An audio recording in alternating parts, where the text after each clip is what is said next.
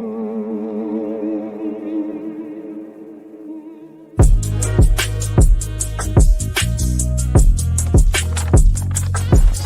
me, I'm going to say for now, this is an overreaction.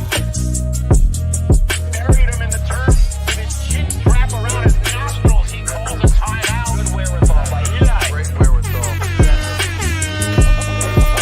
Okay.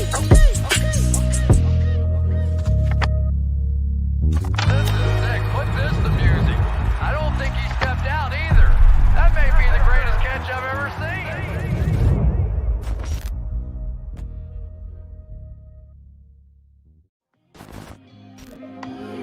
Welcome back to the Giant Overreaction Week 17 edition. I see the chat is already booming. Today is definitely going to be a celebration, man. The Giants make it to the playoffs for the first time since 2016, man. I hope y'all are feeling as good as I am on this Monday afternoon, man. I am up. I'm on 3,000 right now.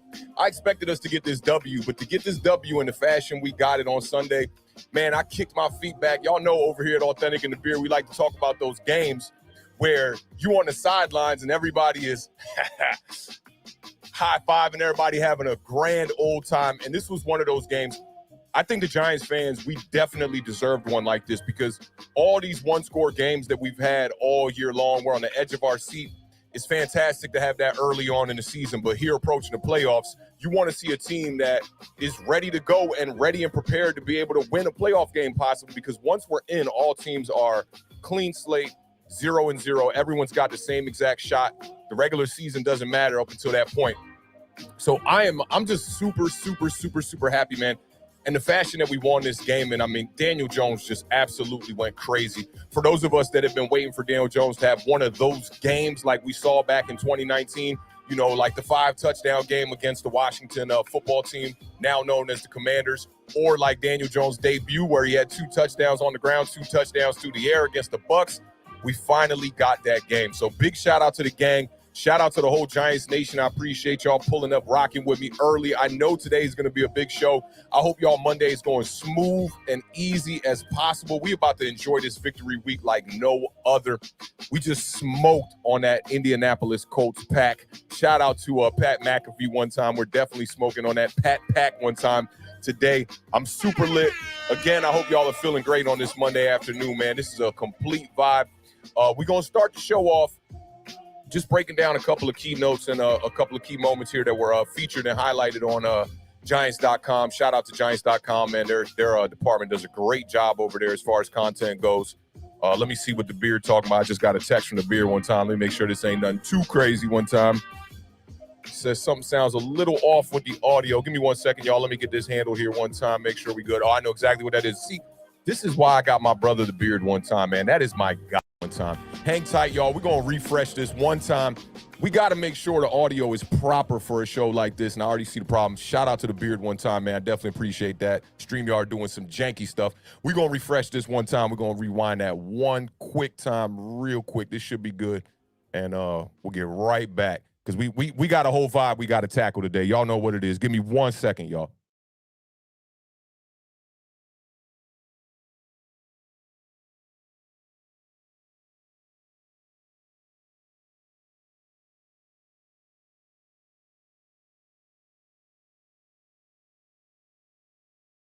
All right, let's get to it. Audio should be good. The Beard, I know you got me on text. Let me know if everything is proper one time, man. Again, salute to the Giants gang, man. We in the building one time. Y'all know what it is, man. I see y'all in here bright and early. I appreciate all of y'all popping up, rocking with me one time. Let me just get this confirmation from the Beard to make sure we good. I see the 3 dots on the iPhone. We got plenty of time today to enjoy this victory by the Giants, man. And he said we good to go. So salute to my man, the Beard, one time for holding me down on production. While he's not even in his studio right now, man. He like on the road running errands, set me up on the stream. Shout out to Nick DeWick. I see you in the chat too, fam. Send me the picture with Dory Jackson at the game.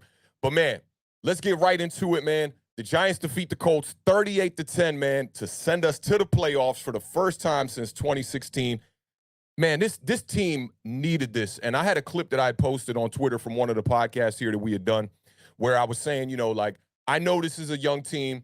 I don't want to tell people how to root for their team or nothing like that. But as far as it goes for me, a guy who's approaching the age of 40 years old, I want to see as many playoff chances as I can possibly see from my New York Giants.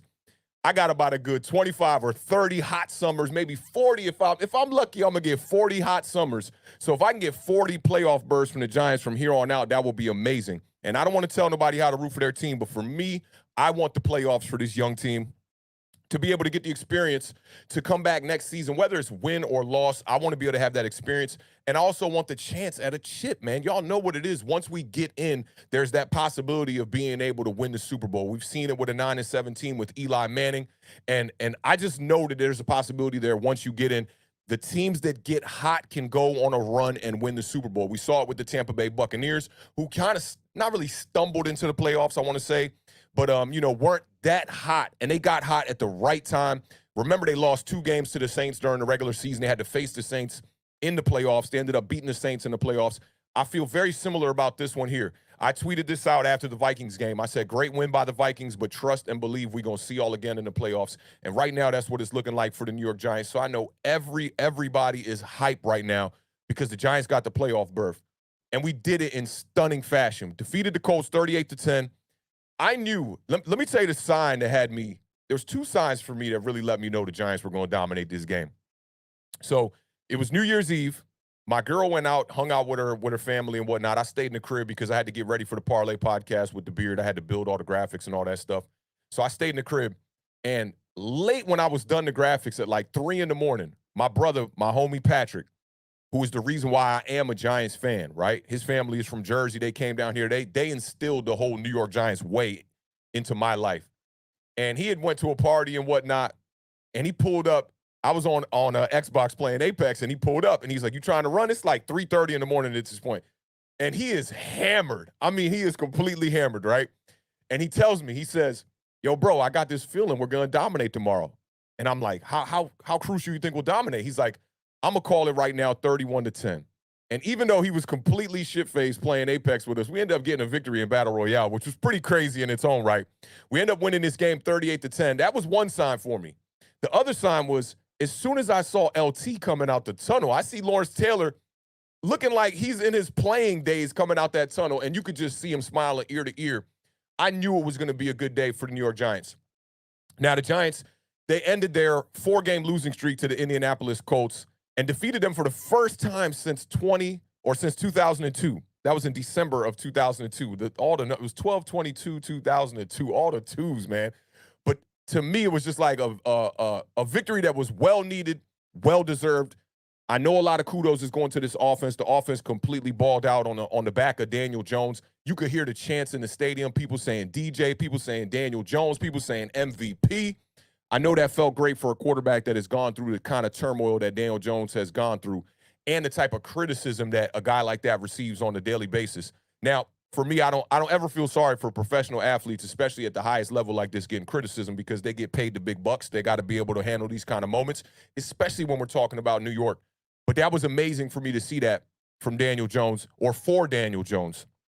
Brian Daboll now is the 5th coach in Giants history to lead the team to the playoffs in his debut season, joining Allie Sherman in 1961, Dan Reeves, rest in peace, I believe, Jim Fossil, 1997, and Ben McAdoo in 2016. Ben McAdoo is a little bit of an asterisk there, inherited a pretty decent team. They spent that $200 million, I believe it was, brought in a good defense. We ended up getting to the playoffs in 2016. That's the last time we've been to the playoffs. The Giants also won for the second time in 3 games to improve to 9-6-1. 9 victories, man. I had the Giants at somewhere between 6 and 8 victories on the season. To get to 9 victories, and we still got a game left. We don't know what's going to happen in this game. It's amazing. And now we've clinched the 6th seed in the playoffs. First postseason berth since 2016. Finished the year 5-3-1 at MetLife Stadium. It's our best home record and first winning record since 2016. We were 7-1 at home that year. The Giants ended their NFL long streak of 43 games without scoring at least 30 points.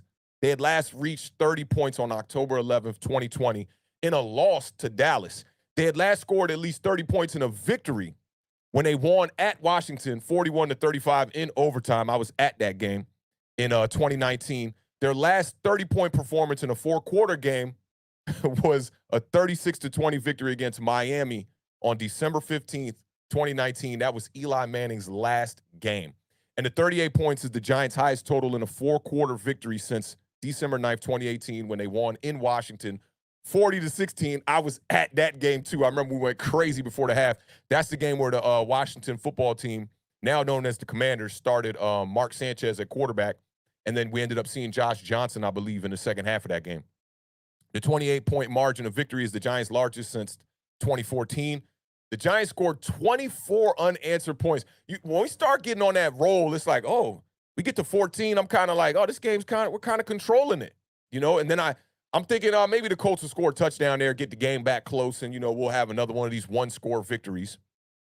It ends up being 24-3 at the halftime. At halftime, and this is the highest scoring quarter since the Giants put up 27 at Washington on December 9th, 2018. And I laugh because I know it's not funny, but my homie the Beard, man, we really wanted to see all four teams get into the playoffs from the NFC East. It would have been amazing. And everything that needed to go wrong for the Washington Commanders yesterday literally went wrong for them, with the Green Bay Packers getting a victory, with the Detroit Lions getting a victory, and with the Commanders losing their game.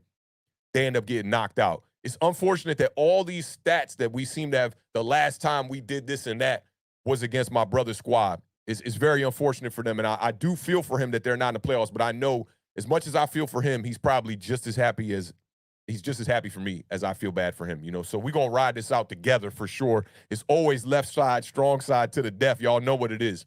Now, the Giants did not allow a first-half offensive touchdown for the sixth time this season.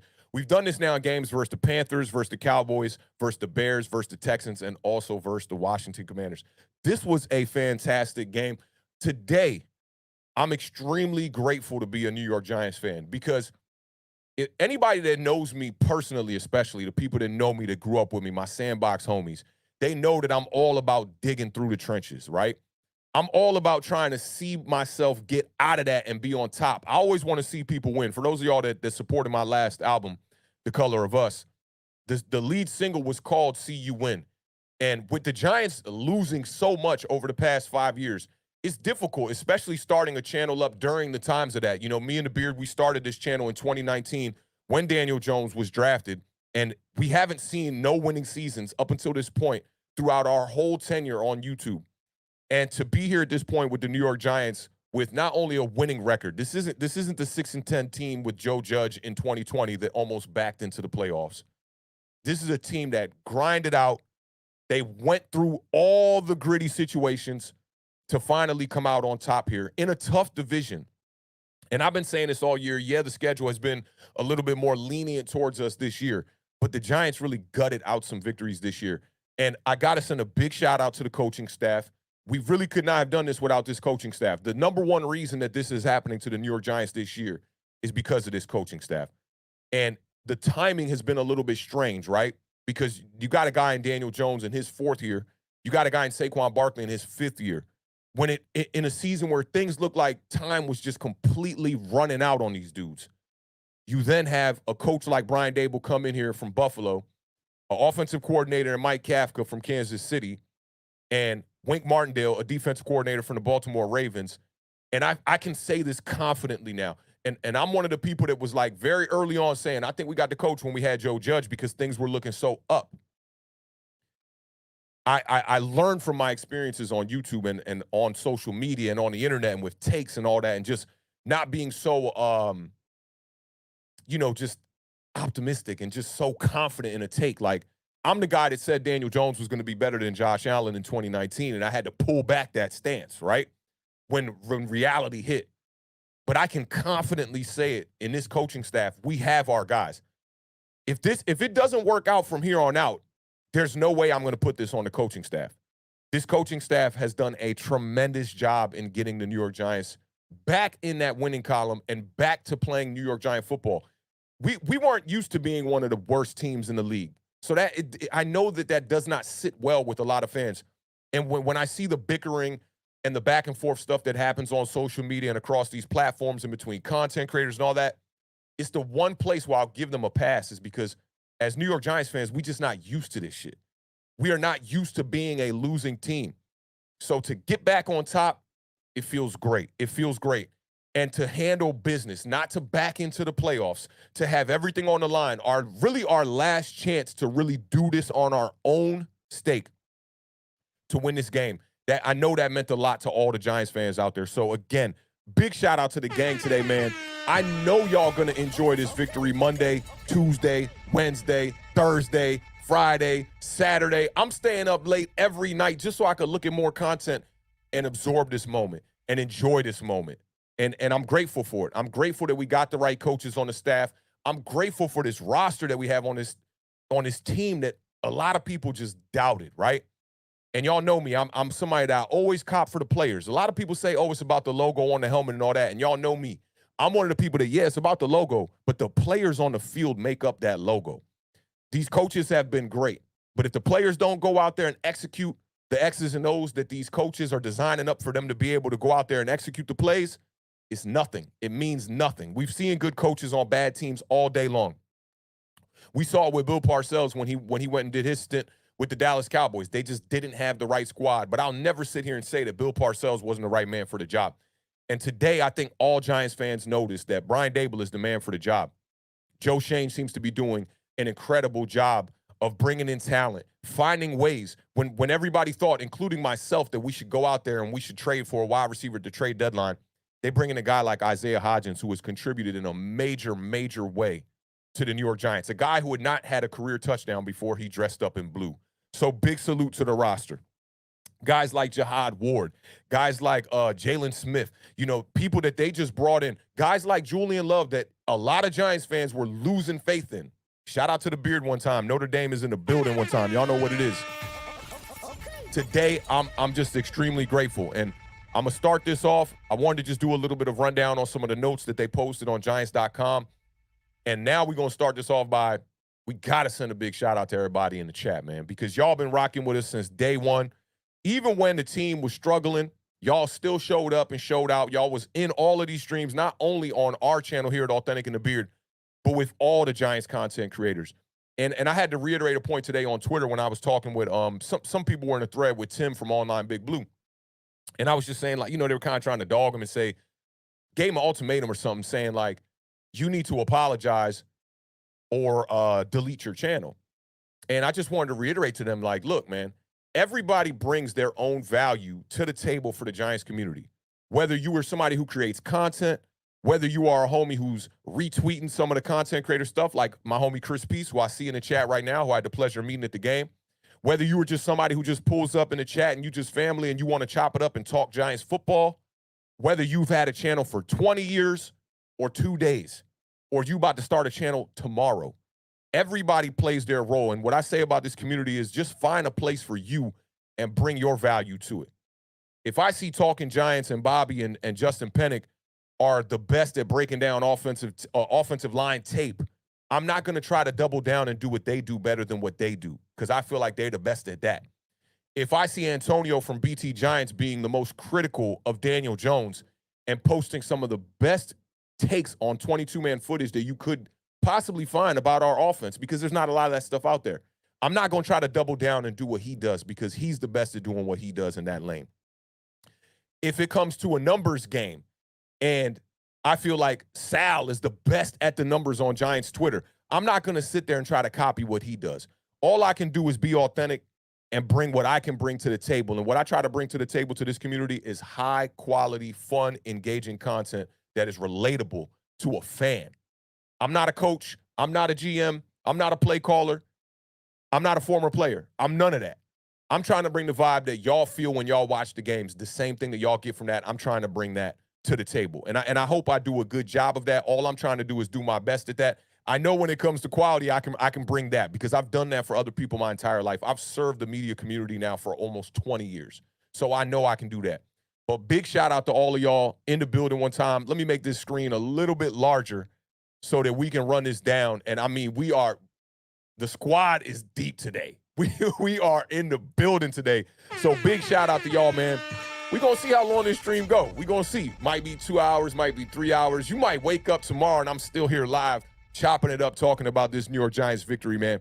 And I also want to send a big shout out to Rob Zero, man, from Twitter, who hosts those Twitter spaces, because those are a great space for people to be able to vent and talk about their frustrations, and almost not in a private kind of a on a private platform, but on a platform that's not so like out there, it's very like, I don't want to even say secluded, but it's a tight-knit community of people that show up every day and they respect everybody else's opinions in there, whether it's like a outrageous take or an outrageous stance, or whether it's a homer stance, or whether it's a norm, whatever it is, they all respect each other's opinion. That's kind of the same thing, the same kind of vibes that I'm trying to present here on Awthentik and the Beard. And big shout out to the Beard, man. The Beard has done a fantastic job of setting me up now for over 17 weeks, but this season, 17 weeks of the Giant overreaction, the Beard has been setting up every one of these streams for me, getting them ready for me, because he can't be on air with me. So he does his part, holds me down, just like he did right at the beginning when we were having the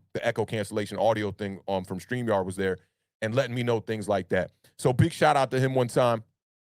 And more importantly, man, big shout out to all of y'all, because this channel is nothing without y'all in that chat, man. Like, we couldn't be up here. I told the Beard one time, I went to go do a video, right? And like, this is one of the reasons why I don't do a lot of pre-recorded content, because to just sit there and talk in front of a camera when you know there's not an audience present at the moment in time, I'm doing like 40 and 50 takes before we get to the right take to get a video. But then when we come up here and I got the whole family in the chat, I just feel like I'm talking to the gang, and it is what it is. So I enjoy these lives. I appreciate y'all pulling up for 17 weeks already throughout this season. And through 17 weeks, 4 podcasts a week. We've been definitely putting our foot in this content game. And y'all being here definitely means a lot. So big shout out to y'all, man, one time. Y'all know what it is. But let's get to it, man. I definitely want to shout out the whole gang. The whole gang is getting shout outs today. So for those of y'all that are new here, I know some people had hit me up on Twitter. They were telling me they were new subscribers. They were going to try to drop in at 1 o'clock and check the stream out. Be patient with us. I got to send some flowers out to the gang that have been rocking with me and all of my day ones. Y'all know what it is. Big shout out to all of y'all in the building. For those of y'all that are new here, this is Awthentik and the Beard. The name of the show is The Giant Overreaction, and this is the Week 17 edition of it. Definitely appreciate all of y'all being here in the building one time. Let me see who made it first in the building. I got to scroll way back. I know Jameson wasn't first today, but shout out to Jameson one time in the building. He says, Happy New Year's. Big Happy New Year to you, fam. I hope everything with the dialysis is going good today. Jay Jean is in the building. Sac passe, mon cher. He says, how's this for an overreaction? Giants equal 2023 Super Bowl champs. I get the back tat today. It'll fit next to the Giants 2017 Super Bowl champs one. Happy Victory Monday. Happy Victory Monday to you. Do you really have a tattoo on your back, 2017 Super Bowl champs? That is extremely gangster if you did. I was very high on the 2017 team too, man. I thought bringing in Brandon Marshall was going to be a vibe. But shout out to Jay Jean one time in the building. How about them boys been rocking with us for a minute? Big win on Thursday night. We're going to try to do y'all a favor here next week against them Philadelphia Eagles. We're going to see how that pans out. But shout out to How About Them Boys pulling up one time in the building. They still got a shot to win the division and, I believe, get the first place spot in the NFC. We'll see how that goes. But big shout out to you. How about them boys? I appreciate you rocking with us and the whole Giants gang one time. Jeffrey's in the building one time. We got to keep Daniel Jones. It's looking real good after a game like that on Sunday, man. That was a hell of a performance yesterday by Daniel Jones, man. I'd say his best performance of the year, man. I know maybe the numbers don't quite say it with the passing yards and whatnot, but man, 2 touchdowns on the ground, 2 touchdowns through the air. The best QBR of the year by any quarterback. That says a lot right there. That says a lot. Daniel Jones is definitely striding right now on this Monday. I know he's enjoying this Victory Monday just as much as we are. Big shout out to Jeffrey one time. Josh is in the building. Big shout out to Josh. How you living, fam? Hope all is well over there.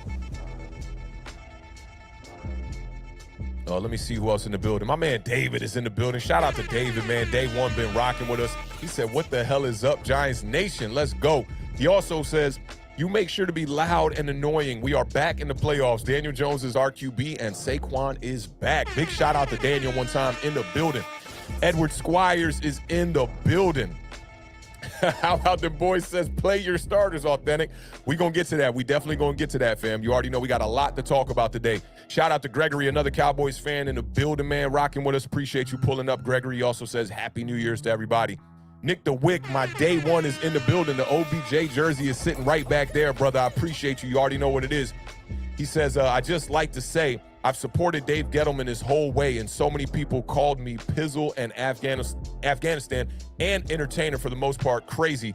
This feels like I bought Bitcoin at 0.1. I feel you on that. Now, I'm one that's very split on the whole Dave Gettleman thing. I didn't wake up today and give Dave Gettleman no props. I know he hit on about maybe 7 or 8 draft picks, but I feel like I could have probably hit on them 7 or 8 draft picks. He did have about 30 plus draft picks. To hit on about a third of them, I won't go one way or the other on Dave Gettleman. I won't say, I put it like this. I'm not going to shit on him, and I'm not going to give him too many props, all right? But Dave Gettleman, we appreciate your tenure here in New York. We appreciate what you did. Shout out to Nick DeWick one time in the building. Ben Dawson is in the building. Big shout out to Ben Dawson. What's going on, fam? Big salute. You already know what it is. The Beard is in the building. Corey is in the building one time. Let's go. You already know what it is. Sebastian, playoffs with the flames emoji. Sakpase Moshe, I hope all is well, my guy. Kareem Yee is in the building. Zach is in the building. The 6 seed Giants will make Super Bowl since the Giants love that seed. That's facts. We definitely do love that seed. You already know what it is.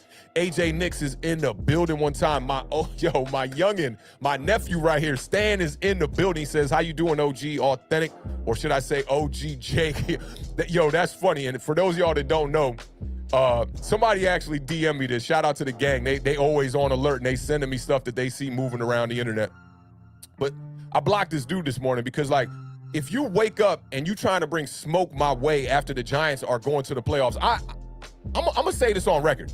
I'm one of the most objective New York Giants fans there is out there. I'm not going to be all the way positive, all the way optimistic, or all the way negative and be pessimistic. I'm straight realistic. I try to stay right in the middle of things. I judge it like I see it. And these dudes were saying that the Jake account, which I know who the account is they're talking about. They said that the Jake burner is authentic, and they were like celebrating that they figured out that it was me. What's crazy is I have that account on mute. That account like tagged me and a bunch of other people when they like came back on the Twitter or something like that, and was like, it's pretty much just a negative account. So I was like, I'm muted. I ain't gonna block you because you ain't said nothing disrespectful to me yet. But 2023, man, my block finger is hot right now. I'm blocking people all day. But big shout out to Stan, man. Stan been rocking with us for a grip here, man. Big shout out to you, Stan. And Stockpot Moshe, you already know what it is. My Haitian folks is in the building. Oh, AJ Nix got the Haitian flag too, I see. All right, shout out AJ Nix one time. Real People is in the building. Lamamba James is in the building. Big time win. I appreciate all those comments on them last videos too, fam. That means a whole lot with the engagement. Who else is in the building? Balenci is in the building. Balenci been rocking with us for a couple of weeks now. Stephen White is in the building. He says, hi, y'all, with the GH. I know he's smoking on some serious Colts pack today. Shout out to Stephen White one time in the building. Platino Power 2 times is in the building. He says, let's go. This is what I needed. I'm in a flight and need to get through this. Let's go, Giants. Let's try and make some noise in the playoffs. Anything is possible. I know that's right, man. I'm ready for these playoffs. And being that it's looking like a matchup against the Vikings, I'm so ready for that rematch. The Giants made a ton of mistakes in that game against the Minnesota Vikings, and still they beat us on a 61-yard field goal. It was a tough-fought victory for them. We clean up the mistakes in that game. That would have been an easy victory, so I'm definitely looking forward to that rematch, man. Shout out to Platino Power 2 times, one time in the building. My man OG Knockout is in the building one time. What's going on, fam? I hope all is well with you. No Mets, no Nets, no Jets in the building. Mike K is in the building. Who else we got in the building one time? I'm scrolling. Simon Coleman is in the building one time. Chris Peace is in the building. Good afternoon, everyone. Super tough loss yesterday for the homie, The Beard, one time, man. The Beard already know. He got a whole community of Giants fans. If you ever want to, switch it up, go from that maroon to that red, lean towards the blue a little bit, we here for you, The Beard. Don't even worry, bro. We got you, fam. Make sure y'all pull up tomorrow, 7 p.m. Eastern Standard Time. That should be a really good one. It'll probably be the last real vent session we get from The Beard. I'm sure we won't see too much more ranting from him coming through week 18. Week 17, the Commander season is now over. But big shout out to Chris Peace one time in the building. Corey Young is in the building one time. He said, tell The Beard, I'm sorry Washington couldn't make it to the dance, but used Giants will hold it down for them. You already know. The Giants definitely going to hold it down for y'all. We got y'all. We got y'all. We're going to rep the NFC East in a proper way. My homie Waterfly is in the building. My day one was popping, fam. Hope all is well with you over there, man. Great victory Monday today, man. I am lit right now. I'm super psyched about this victory we got on Sunday, man. Shout out to Texas boy in the building one time. Oh, I gotta highlight this one from OG Knockout, the most critical of Daniel Jones. He says, I got nothing bad to say about Daniel Jones today. I hope he can do the same thing in the playoffs. Go Giants. That's a real one right there. They was calling for my homie last week, 2 weeks ago, talking about, I don't know if you a real fan, blah, blah, blah, blah, blah, blah, blah. OG Knockout, one of the realest, man. I appreciate you rocking with us today on this Monday afternoon, my guy. Let me see. James Jones is in the building. Big shout out to James Jones one time in the building. Fly Blizzard is in the building one time. Big shout out, fam. Appreciate you rocking with us. We about to get right into it. Danny Dime Season is in the building. He says Daniel is H.I.M. He is him. Shout out to Danny Dimes one time and Danny Dimes Season one time, representing for our quarterback one time. Big shout out to you, fam. Appreciate you pulling up one time, rocking with us, man. Let me see what else we got. Let me see. Bluegrass Pickers in the building. Day one. Big shout out to Bluegrass one time in the building. Garrett is in the building one time. He says, which clown doesn't want to be in the playoffs? I ain't going to call them no clowns because I ain't the one to be calling people out their names. But, hey, to each their own. If you want to root for the team to be able to rebuild and, not go to the playoffs, that's on you. But for me, I want to see the playoffs as much as I can see the playoffs all day long. Y'all know what it is, but big shout out to Mr. Hudson one time in the building. Crypto Moves is in the building. He says, what's up, Awthentik? Congrats, man. Hope you enjoyed the game. All the best in 2023 in the playoffs. ND building one time. I like how you spelled that out right there. That's pretty gangster right there. Big shout out to the homie Crypto Moves, been rocking with us for a minute. Jordan is in the building one time. He says yesterday was a handle business type of game and they did just that. Happy Victory Monday. Happy Victory Monday to you too, Jordan. Appreciate you pulling up and rocking with us today on this Monday afternoon. Joseph Clark is in the building. Shout out Joseph. That's another day one who also started his own channel as well. Definitely been digging the content you've been putting down. Drop the link in the chat if you want, Joseph. You already know, man. The gang, y'all go subscribe. Joseph been a day one over here, been rocking with us for a long time. Let me see. My chat just jumped to this some crazy stuff. Shout out to Chaz G one time in the building. He said, I agree 100%. Would love to see the Vikings again in the first round. I'm right there with you, fam. You already know what it is. Rozelle is in the building. Prime Time is in the building. Let's go. Y'all know what it is. Let me see. I'm scrolling. Ronald Patterson is in the building. We catching up one time on y'all. Y'all know what it is. Rozelle the Great says, rest in peace, Fossil. Yes, definitely rest in peace, Fossil. A pivotal piece in getting the Giants to where we are today, man, and building upon the legacy, which is the New York Giants. So big salute to Fossil. Big salute to Rozelle the Great one time in the building. The heavyweight champion of the world is in the building as well. He says, like I said, DJ's an elite franchise quarterback. Woo. After a game like that against the Colts, it is looking like it, man. Big shout out to the heavyweight champion of the world. I appreciate you rocking with us today, fam. Five-string fling. I was going to say fifth string. I had to make sure I got that right. Five-string fling is in the building. Big shout out to five-string fling. Appreciate you rocking with us, fam. You know what it is. AJ Nix. Packers is hot as hell. Yes, they are. Lax 044 is in the building, bro. I appreciate you, man, with the $4.99 super chat. He says, playoff bound. You love to see it. Let's go Giants. I definitely love to see it, bro. And appreciate you pulling up, man. Love to see you in the building too, man. It's one of my day ones right here. Lax been rocking with us for a long time, man. So appreciate you rocking with us again today on this Victory Monday, man. This is major. Let me see. I got to highlight this one. Danny Dime Season says Brian Dayballs is him. Shout out to Danny Dime Season. My homie, Mr. Lalo, Mr. HD is in the building one time. Our resident Raiders fan.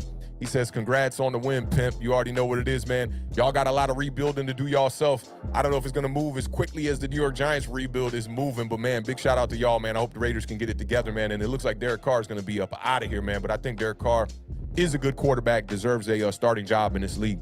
But shout out to Lalo, man, in the building one time. Y'all go subscribe to Mr. HD, man. He's got a good channel over there. Stephen Lilly is in the building one time with the £5 super chat. He says, hiya, bud. Woo-hoo. Playoff bound. I'm buzzing. And DJ showed what he can be. Happy New Year to you and the Beardy boy. I like that. Let's go, Giants. And Lawrence Taylor is a go. We all know that. Yes, sir, man. I definitely appreciate you constantly supporting the channel, Steven. That means a lot over here at Awthentik and the Beard, man. And salute to all the gang in the chat one time, man. We got a great show coming up here. We got a lot to talk about, man. Mr. HD from a Raiders fan, he says, I really like Daniel Jones. He's a good quarterback. That's a very unbiased opinion right there. So big shout out to Lalo one time representing for the Giants quarterback. Let me see who else we got in the building. I'm trying to get to all of y'all. I'm trying to get to everybody. Everybody just pulling up. I see Logix is in the building. He says, sorry I'm late. Don't be sorry. As long as you here, this celebration gonna go for a long time. This is the kind of party that it's okay to be a little bit fashionably late to this one. So shout out to Logix one time in the building. LFG Big Blue. Y'all know what it is, man. I see you, Kareem Yee, in the building one time. Let me see. Texas boy, gotta reiterate the Cowboys record for us, sitting at 12-4. That's what's up. I'm happy for y'all, man. I'm happy for y'all. You know what it is. Definitely happy for y'all. As long as y'all not playing my Giants, and y'all got to take on them Commanders this last week of the season. And if the Beard wants any type of moral victory, that'll be the one to get.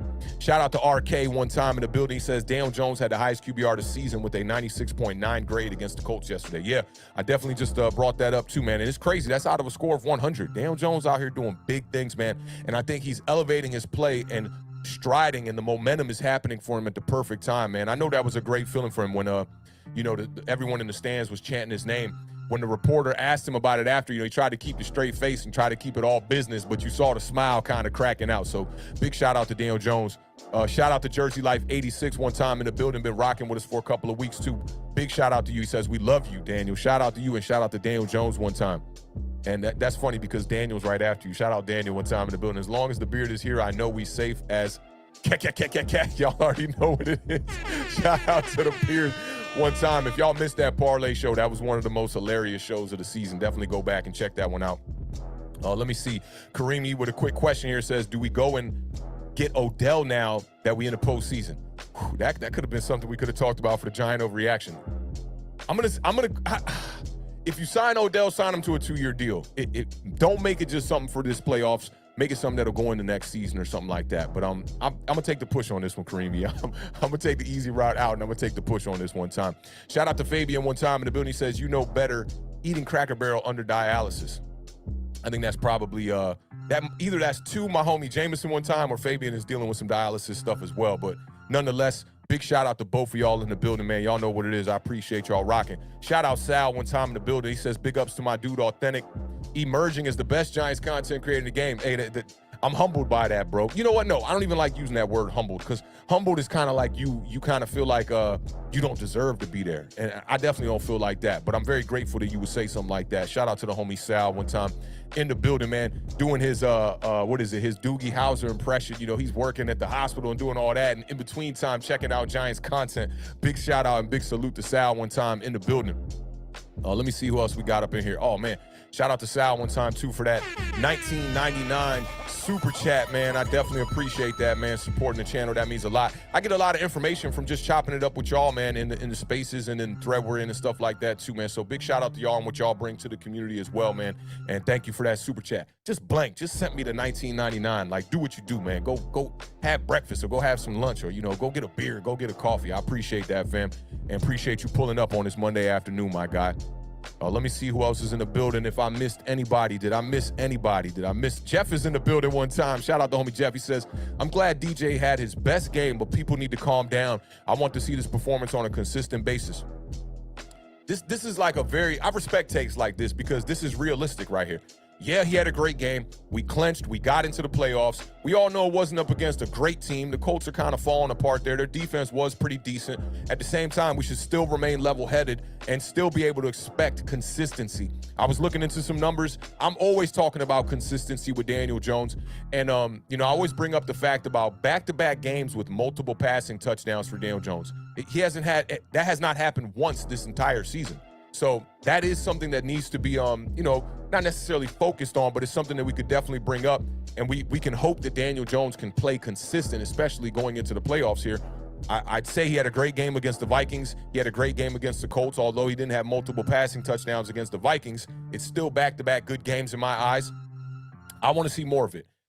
We need to be able to come to expect that kind of play out of Daniel Jones against good teams, average teams, and bad teams. We saw it up against a bad team in the Colts yesterday, and Daniel Jones went out there and he handled business like a boss. So big shout out to Daniel Jones, and big shout out to Jeff. Very realistic take here, man. I respect this right here. Shout out to William Meyer one time. He says, Tim goes too far with shock jock bit. That cancel crap needs to stop.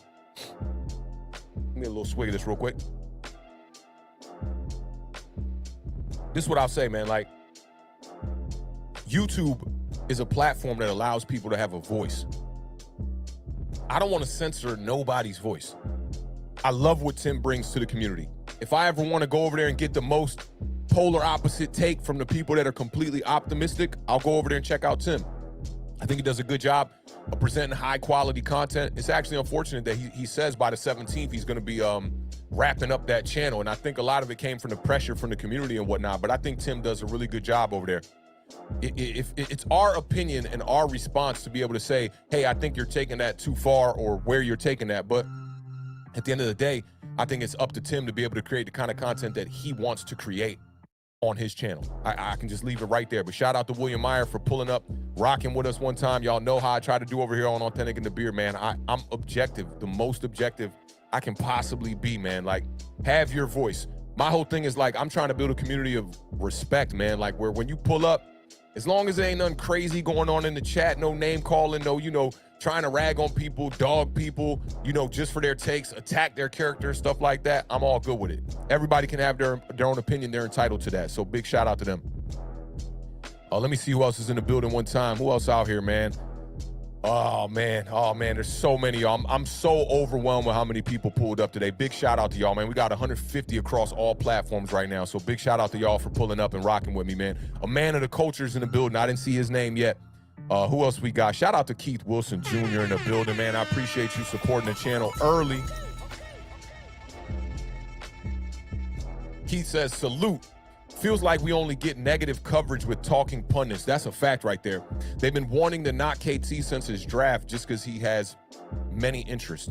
This is true, man. And today with the playoff berth, I woke up and I got to check out some of the national media and what was going on. I usually wake up and get to YouTube and just search Giants News, Giants ESPN, Giants FS1, Giants WFAN. I want to try to see all the content because I formulate my opinion on my own, but I also digest everyone else's opinion and see if there's anybody that can make me pivot off my stance. Today, there was a lot of content. And I think that's because the proof right now is in the pudding. The Giants are in the playoffs. So it is what it is. You got to find a way to report on it. At the end of the day, there's only going to be 14 teams that we can talk about here in 2 weeks, and the Giants are going to be one of them. So big shout out to the Giants, man. And I think that the more and more we start winning, the more you'll see that these pundits and the national media and the analysts, they're going to start talking more about the New York Giants. We just got to get back to our winning ways, and they'll get back to talking about us. But it was great to see us in the spotlight today. That was major for me. But a big shout out to Keith Wilson Jr. for supporting the channel, man. I definitely appreciate that. Stephen Arce is in the building one time. Big shout out to Stephen Arce. He says, I guess DJ has to kick field goals to get the respect from these so-called Giants fans. 4 touchdowns and the DJ haters still mad. Here's the thing, man. If you don't like Daniel Jones, one game is not going to pivot your stance, right? At the same time, this is what I was telling was I telling this to Stan? No, I was telling this to Sebastian earlier. We, as fans, we should stop worrying about the DJ haters, because to me that says that we're talking about people within the fan base. If there's people in the fan base that don't like the quarterback, so be it. So be it. It's not like this quarterback has been out here playing Patrick Mahomes at the end of the day. We're seeing a guy who's elevating his play now. He's got the best head coach underneath of him. He's finally got a stable foundation to be able to build upon, and he's playing good football. That's fantastic. At the end of the day, if these Giants fans are mad that we're losing, hopefully they come around. Hopefully they come around and notice that it's all about dubs. That's what this is about. It's all about getting W's. Today, I'm not focused on no haters. I'm focused on the winners. I am focused on the winners today. And the New York Giants are the winners, man. We're headed to the playoffs right now. We're one of 7 teams in the NFC. I could not have asked for more at the beginning of the season, especially in a year that was supposed to be year 1 of the rebuild. Instead, we're going to the playoffs. This is amazing. So as far as the DJ haters, man, bury that. I damn near want to take the word haters, because I don't say haters. What is this, Mano, and it's 2008 or whatever? What? I don't even say haters on a daily basis. It's not even a word in my vocab. I almost wanted to take it out of my Twitter feed so I just don't see it, because it's crazy. We wake up and we're focused on people that are haters within the fan base. If there's anything that needs to be happening right now, this fan base needs to bond around the winning and bond around these players and find a way to move forward. Okay, we were in the dumps. It's like, I get it. When you're in the dumps, a lot of people are going to say stuff that they might not mean, or they maybe tomorrow they'll feel different. This team winning is changing the narrative, and it's an amazing thing. It's beautiful to see. I'm glad I'm here for it. Let me see who else is in the building. 84 is in the building. Cowboys fan representing one time.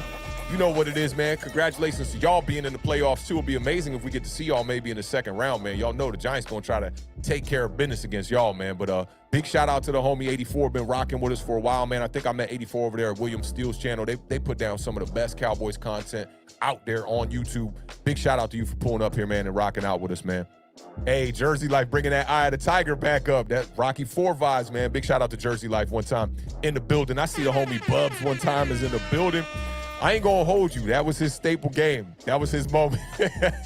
Yo, like, Bubs, I don't know if you, I think Bubs is from around the way, because I ain't even gonna hold you. That is DMV lingo to the fullest right there. I love that right there. Shout out to Bubs one time in the building. Bookend Tackles is in the building one time, rocking with us. I see Lesnar's in the building. He says, Lieutenant Dan, a.k.a. Big 8 is the truth. My boy since day one. Big shout out to Lesnar one time in the building, rocking with us.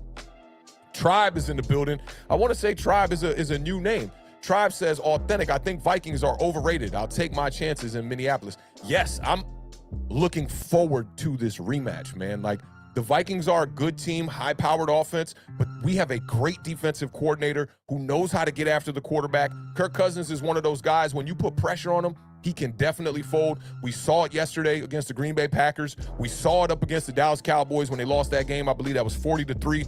And we saw it in the game versus our New York Giants just 2 weeks ago. That game was right there for the taking. If the Giants can get back out there, we're going to be a little bit more healthy and be able to capitalize off not shooting ourselves in the foot. There's no reason why we can't go out here and beat the Minnesota Vikings. There's no reason. But shout out to Tribe one time, man. And I can't remember if Tribe is a new name or not. If so, welcome to the family, man. I appreciate you pulling up and rocking with us on this Monday afternoon, this Victory Monday afternoon one time. And let me see. I'm catching up to y'all. I'm finally catching up a little bit here. Shout out to Gray 88 one time in the building. I think Gray 88 is a new name in the building as well. Welcome to the fam, Gray 88. I appreciate you pulling up, rocking with us, man. We're going to have a great time today. We're going to talk about a few overreactions that came out on Twitter and a couple of things from the national media. It's going to be a long stream, so buckle in. This going to be one where you're going to need some snacks for the ride. You know what I'm saying? It's going to be a long trip, definitely. We probably going about a couple hours today for sure, man. But big shout out to Gray 88 one time in the building. I see Nova Nebula is in the building one time. The Beard is in the building with the Gatling gun one time with the cat. Yo, I definitely recommend all of y'all go check out our last episode right before this one, the parlay, where we did our predictions on the games. One, my predictions for Sunday were on fire. I think the only games I got wrong was the Panthers. I picked the Panthers to upset the Bucks. They lost that one. And I picked the Cardinals to upset as well, and they ended up losing. But, man, I picked the Saints against the Eagles. I picked the Patriots. I picked a bunch of upsets. Oh, and I lost on the Commanders game because I was trying to ride with my homie the Beard one time, man. And, I definitely wanted to pick the Browns. I thought the Browns were going to win, but I was trying to give some positive vibes to the Beard. But definitely go check that out. Hilarious story towards the end of that stream from the Beard one time about DC gun violence. It's not much funny about DC gun violence except that story that the Beard told on Sunday. So big shout out to the Beard one time in the building. Nova Nebula, I see you in the building as well. If I didn't get to that, I think I just highlighted that one as well. Let me see who else is in the building. XD Techgore is in the building one time, says, let's go G-Man. Welcome to the fam. I know I definitely have not seen that name in the building. Big shout out to XD one time in the building. We appreciate you rocking with us. And welcome to the squad. Welcome to the gang, my guy. Let me see. Adam is in the building. He says, what's up? What's up? I'm doing well, Adam. Great victory yesterday, man. And I'm on cloud 9,000. I'm on cloud 999, 99, 99, 99 right now. I'm super lit, and I'm going to enjoy this Monday. I'm going to enjoy this week. Once I'm done with this stream, I'm just going to absorb more content and just watch more stuff about the New York Giants. It's great when we're winning. It's great when we're winning. It's amazing, and I'm glad I'm here for this, man. This is an amazing time for the New York Giants. Shout out to Nicking Around one time. Had some hilarious comments on that last video. Had me just crying, laughing. Nicking Around says, I'm so happy to see so many people supporting our quarterback. Makes me proud to be a Giants fan. It's amazing, man. And I'll tell you what, winning and good play will have anybody supporting a quarterback. And Daniel Jones is playing great football right now. He's winning games, and the New York Giants are headed to the playoffs. So this is what all fans want, man. This is what all fans want. So big shout out to the fan base. Big shout out to the Giants for handling business here, too.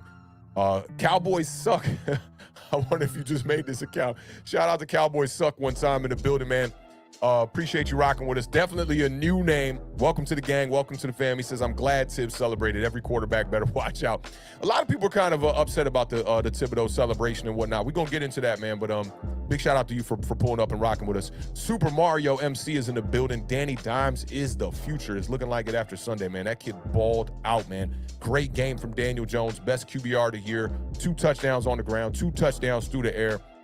exited the game, standing ovation from the fans in the stands. Brian Dable knew what he was doing with that one. That was a beautiful thing. Big shout out to Super Mario MC one time, though, in the building. Let me give you one of those one time for Super Mario in the building. We appreciate you, fam. Let me see who else is in here. Vinny G-Man is in the building. What's going on, fam? Everything is good. Everything is good, Vinny. I hope all is well on your side. Samuel 30 is in the building. Everything is good, Samuel. You know what it is, man. I hope it's all good over there. He said Awthentik the GOAT. Nah, you the GOAT, fam. You the GOAT. I'm just here to support y'all and just do what I do, man. I appreciate all of y'all pulling up and rocking with me today, man. Y'all know what it is. King GT is in the building. Kai 001. Yo, Kai is a Cowboys fan, and Kai been rocking with us every damn stream, man. So big salute to Kai, man. Appreciate you pulling up and rocking with us, man. This is definitely a day one right here. I think Kai been rocking with us for most of the season, a little bit dating maybe back in the last season, but Kai is definitely considered a day one here. He has made up for lost time. I can't remember a stream that Kai was not in. So big shout out to Kai one time in the building, rocking with us again. Kalen Dragon 56 is in the building. He said, Awthentik. Nah, Kalen, you the GOAT. Double Dragon vibes one time in the building. You know what it is, man. I appreciate you pulling up, rocking with us. Cal L is in the building too. What's up, bro? Just came on. Let's go, Giants. Appreciate you pulling up, Cal. Welcome to the fam. You know what it is. Ben Dawson says, DJ played awesome yesterday. Yeah, he did, man. One of his best games of his career, hands down. Who else we got in the building? Who else? We got Timothy CR in the building. Awesome game yesterday. Yes, it was, man. I appreciate you pulling up. Another new name in the building. Appreciate you rocking with us, fam. You already know what it is. We going through these shout-outs, y'all. Y'all know what it is. We almost there. We almost there. Shout out to Lax one time, supporting the channel. We appreciate that. $4.99 super chat. He says, always want the Giants to make the playoffs. I don't mess with that losing mentality. On to the playoffs and beyond, man. Yes, Buzz Lightyear vibes, man. Infinity and beyond. Y'all know what it is. This Giants team, everything is looking up right now. We're first year to rebuild, and we in the playoffs. So if this is the floor for what's to come, I'm very excited about what this coaching staff is doing in this front office, man. Doing a hell of a job. And kudos to John Mara for just getting out the way and letting them do what they do, man. Giants are definitely on the up and up right now, man. Big UAU vibes in the building. Y'all know what it is. Shout out to Lax, man. Appreciate you supporting the channel, man, with that $4.99 super chat. Let me see. We getting there. We about four loops on the instrumental already. We getting there. I see you, William Meyer. Who else we got in the building? Ashton is in the building. Big shout out to Ashton. Says, let's go, baby. First time in one of these streams. Love the energy, man. Big shout out to you, Ashton. Welcome to the family. Welcome to the gang, man. The environment that we create here, man, is a very realistic but a positive vibe. That's how we do over here at Awthentik and the Beard, man. Appreciate you rocking with us. 4 times a week we stream. Tuesdays we do our recaps from the previous week. Thursday we do our preview show. Sunday we do the parlay, which is like a fantasy football kind of a pick'em style kind of hangout. And Mondays we do the Giant Overreaction every week. So big shout out to you and anybody else who's a new subscriber or a new person in the building. Make sure to hit that button if you're digging the vibes, man. We welcome you to the family. Y'all already know the Giants are on the up and up. Like I said, UAU vibes in the building. Y'all know what it is. Shout out to Sal, man. Sal said, give the man his props for improving his performance. Is he the franchise? I have serious questions about that still, but you got to be fair and credit him for improving a lot. And Sal has been critical about Daniel Jones, myself included. I've been pretty critical about Daniel Jones. I try to not get to one side or the other too heavy and just stay right in the middle. Like I always tell people on the stream, you're never going to find me saying on any stream in the past 4 years, oh, Daniel Jones is garbage. Daniel Jones is trash. I've thought that Daniel Jones is a good quarterback the whole time he's been here, right around an average quarterback. But the way he played on Sunday, man, that stock's starting to go up. That stock went up this morning. Are we going to sell that stock? I don't think so. It's looking like we're going to hold on to this stock and try to make some chips from it. So big shout out to Sal. Big shout out to Daniel Jones for improving his performance as well. Let me see who else is in the building. If I missed anybody. All right, we just about caught up. We just about caught up here. Y'all are in the building, yo. Y'all are in the building. Shout out to Roldy one time. Gang is in the building. I ain't read this one yet. Let me take a swig real quick because y'all know Roldy. I said Sal is one of the most critical. Roldy is probably the most critical of Daniel Jones. Let me see before we read this one. All right, my man Roldy. Shout out to Roldy for supporting the channel. Been a big supporter of the channel for that $20 super chat. He says, what up, Awthentik? You are definitely the top Giant content creator, hands down. Even my guy, Tim Online Big Blue, would agree.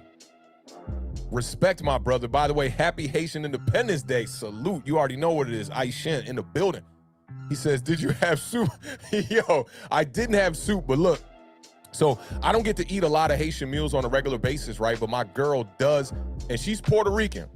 But she made it a point to go study a dili avec sauce pois recipe for me. And nothing like that reminds me of my mom, man. And when I was a younger kid, I was like a really picky eater. So I didn't really appreciate those good old meals, you know, the lambi and the dili avec sauce pois and all the good Haitian meals. So to get those as an adult now, it's amazing, man. So yeah, you reminded me. Maybe I try to find my way into a good old Haitian meal to end my day here and have a great dinner. I thought this might have been about Daniel Jones. Shout out to Roldy. We'll see. I'm still scrolling, but big shout out to Roldy one time in the building, man. Those words, man. I'm very grateful for that, man. I'm definitely very grateful for that. Let me see. Sean G, I see you. We're gonna get to the Kayvon celebration. Don't worry, we definitely gonna get there. Yes, sir. I see y'all in the building, man, repping for my people. Big shout out to all my Haitians and especially all my Giants fans that are Haitians. Big shout out to all of y'all, man. I see y'all. I see y'all in the building. Big salute to y'all, yo. Whew, big shout out to Easy Does It one time, yo. I'm not that familiar with Easy Does It one time, man, but damn, that $50 super chat goes a long way, brother, to support this channel. Definitely appreciate you pulling up. He says, shout out to you and the beard. I've been following y'all since the Ravens with you guys have become a part of my weekly routine. Danny Dimes is him. My boy is going to make bank this offseason. I'm here for it. He says, I could see a team like Washington offering him a big contract. A lot of people are saying that, like, Daniel Jones might be the next quarterback for the Washington Commanders. But the way it's looking right now, I don't know, man. I think it will be in his best interest if the Giants offer him the right deal to stay with the New York Giants because Brian Dable has Daniel Jones playing some of his best football. But big shout out to you, Easy Does It. That means a lot, man. And you've been quietly in the cut supporting us, man, and rocking with us on these streams. You know, there's usually about a good, like, I'd say like 50 to 100 people that pull up to our streams on a, weekly basis and whatnot. But then there's a lot more views. So there's a lot of people that we don't get to engage with. We don't get to, have a lot of encounters with and whatnot. And it's great to see you pull up, man. Minus the $50 super chat. It's great to have you in the building today as the New York Giants clinch and we're headed to the playoffs. That $50 super chat definitely means a lot, man. It supports this channel in a major way. So big shout out to Easy Does It, y'all. Y'all send some biceps to Easy Does It in the chat, man. That's major right there. Big shout out. Yeah, and I see the flags, y'all. I see the flags, y'all. Yeah, that's what's up. That's what's up. Shout out to E. Suds in the building. He said playoffs, and I already know the tone. I know the more tone right there. Shout out to E. Suds one time in the building. James Williams is in the building. Big shout out to James one time, man. Day one been rocking with us for a while here. Shout out to James one time in the building. Glenn D is in the building. Says, think we can be this year's Bengals and get to the bowl? ? Anything is possible. My homie Patrick is always talking about that. He said that at the beginning of the year that the Giants could be this year's Bengals. We don't have the same weapons, but in my opinion, the Bengals were sneaky last year. They really were. I think not a lot of people thought the Bengals were going to get to the Super Bowl, and the Bengals they've been a team that when it comes down to being clutch and winning those big games, they do a good job of it. And sometimes they're ugly, and that reminds me of the New York Giants definitely in a major way. Big shout out to Glenn D one time in the building. Yo, Ronald Patterson. Shout out to Ronald Patterson one time in the building. Says Mano punch in the air every day. Shout out to Mano one time too, man. Had the High Haters anthem. John is in the building. He says, what's good, Awthentik? Sorry I'm late, fam. My boss has me working today. Hey, man, this is going to be an easy day to get through. This will be an easy work day to get through. The Giants are headed to the playoffs. I wish you a speedy day. Big shout out to John. Been rocking with us for a long time. And has supported this channel a bunch too, man. I definitely appreciate you rocking with us, John. You know what it is. Strider's in the building. I was chopping it up with Strider yesterday in Entertainer Stream. Shout out to Strider one time. Awthentik, hell of a game yesterday. DJ was awesome. All facts right there. Big shout out to DJ one time, man. Played a hell of a game.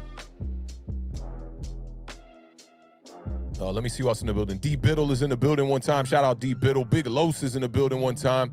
Joey G Sports is in the building one time. Big shout out to y'all, man. Yo, what's good is in the building one time. Man, we lit today on this Monday afternoon. Y'all know what it is, man. The Giants are headed to the playoffs. We about to have a celebration here, man. This is a straight celebration stream. Y'all know what it is. Shout out to homie Word. He said, holy shit. Yo, I can't believe it myself, man, but we are headed to the playoffs, man. This is an awesome feeling. Awesome feeling. Bells is in the building one time. Shout out to Bells one time. David G is in the building. What up, bro? Playoff bound. Yes, sir. You know what it is. I got to highlight this one. Shout out to Word one time in the building, man. Salute, salute. I see y'all, man. 40 Luck is in the building one time. Damn, we deep in the building, y'all. Y'all know what it is, man. The Giants gang is here. We live in effect on 3000. Let me see. Trying to make sure I pronounce this one right here. Molly Butler one time in the building. First time checking. Love the content, my guy. Salute Giants Nation. Appreciate you rocking with us, Molly Butler. Hit that subscribe button if you digging the vibes, man. Y'all know how we do over here. 4 days a week on Awthentik and the Beard, man. We up today. We are up. The Giants are headed to the playoffs. Let me see. If I see a paragraph, you know I'm going to highlight it, man. So shout out to Vinny G one time. He says, yo, DJ's pocket awareness made a complete 180. It's like he got eyes in the back of his head this year. And his second and third reads are unreal with who we have. It's crazy. The maturation of Daniel Jones has been lovely to see. And you're right about the pocket awareness and the pocket presence. This is now 2 straight weeks we've seen a touchdown where Daniel Jones stepped up in the pocket, maneuvered, stepped to his right, and then threw a touchdown pass on kind of an improvisation type of play. So we're seeing it, man. Daniel Jones is elevating his play. And it seems like Brian Daboll is giving him the keys to the car to be able to do that. And I love to see it. It seemed like Jason Garrett and Joe Judge with the last coaching regime were trying to have a safer Daniel Jones, but also when the opportunity would present itself, take the shot. But it would make it in return, I think it constrained Daniel Jones. Whereas this coaching staff is like, man, go out there and make the mistakes, bro. It's all good. And at this point in the season, you're starting to see a coaching staff open up the playbook and really let Daniel Jones do what he does. It's amazing to see it. Shout out to Nick the Wick one time. He says 132 people in here. Let's get these thumbs up and these likes for DJ with the laughing emoji. Y'all know what it is, man. 2 or 2 million, as my homie Ethan would say, man. We're going to try to deliver the best content we possibly can, man. So shout out to all of y'all that are here in the building and rocking with us, man. It means a lot to me and it means a lot to this channel. And I'm sure it means a lot to everybody in this chat, man. All the family that's been rocking with us throughout the year, through the ups and through the downs of this Giants season. And now we all the way up. We on our 3000 vibes right now with the New York Giants. Is a beautiful thing to see. Shout out real people in the building one time. Brandon Levine, maybe I'm gonna say Levine. I think that's probably the proper way to enunciate that. Is in the building one time. Dr. Drake is in the building. Says, yo, what's up, everybody? Shout out to Dr. Drake one time in the building. Sarkin is in the building one time. Shout out to you, fam. Hope all is well. We getting there, y'all. We are down at the bottom. Whew.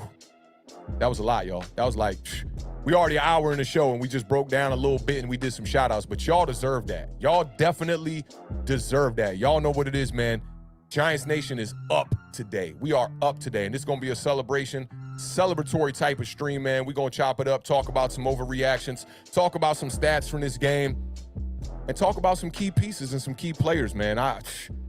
That Colts game was probably the most, it was the greatest time I've had watching football all season. We deserved one of those kind of victories. We really did, man. Like, we've been watching these close games for so long. And to finally get a game where we were up 24-3 at the half in a blowout like that, it was just amazing. It was like the cherry on the top of the sundae for the season for Brian Daboll and the rest of this New York Giants team, man. It was beautiful. It was beautiful. An hour worth of shout-outs, man. That really, yeah. I need the beard here for stuff like this. That was a lot. I ain't even gonna front. That was a lot. All right, shout out Easy Does It one time again with another super chat, man. Appreciate you, fam, for the $5 super chat. Notice how over the last 3 weeks, Jones has been given free reign to let loose. I think all that conservative playing has done him major favors. Right. It's almost like, you got a dog on the leash that's ready for a wreck. And you didn't just let him off the leash right away. You let him build up the energy and you let him get ready for it.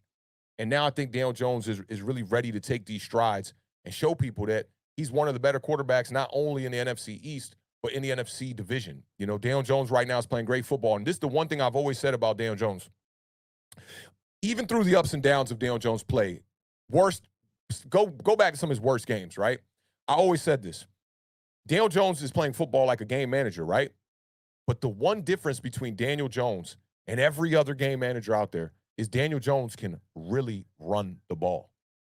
That skill set to be able to have the option to be able to do things like read option, quarterback runs. And yesterday, the one thing that I saw that I have not seen from Daniel Jones pretty much throughout his whole entire career. And let me just let these sirens go by, y'all. For those of y'all that don't know, I live right next to a fire station, which is kind of crazy when you do a podcast. But the one thing that I saw from Daniel Jones yesterday that was so amazing to me was the lateral movement. You know, I put down in some of my notes there when he took off and he scored the touchdown where he got close to the pylon, he took that little hit. He was centered in the pocket. The pressure came down towards the center of him, kind of off the left guard. He pivoted to his left and went lateral. Evaded pressure and ran the ball in for a touchdown. It's something that I just have not seen from Daniel Jones like that. The lateral movement. And the thing is I know a lot of people think that the quarterback clock is running out on Daniel Jones, you know, or was running out on Daniel Jones. We won't say that after this week because it feels great right now. Like everything is up for Daniel Jones, right? But 4 years into a career, that does not mean that you are not going to get better as a quarterback. Two examples that you can look at are Ryan Tannehill and Geno Smith. Geno Smith spent 7 years on the bench or something like that, at least 5 years on the bench before he went over there to Seattle now, put in his grind and his time as a backup, became the starter out there. Now you're seeing a guy who's one of the most accurate quarterbacks in the NFL. So for the people that are completely out on Daniel Jones or were completely out on Daniel Jones, you still got to keep that in the back of your mind that he can still get better. Now, if the Giants do end up buying a little bit more time with another contract here, I'm going to expect him to elevate, and they're going to be able to put more pieces around him, whether they have the money to do that or not. And I think these pieces that are around him are very overlooked as well. These unsung players like Isaiah Hodgins and Richie James and rookie tight end Daniel Bellinger and Darius Slayton. These dudes have been stepping up in a major way this year. And I'm not going to be the person that's going to be like, oh, I'm just give all the credit to Daniel Jones. He's elevating Walmart wide receivers, as a lot of people like to say, right? To me, they go hand in hand. They're doing each other. They're doing each other a great service together. And then you're building the chemistry. Daniel Jones and Isaiah Hodgins right now, the chemistry looks fantastic. Daniel Jones and Richie James, I've said this now for at least 5 weeks. That's his security blanket. When in doubt, he can throw the ball in a tight window to Richie James and find a way to get a completion. The 4th down throw against Washington, the 3rd down throw against Washington. You're seeing this time in and time out. I've seen 3rd down and long where Daniel Jones will convert 12 yards to Richie James, 14 yards to Richie James. A lot of people think Richie James is a guy who's disposable, where I think you got to give Richie James the same benefit of the doubt that you were giving Daniel Jones. This is the kid's first year really balling out with the New York Giants. He's having a career year right now. He's a guy that I want to keep on this roster. And I know we got Wan'Dale Robinson coming back, but he is dealing with the ACL injury. That's going to take him some time to get back. It happened late in the season, so I would expect to not see Wan'Dale Robinson for like at least 5 weeks, 6 weeks at least going into the 2023 season. So I'm all for keeping Richie James on this roster. I'm all for keeping guys like Hodgins, Slayton on this roster, whether they're going to be depth pieces or pivotal pieces moving forward. These guys are in the NFL for a reason. They didn't just – it's not like they got plucked from the Best Buy cash register. They've been grinding. A lot of people don't know their stories. Guys like Isaiah Hodgins, who never had a career touchdown until this year. And now he's breaking out. We wouldn't say the same about Victor Cruz now in hindsight, would we?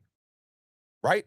I know a lot of people probably looking at Victor Cruz during that time, though, when he was coming up preseason, kind of looking a bit like Alex Bachman, who's another guy who was getting a lot of flack this year, too. You know, when people were talking about bringing him back, they're like, oh, no, Alex Bachman, practice squad, wide receiver, he's garbage, blah, blah, blah, blah, blah, blah, blah. Well, we don't know that man's story. Given the opportunity, we don't know what these players can do, and I think it's important that these players not only grind and work out and get to where they need to get, but when they do that, to get the opportunity is the most important thing. And then when you see that window, those windows that we always talk about here on Awthentik and the Beard, dive right through it and capitalize on your opportunities. You see it with a guy like David Sills. I wish David Sills the best, but I'll never forget the first time he got an opportunity. Preseason, dude was doing okay. Practice, he was doing things. Everybody's like, this guy's a big body wide receiver. Maybe he can do some things. The first time he got on the field, he ran a quick slant. He was wide open. Ball hit him right between the numbers. He dropped it. As an NFL player and as an NFL coach, nobody got time for that. You got to capitalize when you get those opportunities. And it's unfortunate for a guy like David Sills who's worked it up all the way to get to a moment where it falls short. And they gave him his second opportunity. And we remember that Daniel Jones late game interception where David Sills ends up falling on the deep. It was like a 10-yard dig route or something. He ends up slipping and falling. Daniel Jones throws the interception. Game over. In the NFL, you're not going to get a lot of opportunities. But what I look for is when the guys who do have these stories that are filled with trials and tribulation, when you see them get the opportunity and they capitalize on it, those are the guys you got to keep your eye on. And you got to keep those kind of guys around. So big salute to them, man. This is a roster of a bunch of guys that people kind of wrote off, quarterback included, running back included. A lot of players that are stepping up in this secondary, guys like Julian Love, they wrote that guy off. People thought he was done.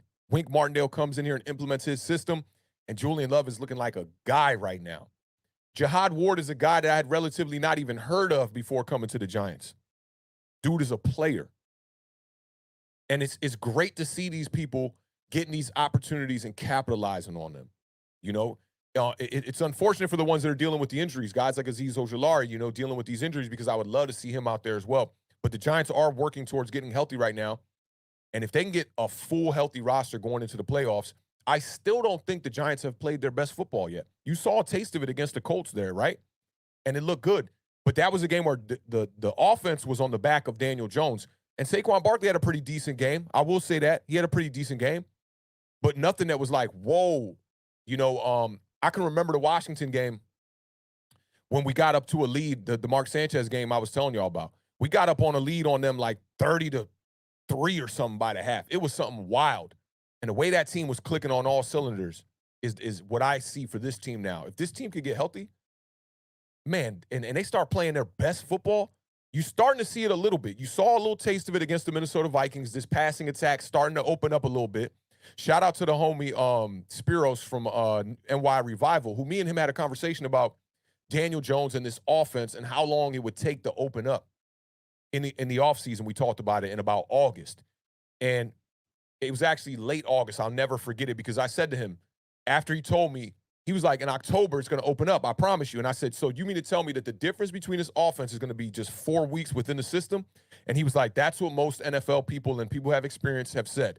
By October, you can look for a first-year offense to start to be clicking. Now, it took us a little bit longer for this offense to get to clicking. You know, it took us till about late December, I'll say, for it to really get to clicking here.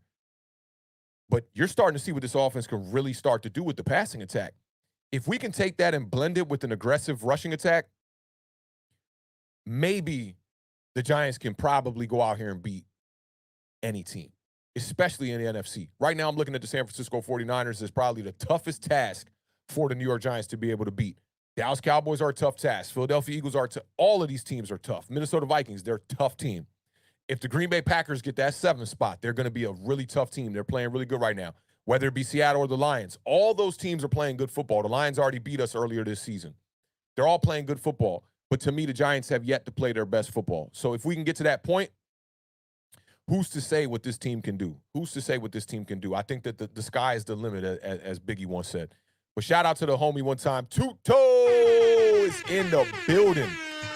Tuto, was you out there in uniform on Sunday? Because, man, we was handling business. I swear, Tuto was definitely out there smacking skulls one time. Tuto says, massive salutes and respects to Awthentik and all the diehard Giants fans in the house. Wishing everyone a happy new year and God's blessings, and slap all stinky Boyd's losers. Salute to Italy. Big shout out to Tudo, man. He's one of the biggest supporters, if not the biggest supporter of Awthentik and the Beard. And I would say a lot of other content creators could probably say that exact same thing. Tudo been holding down the Giants community for some time now. Big shout out to you, Tudo, and shout out to all your Italian fam out there, man. Best of luck with everything you got going on with the rugby season, bro. You already know it's all love over here from me and the homie the Beard one time. Big shout out to Tudo. And let me just scroll down, make sure we all caught up with y'all here too. I just want to make sure we all good. All right, shout out to Roldy. This the Roldy I was looking for right here. Big shout out to Roldy, man. Appreciate you supporting the channel, man, with the $20 super chat. He says, Jones played a hell of a game. I still don't think Jones is the guy. If the reports are true and Shane signs him to a multi-year deal, he better go all in on that deal. And it will no longer be on Gettleman. It's on him. I like that a lot of people are saying that, you know, that if Shane does give Daniel Jones an extension and give him a deal here, that it will be on him, because now it's up to you. You've had a whole year to absorb what Daniel Jones can do within this system and see, you know, where the floor is at, and also see where the ceiling is at and what kind of potential this kid has. Only they know really what's going on with Daniel Jones. We can speculate with what we see on the field and what we get to see with, you know, content from Sights and Sounds and from the Giants page and all that stuff. But only they know what's really going on in that locker room and what they're going to do at the quarterback position. I'm going to get off into talking about the reports here in a second when we get to the overreactions, because you already know that had to be something that we talked about. But I agree with you on this, Rody. Like, the back half, I definitely agree with you. I still don't think Jones is the guy. I respect that opinion. I know what Daniel Jones can do. I think what one has to consider here is, what is your definition of a franchise quarterback? I can speak for myself and say that even my definition or opinion of a franchise quarterback throughout this year has been a bit skewed.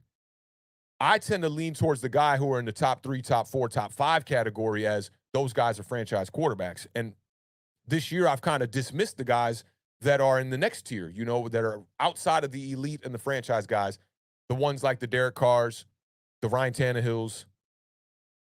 Who else can we put in that same kind of a lane? The Kirk Cousins, you know, those quarterbacks the Dak Prescotts, you know. A lot of people will say that those guys aren't franchise quarterbacks because they want that elite unicorn at the position. And I think yesterday's game and clinching this playoff spot for the New York Giants, it really brought me back down to being a little bit more even keel. Like, when you look at all of the franchise quarterbacks through the New York Giants history, we've never had really that guy. We've never had that unicorn of a quarterback, of a Josh Allen, of a Patrick Mahomes, of a Lamar Jackson. Even what Justin Herbert is doing right now. Justin Herbert is just like, when you watch him play, it jumps off the damn screen. He is that good, right? We've never had that guy. And for some reason, when I started creating content, I feel like I kind of lost sight of what my true definition of a franchise quarterback is. Can you build around this guy and win games? That's really what it's about. If you can build around Daniel Jones and win games, then he is indeed, in fact, a franchise quarterback. You can always want more and want better. And I think one situation that really skewed a lot of people's perspectives, mine included, was what happened with the Los Angeles Rams. Having Jared Goff, they drafted him there in 2016, traded up to get him and all that. And then he got them to a Super Bowl. They had consistently been a winning team throughout that whole entire tenure. And who's to say that they don't win a Super Bowl if Jared Goff stays there for the next year? But they decided to go out on a limb and make the move at the quarterback position and trade Jared Goff for Matthew Stafford. It ended up working out for them for that year, and they ended up winning the Super Bowl. But if I had to question it right now, I look at Jared Goff right now, and he's playing just as good a football as Matthew Stafford is. And I mean that over the total, like from being traded. You know, last year, Jared Goff's numbers looked a lot like Daniel Jones' numbers. It wasn't a ton of touchdowns. It wasn't a lot of mistakes. It wasn't a ton of interceptions. It looked like an average quarterback. This year, Jared Goff is going ballistic and looks like the Lions might have made the smarter move, possibly. Although it got the Rams the Super Bowl, which we all know that's what it's all about. We all want a Super Bowl. But as a New York Giants fan, we're a bit spoiled because, especially the OGs in the community, we got to see 2 Super Bowls within a 5-year span. I'm incredibly grateful for that. And it's almost like the football gods was like, all right, Giants, y'all got to pump the brakes a little bit here. I gave y'all 2 Super Bowls. Y'all going to have to go through a little bit of turmoil here before we let y'all get back to even being a above average football team. So we had to have the 5 years of losing, you know, to even it all out. But we've never had that unicorn at quarterback. If the Giants and Joe Shane and Brian Dable feel like they can build around Daniel Jones, which I do think they can build around him, am I sitting here saying I'm content with Daniel Jones at quarterback? Of course not. Because if you can upgrade the position all day long. But if they can win with him, I think he's a franchise quarterback if you can win with him. I have to come back down to earth a little bit. And right now the Giants got 9 victories. Schedule, couple of games here, you know, point differential, winning close games. We were relatively the same team under Joe Judge in 2020, except these close games, we were losing them. This coaching staff has found a way to win them. And we saw some of in some of the fashion that we were losing some of those games with Joe Judge, with blunders with time management and just boneheaded play calling late in games and really botching victories, playing too safe at the end of games. And this coaching staff seems to have better balance. If they feel like they can win under Daniel Jones, I'm all for them bringing him back. and building around him until they can find better at the position.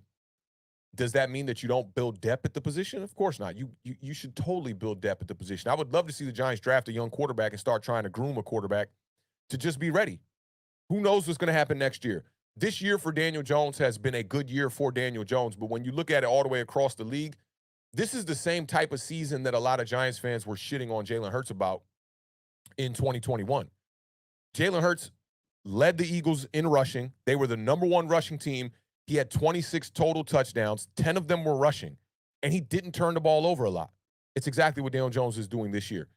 Last year, I felt like, hey, Jalen Hurts is the kind of quarterback you should build around. And it's fortunate for Eagles fans that that's exactly what they did. They built around him, and he looks to be – a lot of people call that, oh, you know, you could plug and play any system quarterback in that, and you see that with Gardner Minshew that that's not the case. They look like a totally different team, and Gardner Minshew is a good quarterback. The Beard was bringing up some numbers on our last show about Gardner Minshew. Entering that game, I think his touchdown-to-interception ratio was 40-12.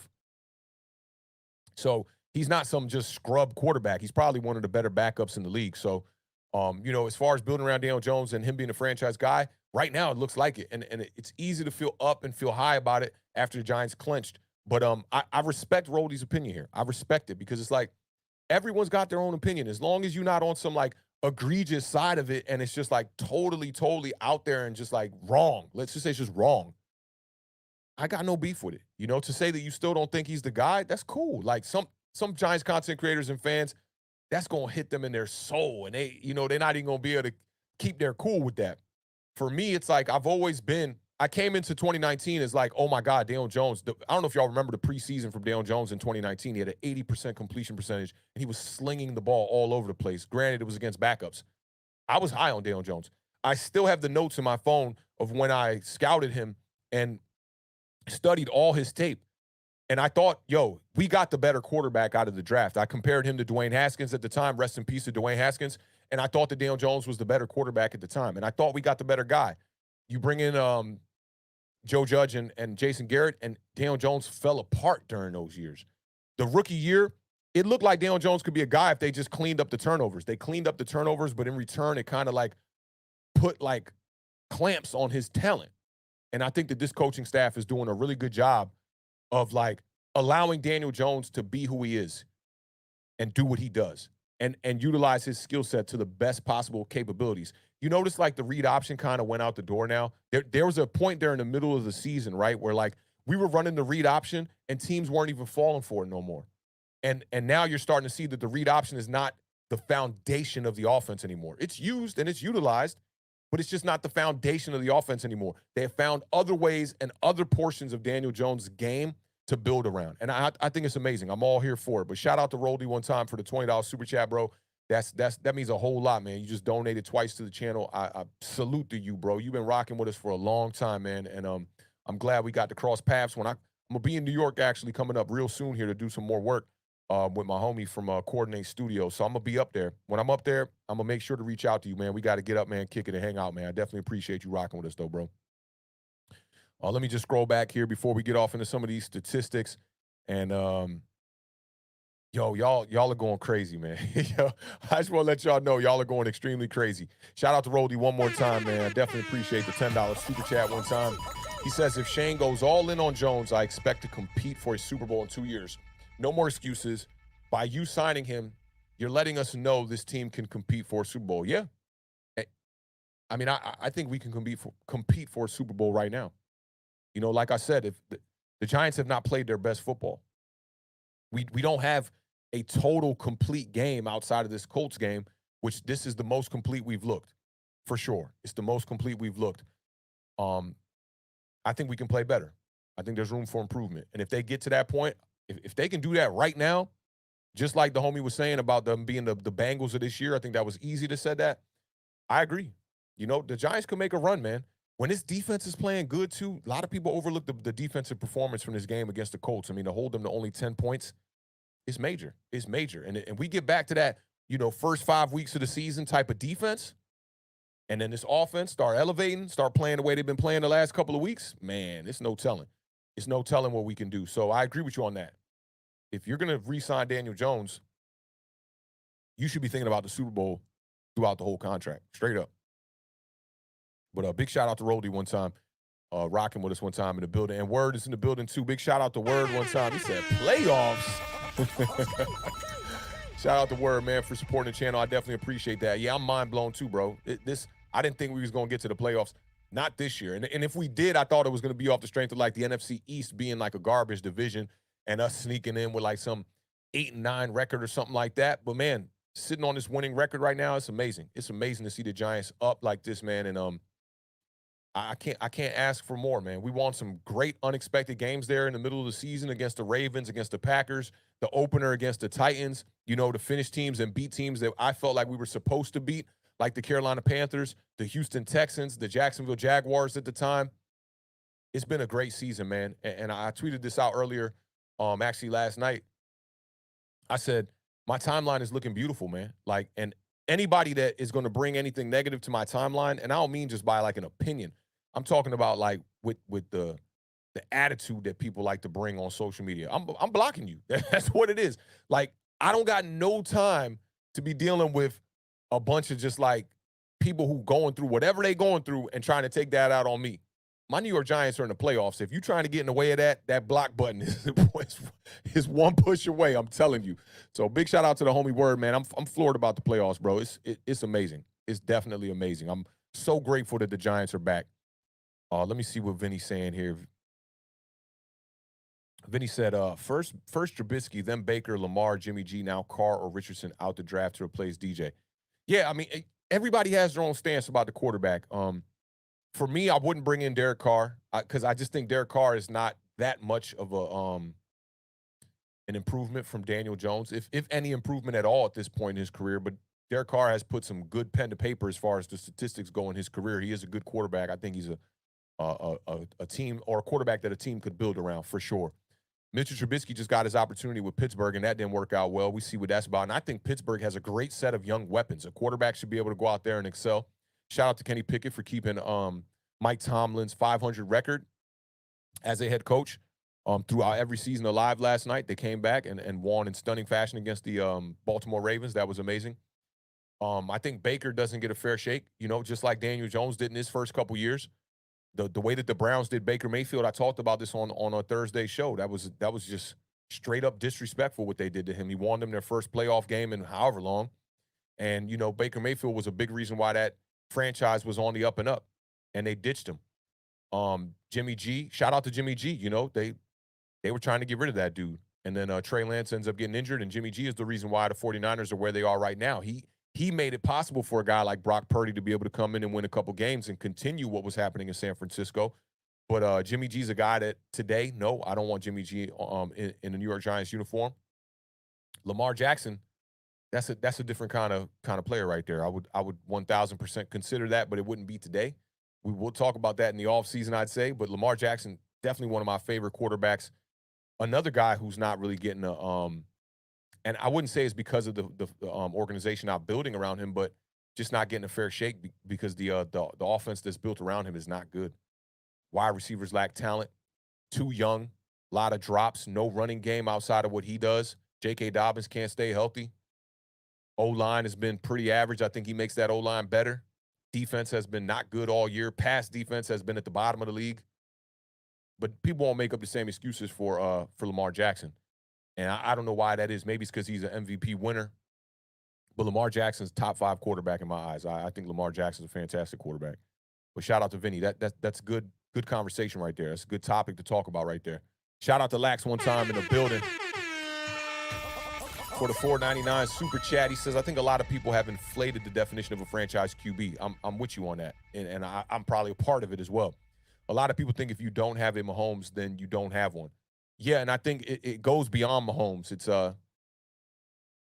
It's the Josh Allens as well. It's the Lamar Jacksons. It's the Herberts. It's the Burrows. And if you have a guy who seems to be average, it's not a good thing anymore. But good is good. People don't like average. They don't. When I used to say on Twitter a lot, Daniel Jones is an average quarterback, people would like come for me like, oh, you're a hater. I'm like, I'm just calling it like I see it, man. Like, the dude has played good football. He has not played great football. He's played good football. He's had some great games. Consistency has been an issue for Daniel Jones throughout his career.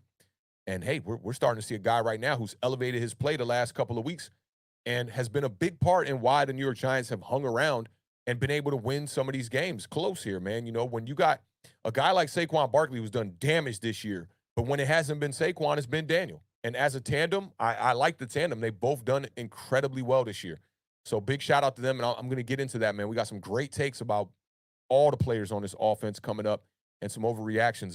So hang tight, man. We an hour and a half in already, man, and I'm rocking with y'all. Like this stream is just as much about y'all as it is about the New York Giants. So big shout out to all of y'all, man, and shout out to Lax for the $4.99 super chat. Yo, I definitely appreciate that.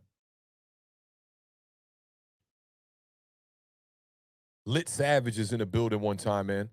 Let me see. So Lit Savage says, bro said Gardner Minshew is a good QB. Stop looking at box scores, bum. I think he's an average quarterback. You know, I think Gardner Minshew can do some things, and I think that the Jacksonville Jaguars kind of did him dirty the same way that the Browns did Baker Mayfield dirty. But yeah, you know, teach his own. You know, do your thing, Lit. I already know you pull up a lot here, man, and you like the confrontation. I enjoy it myself too, so I welcome you, brother. Appreciate you pulling up. Who else we got in the building here? Let me just catch up. Oh man, come on, hey yo, easy. Come on, easy. You ain't gotta keep going crazy on the donations, my guy. I definitely appreciate that, man. And we up today. We definitely up today, man. The Giants are in the playoffs. This is major, man. I definitely appreciate another $50 super chat today. I definitely appreciate that. Easy does it. That means a lot. Goes a long way for this channel, man. We put a lot of hard work into this channel, man. And I'm just thinking about the off season when me and the beard were just getting ready for it. When I see a major super chat like this, I just think about like how we're going to take this and try to elevate what we do here.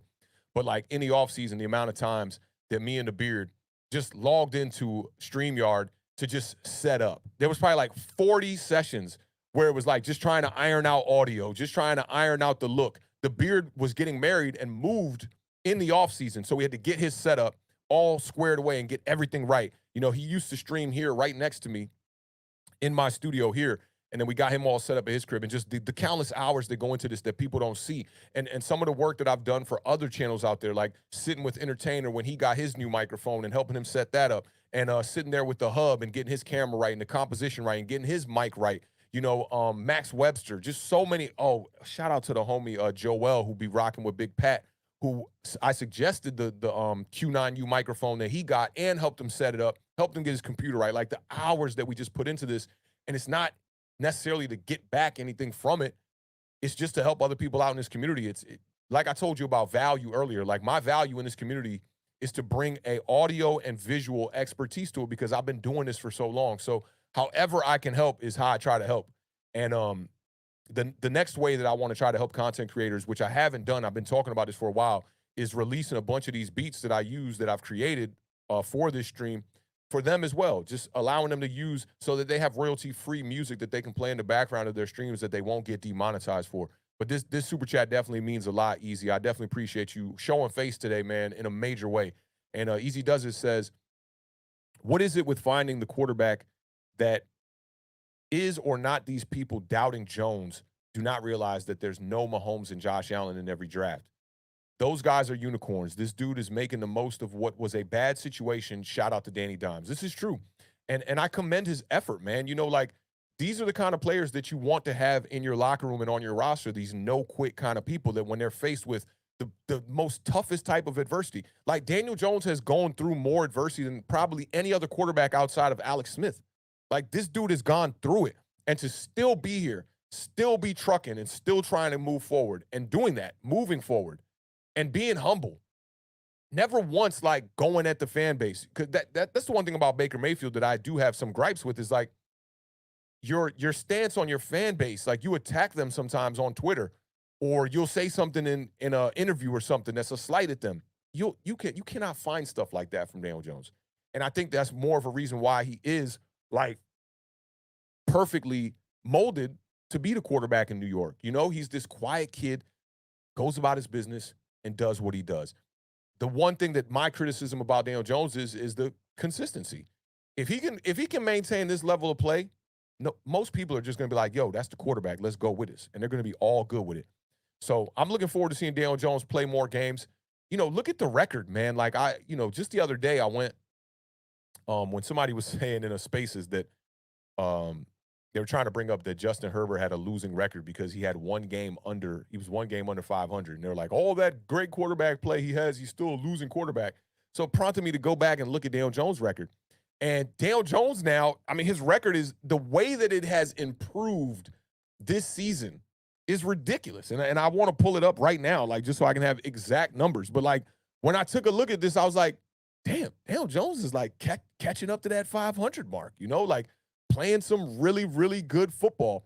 And now he's 21, 31, and 1. He's 10 games under 500. Like, that's starting to look pretty good. So shout out to him and shout out to Brian Dable and the rest of his coaching staff, man, for having faith in that kid. And Daniel Jones is on the up and up right now, man. Big UAU vibes for Daniel Jones. Like, the dude is playing good football, and he's the quarterback of my football team. So I'm going to be here to root for him. I'm never going to be out here rooting for losses. I don't care what's going on. People wanted to tank a couple of years ago for Chase Young, and, people want to tank to try to get the number 1 pick and get a quarterback. I'm going to allow all those moves to be done by the people that get paid to do them.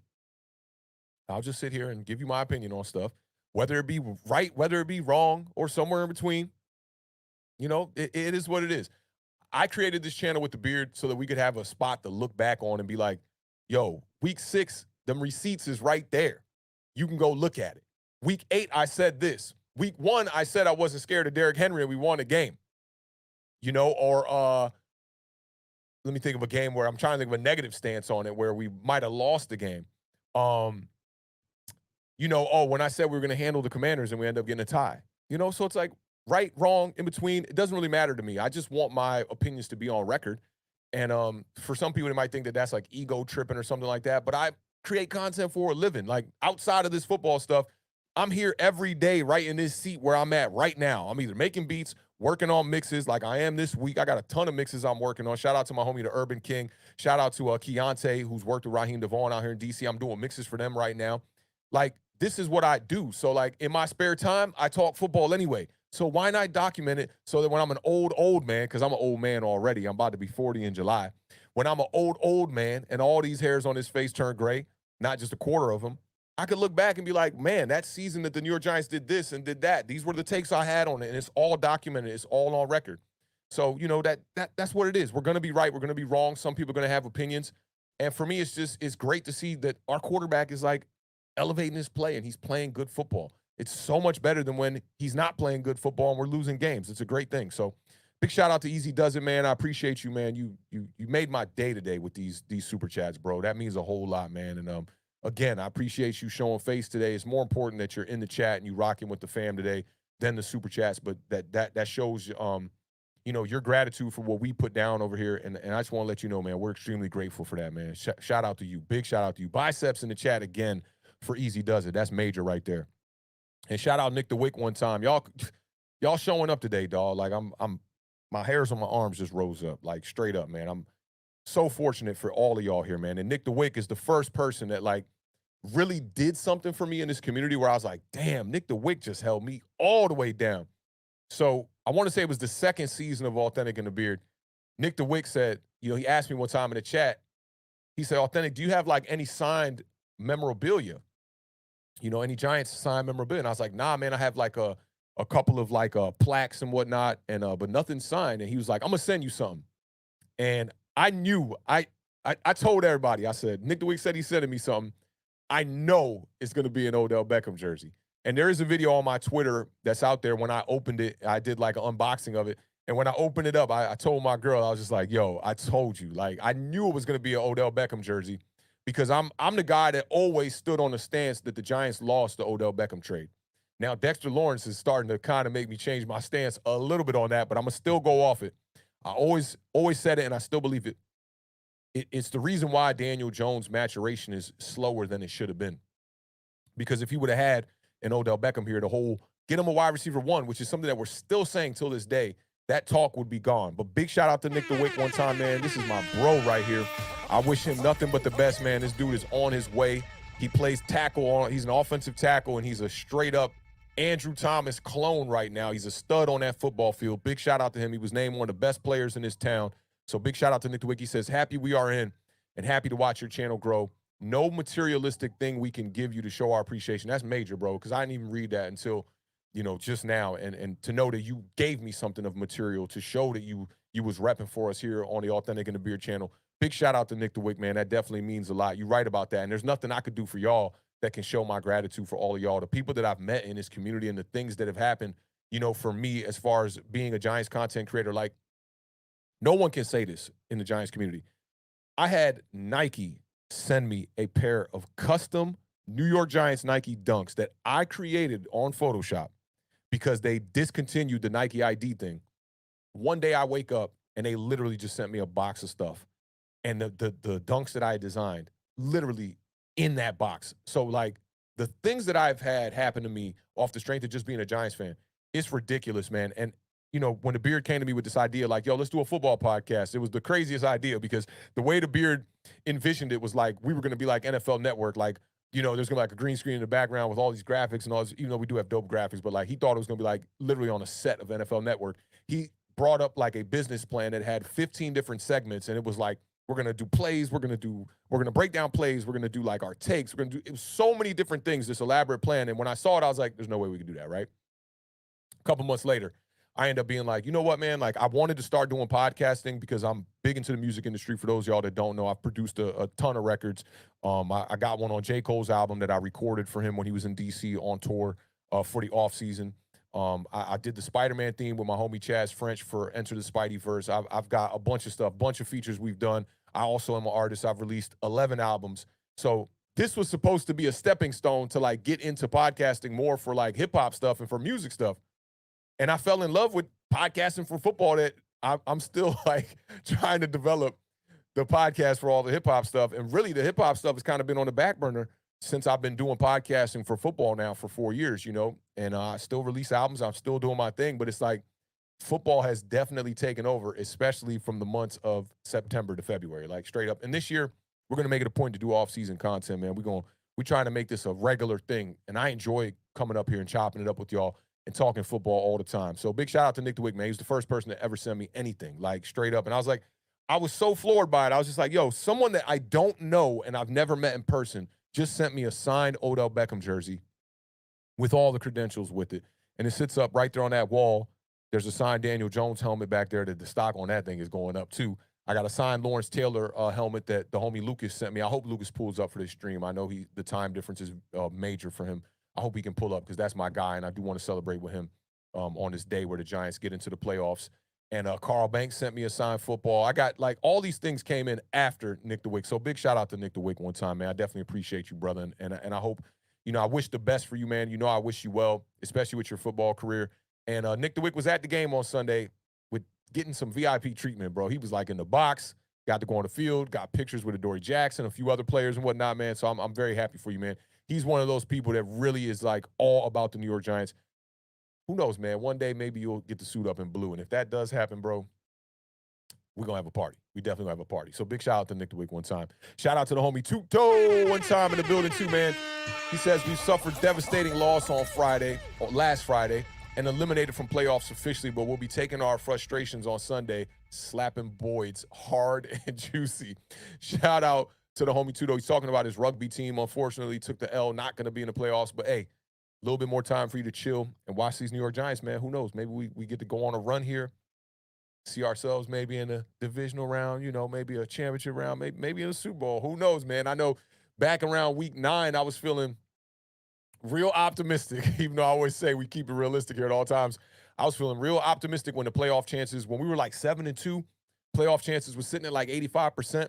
I was like, man, I think the Giants are going to make a Super Bowl run here, man. Don't rule it out. So we'll see. We'll see. I'm hoping for the best with the New York Giants. It will be amazing to be able to make a little bit of a run here. And they're playing some good football, man. So shout out to Tudo one time, man. And, yeah, you're going to get to see a little bit of playoff football at bare minimum. Shout out to Jeffrey Harrell one time in the building too, man. Definitely appreciate that. 199 Super Chat. He says, I like the way you look at two sides of the game. Thank you, man.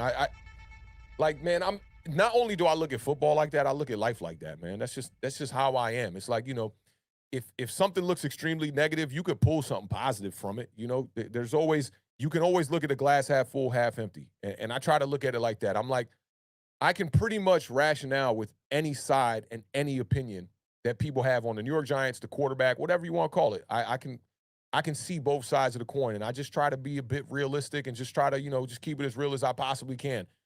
Do I have my flaws just like anybody else? Of course I do, but I do try to look at the game, from both sides. Like, we got a young roster here. Not a lot of people expected this. We got a quarterback in here that a lot of people are down and out on, but the dude's playing great football right now, and I think he's done a good job of maintaining a floor of being average. And now if things just go up and up from here, it's amazing. I'm here for it for Daniel Jones. That's amazing. So shout out to Jeffrey, man. I definitely appreciate that super chat. That goes a major way to help this channel out, man. I can't express that enough. I can't express that enough. And shout out to Tudo one more time in the building. He says, Awthentik. Rest of the boys will arrive here in a few days. 210 Italian rugby players total to meet at Link on Sunday to teach Boyd's losers some proper manners. Like I said, Tudo last week, or I can't remember if that was on Sunday or Thursday. I told you, if y'all get into a fight, wait till the fourth quarter. Wait till the game is decided. Wait till, we got that lead, 2-score lead, fourth quarter, maybe good 8 minutes left in the game, 7 minutes left in the game. Then go out there and handle business, because I know Tudo, man. I already know I know the vibes. I know the vibes.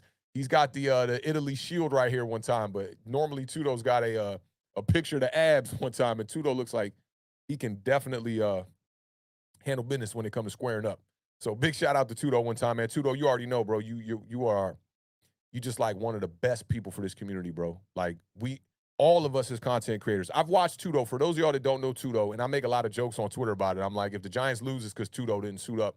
But for those of y'all that don't know Tudo, this dude will literally sit in chats on new Giants content creators' channels until they become monetized, to then be like the first person to donate, and then donate every show. And Tudo is like he's like a pot for the New York Giants community, man. Like, this dude does so much for us, man. So I'm very grateful for people like Tudo, man. Big shout out to you, bro. I appreciate you rocking with us today, man. And I know you're ecstatic today, man.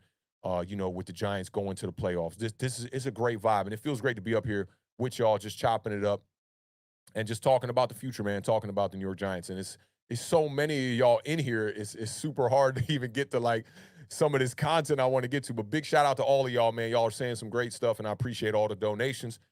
Shout out to John one time in the building, my homie John Kim, man. Shout out to you, fam, with the $5 super chat. He says, DJ took a bunch of nobodies at Duke to a bowl game, has been taking advantage of his opportunities, and 26 said it best yesterday, about time DJ getting his respect. Yeah, man, you take a team to the playoffs, you deserve all the respect in the world. And, in a game that looked like in the first quarter, it was kind of like a little strange. You had the first drive. Daniel Jones is kind of getting some chemistry with Richie James. You had a couple of receptions, and then he's almost intercepted, and the Giants end up punting the ball. And I'm kind of like, man, is this going to be another first half from the New York Giants that, we only put up 7 points or something like that? And they really turned up, man, put up 24 points in that first half, man. It was amazing to see it. I'm here for it. And shout out to you, John. I appreciate you. You've been rocking with us, man, pretty much weekly for this entire season. So big shout out to you, man. And we definitely appreciate that support that goes a long way towards our channel, bro. So shout out to John in the building one time. Nick the Wick in the building again. I see the new profile pic, Nick. I'm digging that. He says, I joke about that with my friends and family. I'd take the biggest pay cut ever just to put that blue on. Never Philly or Dallas, right? We going to pull a Eli Manning if Dallas or Philly tries to draft you. We not playing for them. We definitely got to get Nick the Wick in blue, preferably that legacy blue. That legacy blue is fire. I hope can the Giants bring those out for the playoffs possibly, man? If we stumble at some point and get ourselves a home game in some possible way, can we bring them legacy uniforms out? Or maybe if we go up against Dallas, Dallas likes to wear white. Maybe we can rock those legacies. I love those uniforms. But shout out to Nick the Wick, man. I definitely appreciate that, fam. You already know, man. That's very welcomed here. And Fabian is in the building one time. He says, you real. I like listening to all creators' point of view. Shout out to Fabian, man. Fabian's been rocking with us too, man. Appreciate that. That $2 super chat, man. We in the building, man. The gang is in the building. Y'all know what it is, man. Big UAU vibes. The Giants are on the up and up right now, man. They defeat the Colts on Sunday, 38-10, man, in impressive fashion, man. That was an amazing one. So I know y'all are extremely hype on this Victory Monday, man. This is a vibe, man. This is a vibe. I'm grateful to just be here with y'all and be the person up here on camera, just chopping it up, talking it with y'all, man. This is fire right here, and I wouldn't spend my afternoon after the Giants clinch in any other way, man. So big shout out to y'all. Shout out to Zach one time in the building. for the 199 super chat. He said, hot take, Giants will make the NFC championship game. I like that. I like that. That's a bit of a hot take, but I'm right there with you, man. If they can play their best football, I don't see any reason why not. Hopefully, the San Francisco 49ers are the one team that worries me just a little bit. And hopefully somebody could take care of business before we get a chance to match up against them. I just think that, especially in the NFL, football is a game of matchups. And I think that's why we beat the Commanders once and tied them once. We should have beat them that other time too. But even though the Commanders can match up really great against a team like the Philadelphia Eagles, I just felt like the matchup was not right for them against the Giants. We match up really well against them. We have good speed on the edge. And I think that's one of the biggest things that lead to problems that happen with the Washington Commanders offense. And with the Giants, with the 49ers, I just think it's a matchup thing. Like, their linebackers are really good. They got good edge rushers, good speed rushers. They know how to contain. That defense is number one against the run right now in the NFL. So I just look at it as a tough matchup. They got great offensive weapons. You got George Kittle out there. Brandon Ayuk is out there. I don't know if Deebo Samuel's going to get healthy for the playoffs, but he could add some firepower to that offense as well. Christian McCaffrey out there. Brock Purdy's playing some really good football. They got a good team, and they got one of the best play callers in the NFL. So they worry me a little bit. But it's a hot take, but it's not steaming hot. I think it's a little. It's not lukewarm, but it's a pretty warm take. I like that. It's about bath water temperature right there. I like that one. Shout out Jersey Life. Jersey Life said Awthentik looking like the mayor right now. Shout out Jersey Life one time in the building, man. Shout out to all of y'all, man. I definitely appreciate y'all, man. That was a great, look at that. We did like a 2-hour opening pretty much. That's definitely a vibe. So I'm grateful to be up here again with y'all, man. This is just a whole vibe, man. I'm just like ecstatic the New York Giants are headed to the playoffs. It's almost like not real. And the nerves have not settled in yet. We still got another week of football to play here, and we still got to take on the Eagles one time. But I think after that game, the relaxed, authentic vibes are going to be thrown out the door, and the nerves are going to start to settle in once that playoff weekend does approach. And I'm here for that, man. I live for that. When I think about those nerves and that unsettling feeling of playoff football, it takes me all the way back to the Giants' first Super Bowl with Eli Manning, where it was like the nerves were just, I'll never forget, I was over my homie Big Hurt's crib watching that game, and it's like I almost didn't want to watch the game. I was trying to kind of just like blur my night by just like partying, we drinking, we sipping, we 420 vibes and all that. And then when it got to be a close game in that second half, I'll never forget the feeling that I was having in my stomach. Like, we literally got a shot here to end a undefeated streak for the Patriots and win the damn Super Bowl. And then we ended up winning it. It was a celebration like I'll never forget. It was just a great time. And then the 2011 Super Bowl was literally like house money at that point. I was like, yo, we just won the Super Bowl a couple years ago. Are we going to be able to beat the Patriots again? And I was thinking like, hey, even if they beat us, it's all good. We beat them on an undefeated season. I thought it was going to be all good. And then to double up, Eli Manning, 2-time Super Bowl MVP, things got real. So I live for that feeling. And I'm looking forward to it. I'm really looking forward to having that feeling again come next week when we get to the playoffs. And it looks like we're going to be taking on the Minnesota Vikings in a matchup that favors us, I feel like. I think we can definitely win that game. Shout out to Jay Hall one time in the building. He says, Giants celebrating that one and done in the playoffs. Jay, I want to know who your squad is. I want to know who you repping here. And yeah, if the Giants are one and done, we are going to celebrate that, man. This team was not supposed to be in the playoffs. This is the first year of a rebuild right now. And I'm not sitting here saying like, hey, I'm just dying on a one and done vibe. But hey, look, right now we playing with house money, man. This is going to the casino and hitting the jackpot and just gambling with half the bread. So of course we're going to celebrate that. Even if it's one and done, it'll be a downstream on, YouTube and whatnot, but we're still going to celebrate, bro. We're in the playoffs, and there's only 14 teams that are going to be able to say, hey, we were in the playoffs last year, and the New York Giants are one of them. So we all about that life, bro. But shout out to Jay. Is it Hall? Let me get a little close, right? It's Jay Hole in the building one time. New face. We welcome you, bro. You already know. But I'd like to know who your team is, yo. Let me know who your squad is, Jay Hole. Shout out to you for being in the building, man. And yes, we're going to celebrate it in a major way. Shout out to Tudo one time in the building for that $4.99 super chat, man. Tudo says, I'll never be able to play in the NFL. I'll be fined, suspended in every game, and dominate defense. We tackle with savage intentions to break them into pieces. Yeah, I mean that's kind of like the Kayvon Thibodeau vibes too, though. So big salute to you, man. I wouldn't be surprised if you are Kayvon Thibodeau, actually, the way that you support the Giants community and the way you out here cracking skulls, man. So big shout out to Tudo, man. I've said so much about you, Tudo. You already know you the go to this family over here, man. Especially at Awthentik and the Beard and this Giants community, man. Big shout out to you one time. Let me see. How about them boys said Vikings are going to feel the pressure when they play the Giants. Y'all got that. Trust me. I can't see the Vikings beating y'all again. That's a Cowboys fan telling us that right there. Big shout out to How About Them Boys one time.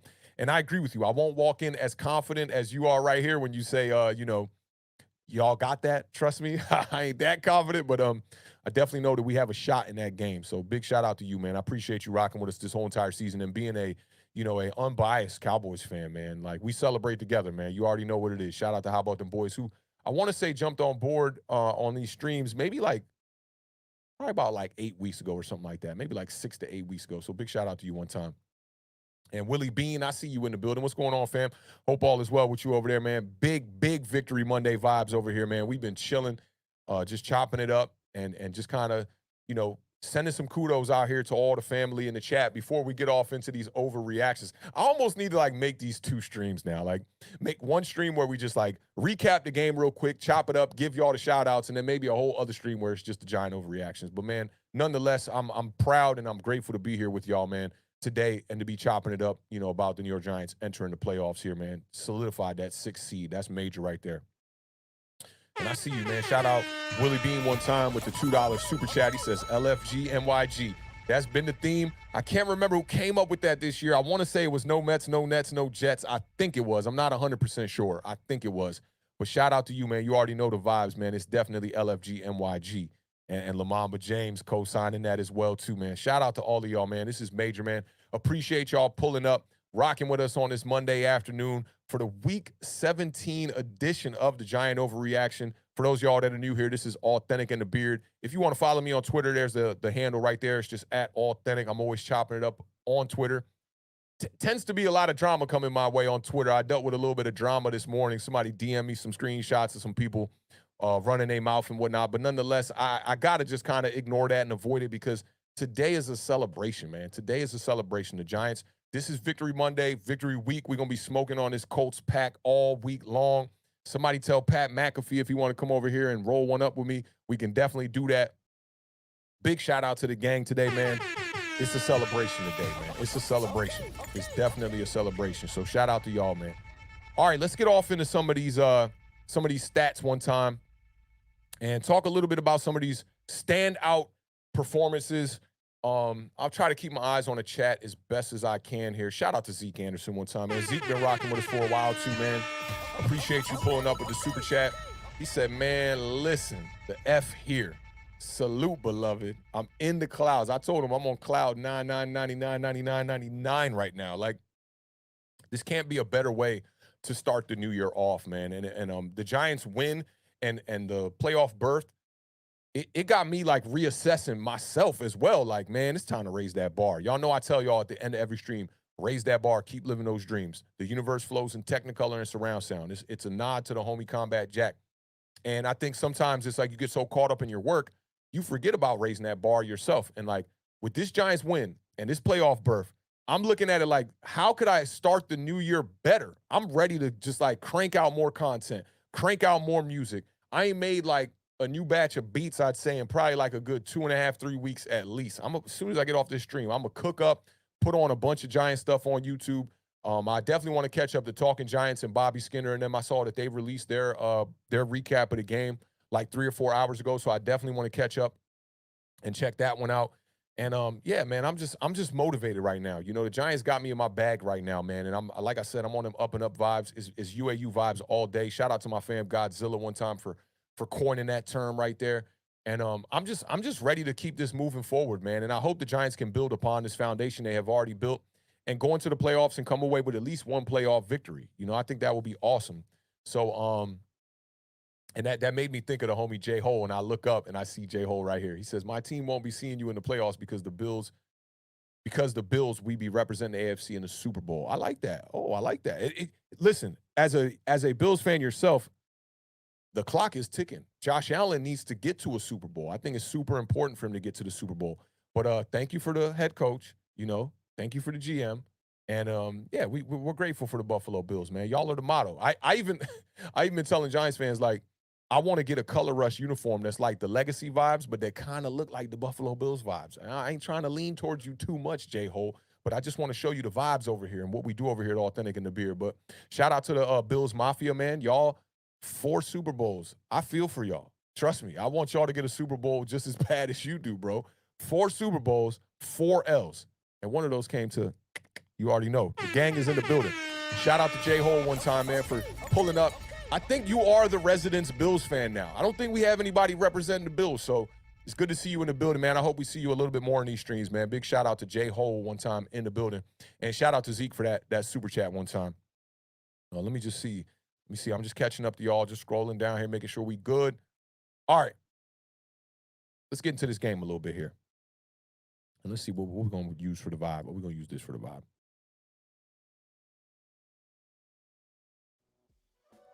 All right, man. So I just want to talk a little bit about some of these standout performances. We're going to start with the man of the hour. Y'all already know, number 8, Daniel Jones. This man balled out, and I think it's only proper. Let me fade the music. Let me fade the music. I think it's only proper. When somebody has a standout performance here on Awthentik in the Beard, we like to highlight them and bring some attention to them. And that's what we're going to do for Daniel Jones one time.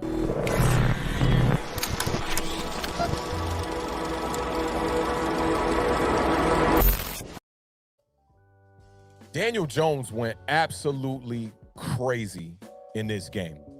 Dare I say it's his best performance of the year. Some people are saying it's the best performance of his career. Daniel Jones, 19 of 24, 176 passing yards. I know the 176 passing yards ain't nothing to run home about, but it was very effective and it was very efficient, man. 2 touchdowns through the air, a 96.9 QBR. There's not another quarterback in the whole entire NFL that can say that they had a 96.9 QBR this season. Only Daniel Jones can say that. He had 91 rushing yards. If I was Brian Dable, I might have ran 2 more little quarterback design runs to get him over that 100, because that 100 would have looked amazing. And he had 2 touchdowns on the ground. Daniel Jones was absolutely possessed on Sunday versus the Colts, man. This dude balled out. He had a 125.2 passer rating. That is the 3rd highest of his career.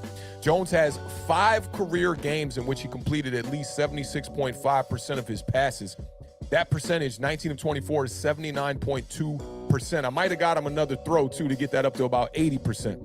This is the 12th time in 16 games that Daniel Jones did not throw an interception. And I think Daniel Jones is building a new model right now for the quarterback position, that it's almost just as important to make plays as it is to not make mistakes.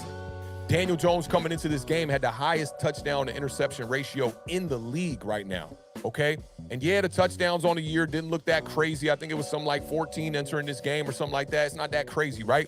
But the dude is taking care of the football. All the fumbling issues we saw from 2019, where Daniel Jones had 19 fumbles, 11 of those fumbles lost. 6 of them were scooped and scored for a touchdown. That narrative is gone. The interception guy that you were seeing that was throwing an interception just about every damn game, that's gone. Daniel Jones has not been throwing interceptions like that at all. And this dude has been playing very, very effective football. I think he's redefining the position if he can find consistency, because this is not game managing. When you go 19 of 24 for 176 passing yards and 2 touchdowns and 2 touchdowns on the ground as well, this is not game managing. And a lot of people, if you've been following Awthentik in the Beard for a long time, you know the way I like to, give praise when praise is due for a guy like Jalen Hurts. A lot of people were looking at it last year like, oh, Jalen Hurts, he's a running back. He's a glorified running back. My thing is like this, bro. I don't care what it looked like. Score touchdowns. The Giants entered this game as the 8th best team as far as red zone efficiency goes. And they were efficient in this game. Let me pull up these numbers one time here to make sure I'm correct on this. In the red zone in this game, the Giants were, I want to say they were 4 or 5, but I just want to make sure. Red zone. 4 or 5 in the red zone. Penalties were down low in this game. The Giants had 3 penalties for 20 yards. 3rd down was amazing, and a lot of that had to do with Daniel Jones and his wide receiving core that we're going to get to as well. They were 4-7 on 3rd down. So that goes to show you, like, for one, only 7 3rd downs. They weren't even getting to a lot of 3rd downs. They handled business in the first half. Third quarter went out there, handled more business. And in the fourth quarter, there's a lot of high fives and a lot of smiles. So big shout out to this Giants offense, and big shout out to Daniel Jones, man. This stream is literally going to be about praising Daniel Jones for the most part, man. That's what it is. Daniel Jones played an incredible game. And I wanted to bring attention to something that I saw this morning. This was on ESPN. Ryan Clark said this on ESPN today. And I thought this sums it up right here. To me, this is the perfect take on Daniel Jones. This is what Ryan Clark said. Ryan Clark said, Daniel Jones has shown that he can be the franchise quarterback, and this is the most important part of it right here, of a team that knows how to play to his strengths. And also the resurgence of Saquon Barkley. This has been an amazing year for head coach, quarterback, running back, and a defense with Wink Martindale that will continue to put pressure on people. This is a team that is building for the future, but this is a great step for the present. That's like mic drop stuff. And this is why I get down with Ryan Clark. Ryan Clark is that guy, man. This is why I get down with him. His takes are very objective. He's even keel about them. And when he sees something that leans towards maybe not what his opinion once was, he's willing to pivot his stance and talk truths to people. So big shout out to Ryan Clark, who Ryan Clark was a major, a lot of people forget this. Ryan Clark was a hitter. I saw a couple of, look at my last couple of retweets. Ryan Clark, man, that collision that he had with Willis McGahee, bro, that dude was a hitter. And that was when in the NFL, like, they weren't throwing flags for every big hit like they do nowadays. And shout out to Host of Horror. One time I see you in the building. I see you just pulled up. Over 700 yards rushing for Daniel Jones is bananas. It is. It really is, man. Daniel Jones, I think he's 5th in the NFL as far as quarterbacks and rushing. Like, the dude is balling out right now. It might be 4th, actually, now. The dude is balling out. And for me, I'm the guy that, I think that the quarterback position is changing. If you can run the ball, a lot of people that hate on people like Justin Fields, Lamar Jackson, Jalen Hurts. What other? Am I missing some running quarterbacks? Michael Vick was one of them back in the day. People just didn't like, they want the traditional pocket passer, stay in the pocket, blah, blah. The game is changing. If you cannot buy time now with your legs and be able to make plays with your legs, they said it on the Get Up this morning about Derek Carr. The reason why a lot of teams are not going to want to jump and try to bring Derek Carr in is because he doesn't have that thing where he can run for first downs and go out there and get you those gritty yards. Daniel Jones is probably one of a handful of quarterbacks that you can say that are going to go out there and get you those gritty yards like that. And yesterday he was taking a lot of hits. I will say that. He took a couple of big hits, but he's a tough kid. He's a tough kid. He's out there doing what he has to do. He took the big hit on the sidelines when he scored the touchdown right there by the pylon. And, he took a couple other big hits. He had that one big hit where he slid and got hit. Helmet slammed up against the canvas or up against the turf. That one definitely worried me. You know what I'm saying? I'm one of those people that I don't want to see Daniel Jones getting hurt right now towards this, last leg of the season here.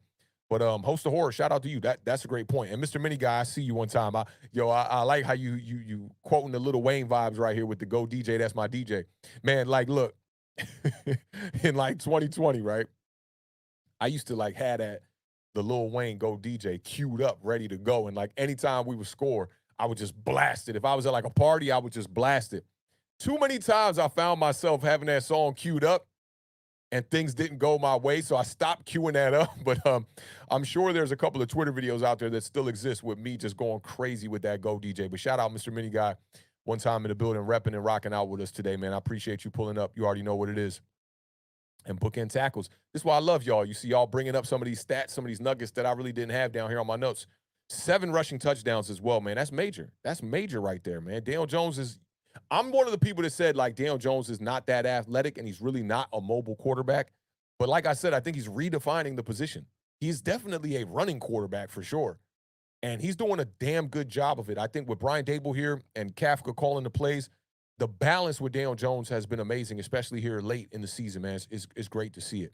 And I see Vinny G, man, got one up here. He says, how many quarterbacks will have this record with this offense? You put DJ on Washington or the Jets, for example, they in the playoffs too. Give him the bag. I don't agree with the Jets take. Possibly Washington. To me, the Jets are a bit overhyped. The defense is not as good as people think that defense is. And offensively, they're missing a lot of pieces. They don't have a consistent running game. I know Brees got hurt this year and whatnot, and that definitely hurt them for sure, as far as the rushing attack goes. But I still think that the Jets are missing a lot of pieces. I don't think that's a good team. I think they got off to a good start in their first 8 games, but they only have 1 win in their last, 7 games or whatever it is. So, I don't agree with it on the Jets, but I do agree with Washington. Me and the beer were talking about it. I think Washington, if they had a quarterback, they'd be in the playoffs right now, but they're struggling at the quarterback position. I also think it was a grand mistake to bring in Carson Wentz and start him in this game after you saw what he was doing early on in the season. It wasn't leading the wins. Outside of the one big game versus the Jacksonville Jaguars, Carson Wentz really hasn't looked good at all throughout the season. I thought Heineke, it's ugly, but it was keeping you in games, and I think that would have probably been a better move. Probably still would have lost the game anyway had Heineke got to start because their defense really didn't have a good game. They were banged up in the secondary, but I do think when healthy that the Washington team, if they had a quarterback, they can definitely make a run. They got a good squad over there. Great front on defense, all first-round draft picks, probably the best interior defensive line in the entire league. Offensively, they got great weapons at the wide receiver position. Jahan Dotson, who's a guy that I really, really wanted the Giants to draft, but he wasn't there for us, so we ended up taking Kadarius Toney in that draft. I like Terry McLaurin. He's a great wide receiver, can run great routes. And Curtis Samuel is a great third guy to have in that system. I like Logan Thomas when healthy. They got it all. They really got it all. Let me see. How about them boys said Tyrod Taylor might have Washington in the playoffs? It's possible. And then Rozelle said he can't stay healthy. I think that's a great point there, too. Tyrod Taylor seems like, and I was high on Tyrod Taylor coming into the season. He's from the DMV, so I'm a big supporter of Tyrod Taylor and every Giants player for that matter. I don't people that are like ragging on Kenny Galladay right now, until he's not in blue, I'm going to support Kenny Galladay. I don't care. You won't see me out here bad-mouthing players like that. That's not my vibe. I'm going to call it like I see it, and I'm going to support all these players. But, yeah, I think Washington is set up. Tyrod could win them some games, but Tyrod, what I was going to say is when he gets in the game, it's almost like he's trying to do too much because he knows, what's at stake. It's like, I'm out here. It's probably not going to be for that long. Let me try to put the best type of shit I can put on tape and see if that, gets me either a starting position here or gets me starting somewhere else. And in return, it ends up getting him banged up and he ends up dealing with big injuries. He had the ankle injury or whatever it was. He had the concussion injury. He got hurt in the preseason. The dude's just getting hurt every time he gets on the field. And then he's also fumbling, turning the ball over, interceptions, all that. It's not a good way to get you into a starting position, But I do think he would help. I think he could help Washington out. He's got a decent arm. They have good talent over there as far as the weapons go, too.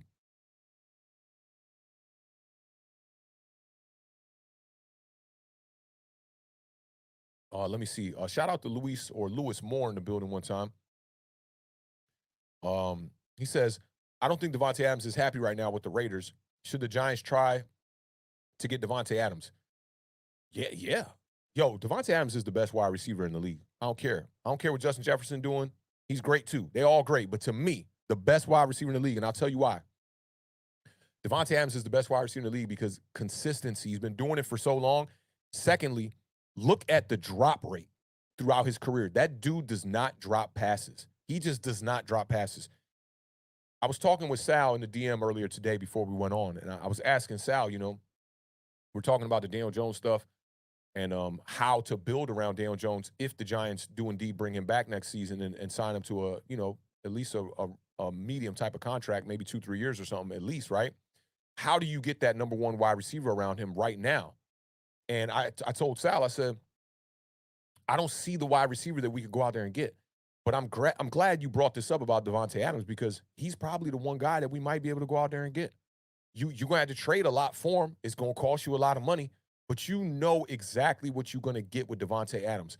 Davante Adams coming here and you see the productivity not there, it's not going to be on him. I'm going to keep it 1,000% with you. He is the kind of wide receiver that's going to come out here and he's going to ball out. It's prompting me to go look at his numbers right now, to be honest, because I haven't looked at Davante's numbers this season in a while, at least in a couple of weeks. Let me see what he put up this year because I know he was still balling out. Davante Adams, he's approaching 1,500 yards. He has 14 touchdowns on the year. Do y'all know what that could do for our offense? My God. That could work miracles for this offense. And that's on a down year for Derek Carr. Derek Carr, this is his first year not getting 4,000 yards in, I believe, 4 seasons. He's right around 3,500. That's a great year for Davante. And if I were to go look into that drop rate, I know it's low. That dude does not drop passes. Excuse me. Yeah, but Devontae would be, Sal, if you're still listening, Devontae is the guy that we need to go out there and get if we bring Daniel Jones back. And then you're looking at a wide receiver core of extreme talent. I love what these guys these depth pieces who have came in and done this season. I think they've done a really good job. But Devontae would be great. Shout out to Luis Moore one time pulling up in the building and bringing that key point here, man. Alika's in the building. Shout out Alika. Need to send to trade to trade Kenny. Yeah, if you're talking about Galladay, I mean, they're probably just going to cut him before March is what it's looking like. Just hasn't worked out. And I think Kenny Galladay's a guy who still has talent. It just has not worked out. And Rozelle said Sterling needs to be cut. I don't know. It depends on what you can bring him back for. I like Sterling Shepard. Can't stay healthy. And this year, man, the freak accident is just it was so unfortunate because he was really the number one wide receiver for like the first couple of games before he tore his ACL. And like, it's on a routine route where he's just like, the ball's not even coming to him and he's just like slowing down the route, kind of de-accelerating there, and he tears the knee. That was so unfortunate. They got to lift up that MetLife turf, and I know they got plans to do something with it, but I think they're putting turf back down. Let me see what Bookend's saying here in response to about Davante Adams. Some people think Adams is getting too old, but I say the dude just produces. Just see the ridiculous touchdown catch yesterday. Dude has at least 3 good years left. At least, yeah. I mean, he's one of those guys that I don't know how old Davante is now. He's been in the league since 2014. So he's probably about 30, probably right around Odell Beckham's age. If you could get Davante Adams in here and OBJ, I would take them all. Shout out to Rob Zero one time in the building, man. Rob is doing a fantastic job with the spaces. I did hear when you were trying to get me to pop in, man. I was just busy, prepping for the show and whatnot. I couldn't pop in, but I was listening, man. It was a lot going on in there today, Rob. I'm gonna keep it real with you, man. It was a lot of new voices in there today, but it was interesting nonetheless. But shout out to Rob, man. He's doing a fantastic job on Twitter. They had Carl Banks in the spaces the other day, man. So big shout out to y'all, man. That was major. Good to see a GOAT, a legend like that, a Giants legend, and a broadcast legend now pop up and be chopping it up with just, some fans like us, man. That was awesome. So shout out to Rob one time. Let me see what else. Oh, okay. So would you take Adams or OBJ? Yeah, I mean, if it's a choice, Rob, we're taking Adams. You see the chat. Look, this is like the first overreaction right here. How about them boys says DK Metcalf is cheaper than Metcalf and he's younger. Oh, you probably meant to say cheaper than Adams. He corrected that. Yup, cheaper than Devontae Adams. Yeah, that's true. If we could get him, and he was the one, DK was the one that came to my mind when I was talking to Sal about it earlier today, right? And I really didn't think about Devontae Adams. Devontae Adams did say, though, if the Raiders are trying to trade Derek Carr and all that, he don't want to be a part of the organization. He said, I'm paraphrasing. He said something like that. Maybe he can, end up in blue and end up being a New York Giant. My man, my homie Lalo would not appreciate that right now as he's trying to, get his Raiders back on track. But Devontae Adams will be a guy right now. Like I said, I think Devontae Adams is the best wide receiver in the entire league still right now. And, I mean, OBJ is not going to command too much money. You can bring them both. Imagine that. OBJ, Devontae Adams, and then you have a guy like Richie James and Wan'Dale Robinson in the slot and depth pieces that can come in and make plays like Isaiah Hodgins and Darius Slayton. Whew. Good God. We're talking about Super Bowl aspirations. That offense would be looking real nice. Let me see what Jay Jean talking here. Jay Jean said, look up a close-up of the slit film turf used at MetLife. How you going to say that's not made to tear ACLs at the end of the season? Yeah, it's bad. It's awful, man. It's awful. They were bringing in like little patches of turf to test them out and see what they could do. They got to do something about that. All football players want to play on grass, man. Everybody wants to play on grass. When you take those big hits like Russell Wilson took on Thursday Night Football where he got the concussion, man, when it's on grass, it's a lot easier to take that kind of an impact. You get crushed like that on turf, yeah, you're calling for an injury for sure. You're definitely calling for an injury. But I think we all caught up here. Yeah, Devontae, man. Devontae, dude. Like, yeah, Devontae would be crazy. I see Host of Horror talking about Ohio State's Jackson Smith should be on our radar as well. That would be awesome as well. I would love to draft somebody as well because, if you bring in a savvy veteran, like a guy like Devontae Adams, you could still draft for a wide receiver as well. You could in this day and age, you can never have too many wide receivers. When we were going into, I think that was 2021, We brought in like Kenny Galladay. We drafted Kadarius Toney. We had John Ross on the roster. We had Kyle Rudolph on the roster. Darius Slayton was on the roster, and a few others, right? You had Dante Pettis, a few others. I'm like, Sterling Shepard was on the roster as well. I'm like, we're set, right? Like, a guy could get hurt and you still got depth.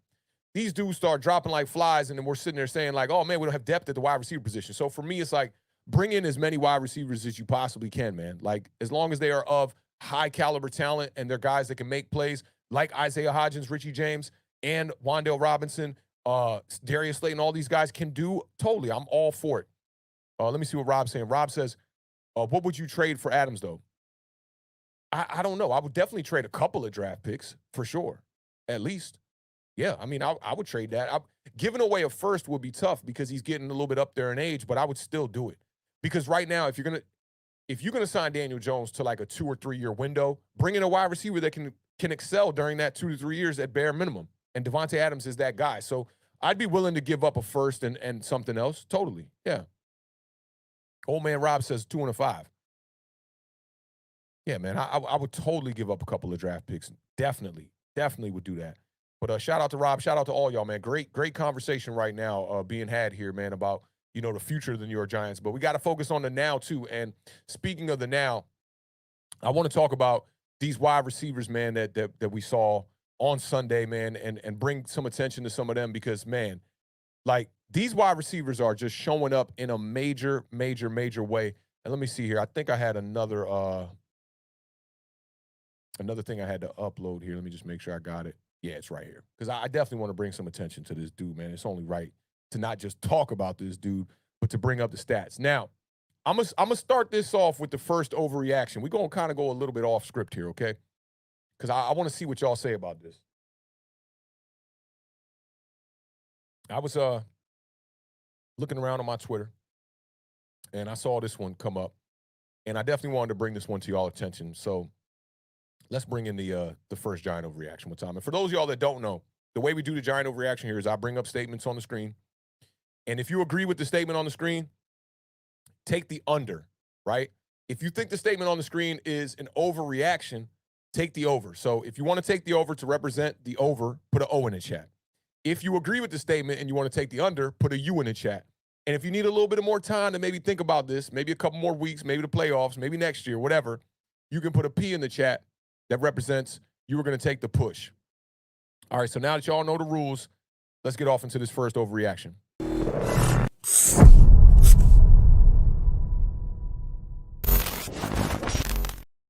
Now, this one came from my brother, my homie, the entertainer, one time. He says, Isaiah Hodgins is our clear wide receiver 1, and it's not even close. Chat, I'm going to give y'all a brief time. Populate your answers real quick.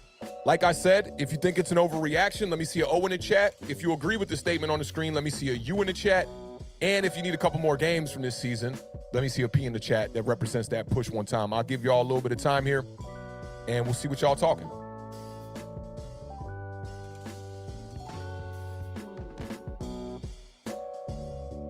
Yeah, we definitely breaching the 3-hour mark today. I'm gonna keep it real with y'all.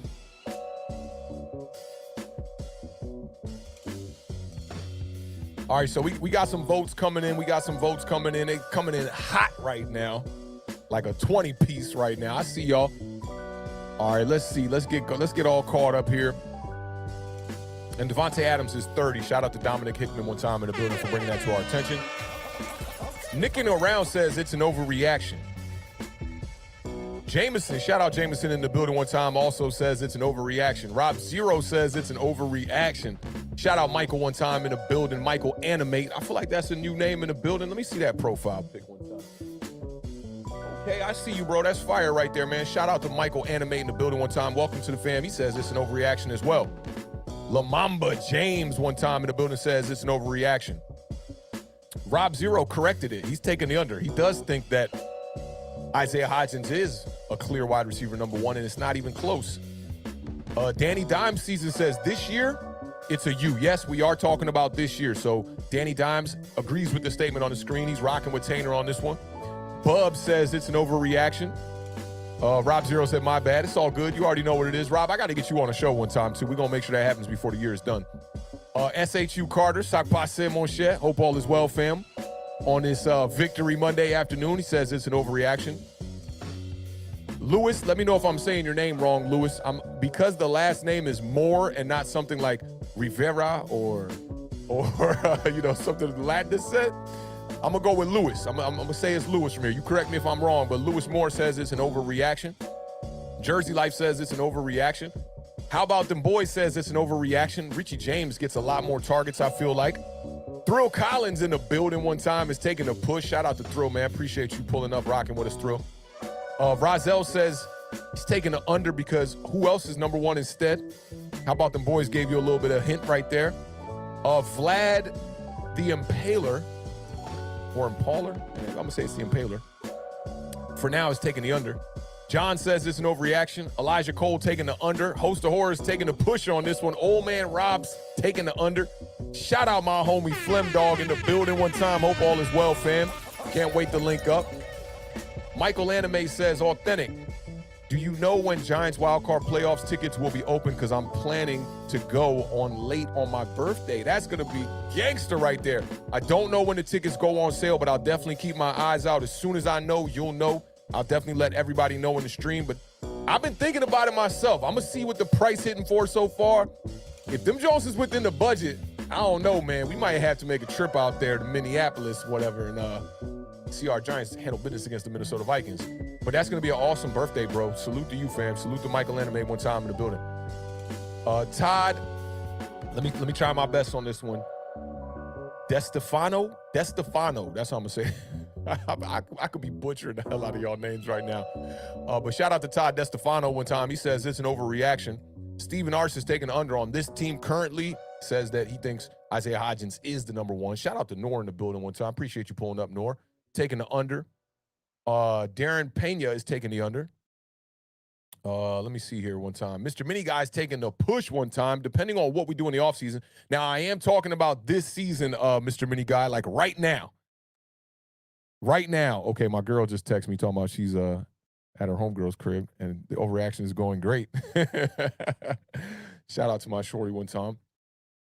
Mr. Mini Guy's taking the push, he says, depending on what we do in the offseason. Yep, we got that one. Edward Squires says it's an overreaction. Vinny says it's an overreaction as well. Richie James is on the come up. Word also says it's an overreaction. If he is talking currently, then yes, he has in the heat of the moment. Okay, I feel you on that. Alika's taking the under one time. Let me see. Kareem Yee says it's an overreaction. We got it. Yo, this is like the most votes we've had on like a giant overreaction in so long. Lesnar taking the push one time. Jay Jean taking the under. Jersey Life, you already know 3 hours. Let's go. We getting there. Boro Bread. Shout out Boro Bread's in the building one time. Is taking the under. Says 100% Isaiah Hodgins is our clear wide receiver number one. Push from Sebastian, Richie James. Dominic Hickman is taking the overreaction on this one. A big overreaction. Pop Barrios is in the building taking the under if we're going off right now. But not for 2023. Yup, we're going off just right now. Bookend Tackles taking the push. Dom Dizzy in the building taking the under on this one. Agrees with the statement. Alika as well. Let me see. Ben Dawson says it's an overreaction. Nick the Wick taking the under. All right. Bub says I think Richie is. I like that. Respect that take. Let me see. I'm just making sure. Amanda Culture says it's between him and Richie. They pretty much splitting catches. Respect. I like that. And Nathaniel 30 is taking the under. Slayton is more talented, but Hodgins is our wide receiver number one. Okay, I like that. Now, let me let y'all know where I stand on this one. And as I do this, I'd like to let me get the all the statistics up there for all of our receivers on the Giants to do them some due diligence here one time. All right. Right now, for me, and this is just for me, and I know a lot of people, might disagree with this one. Apparently from the chat, a lot of people are going to agree with this one. For me, it's Richie James. So I'm going to go with this is an overreaction because Isaiah Hodgins has came in the past 5 weeks, and he's been balling out. I think he's been doing a fantastic job. Isaiah Hodgins had 4 receptions for 42 yards on 5 targets. He had 1 touchdown in this game versus the Colts. He had 0 career touchdowns coming into this game. He was signed on November 2nd, and he has now scored 4 touchdowns in 5 games. But for me, I got to go with Richie James. Richie James has just been consistent this year, okay? Not too many drops. He had that one big third down drop last game against the Vikings, and he had another drop in that same game, and I think those were his only 2 drops of the season. He did take a hit on his snap count when Wan'Dale Robinson came back in the lineup for a few weeks there, and then he got back, I want to say, after the Ravens game. But for me, 7 receptions, 76 yards, 1 touchdown, 7 targets. He had the long of 25 yards. Richie James right now on the season, he is actually second in receiving yards for the New York Giants. Darius Slayton is still number 1 right now. Darius Slayton has 724 yards. Richie James has 569 yards. Isaiah Hodgins has 351 yards. Both Isaiah Hodgins and Richie James lead the Giants in receiving touchdowns right now with 4. Saquon Barkley actually not doing too bad either. Saquon Barkley has 338 receiving yards on 57 receptions. Kill, man. This is the crazy part about the 3 wide receivers actually that are doing the most damage for the New York Giants right now. Darius Slayton has played in 11 of these 16 games. Richie James, well, let me take that back. He started in 11 of the 16 games. Richie James started in just 4, but he's played in all 16. Isaiah Hodgins has started in 5. He's been here for 8. Just imagine if these guys were the starting core at the beginning of the year. A guy like Darius Slayton would probably be sitting right around 1,000. Richie James would probably be sitting right around 1,000. And same thing for your boy Isaiah Hodgins. So kudos to all of these dudes. But for me, I got to go Richie James because he's been Daniel Jones' security blanket for the entire year for the most part, if you ask me. When you need those third downs, Richie James has been there plenty of times. Sure-handed in this game. And some of those throws, they're accurate, but they're not right on them. Richie James making some tough back shoulder catches, some tough low catches to the ground. And Isaiah Hodgins too, man. Both of them. They're showing up in a major way. I make it a point, especially the last couple of weeks, to give these guys their flowers, man, because where else was the productivity going to come from the New York Giants passing game? And I think now this coaching staff is starting to really believe in this passing game. If they didn't in the beginning of the season, which I don't know, this is speculation. If they didn't, now you're starting to see it. They unleashed the Wolves against the Minnesota Vikings in the passing attack. That was probably the best passing game we had all year. When Daniel Jones was 11 straight completions in that game, I know he threw the interception after that, but I said to myself at that moment, I was like, wow, this is the best the passing attack has looked since I've seen Daniel Jones in a Giants uniform. Like, it was so precise, man. And the kid was throwing darts. Daniel Jones, I think with more confidence, you're starting to see more velocity on the ball too. He's seeing these guys can catch the ball. I think maybe those years with Evan Ingram and a couple other wide receivers who were like, they get the hot throw and the ball bounce off their hands. I think Daniel Jones started to work a little bit more on when to give the ball touch and when to be able to squeeze the ball in the tight windows with high velocity. He's got a strong arm, and he's showing up. And I think these wide receivers are a big part of why Daniel Jones is going to get paid. Also, I think Daniel Jones is obviously the big reason why he's probably going to get paid because he's playing good football. But these guys have showed up, man. I got to give them their props. You're never going to see me disrespecting these guys, calling them out their name. They've stepped up and done a great job, and I hope that the Giants can find a way to bring all 3 of these dudes back next year, man. They all played incredibly well in this game. And Isaiah Hodgins has been, not Isaiah Hodgins, Darius Slayton has been, not getting as many targets as of late because the other 2 guys have been stepping up in a major way. And I think that's because Darius Slayton is taking the defenders and the safeties over the top, and he's stretching the field. And in return, you're getting the stuff from Richie James underneath, and you're getting the stuff from Isaiah Hodgins. It's been a great 2 weeks for the passing game. I commend Mike Kafka and Brian Dable. They've been doing a really good job, man. And it's a good time to be a New York Giants fan right now. Because just imagine, we just had that conversation about a Devontae Adams or DK Metcalf. And imagine if you can bring in a true number 1 like that into this offense. I think it'll speak volumes, man, and it'll just help out Daniel Jones and the maturation of him throughout his career. So big shout out to these guys, man. I think they're doing a great job with the Giants, man, and hopefully they got some more gas in the tank, Hopefully Richie James has not played his best football yet. But this is back-to-back weeks, big games. Last week he had 8 receptions for 89 yards, I believe it was, and now you're looking at 7 for 76. This is starting to become consistent.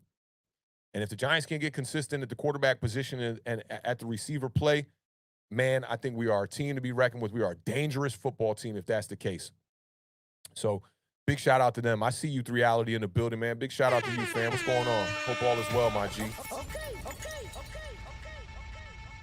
Yeah, and Colin Johnson. I see James Jones talking about Colin Johnson. Colin Johnson, I think there's going to be a decision that's going to have to be made. Isaiah Hodgins or Colin Johnson next year. And if it's up to me, I'm going Isaiah Hodgins. I like Colin Johnson. I think he does do some things. If you can keep them both, do it. You know, if you can keep them both, do it. But they're very similar style receivers. But I do like Colin Johnson, but I'm a huge fan of Isaiah Hodgins. I love what Isaiah Hodgins brings to the table. All right, let's get off into this next one right here. This one was a big topic. We definitely got to talk about this one. I think this one's pretty funny. And at times I go searching for the right tweet that fits like the concept of splitting the room. I need the tweet to lean one way or the other so that we can say if it's an overreaction or not. It can't be like in the middle. And I thought this was a great one here, man. So let's talk about this one. This one we're gonna take this to the defensive side of the ball one time.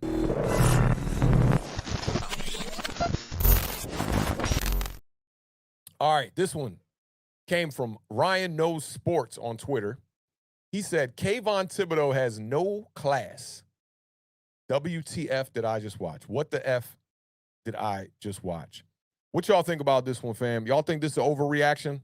Or do y'all think that this is actually a correct statement and you're going to take the under? I'm going to give y'all a little bit of time on this one. We'll give you an instrumentals worth about 2:30 on this one and see what we come up with. Let me know what y'all thinking about this. And let me know y'all thoughts on the whole situation. This is all about Kayvon Thibodeau getting the sack on Nick Foles. Blindside hit on the back, on the ribs. Knocked Nick Foles out the game. Falls on the ground. Kayvon Thibodeau's making snow angels.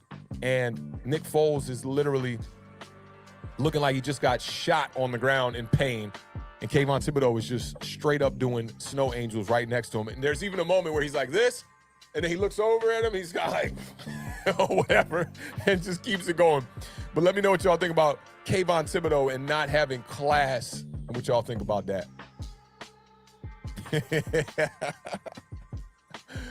Oh, man. All right, let me see. Let me scroll back a little bit. Yo. Yeah, y'all know me too well. Y'all know me too well. Shout out JG. He said, KT upcoming. I know that's right, yo. I know that's right. Stephen R. said he keeping Shepard over Colin Johnson. I wouldn't be mad at that. I definitely wouldn't be mad at that. Even though you don't have that body type, you know, Colin Johnson and Isaiah Hodgins are the only two with that body type on the team. We do have Wan'Dale Robinson and Richie James in the slot. So it is going to be a decision to be made. Vinny G-Man said, Kayvon the killer. Stephen R. said it's an overreaction. Nicking around says it's an overreaction. Edward Squires, GQ Vibes in the building. What's poppin', fam? He said it's a big overreaction. SHU Carter, big overreaction. Bubs, Bookend, Sebastian, James, Duran, AJ Nix all say it's an overreaction, along with Kareem Yee. Jay Jean says, taking the under, he kind of messed up. Chris P says it's an overreaction. Ben Dawson, Nova, Lewis Moore, let me see, Noor, word, yo, all taking the overreaction. Jay Jean said, looks like I'm alone.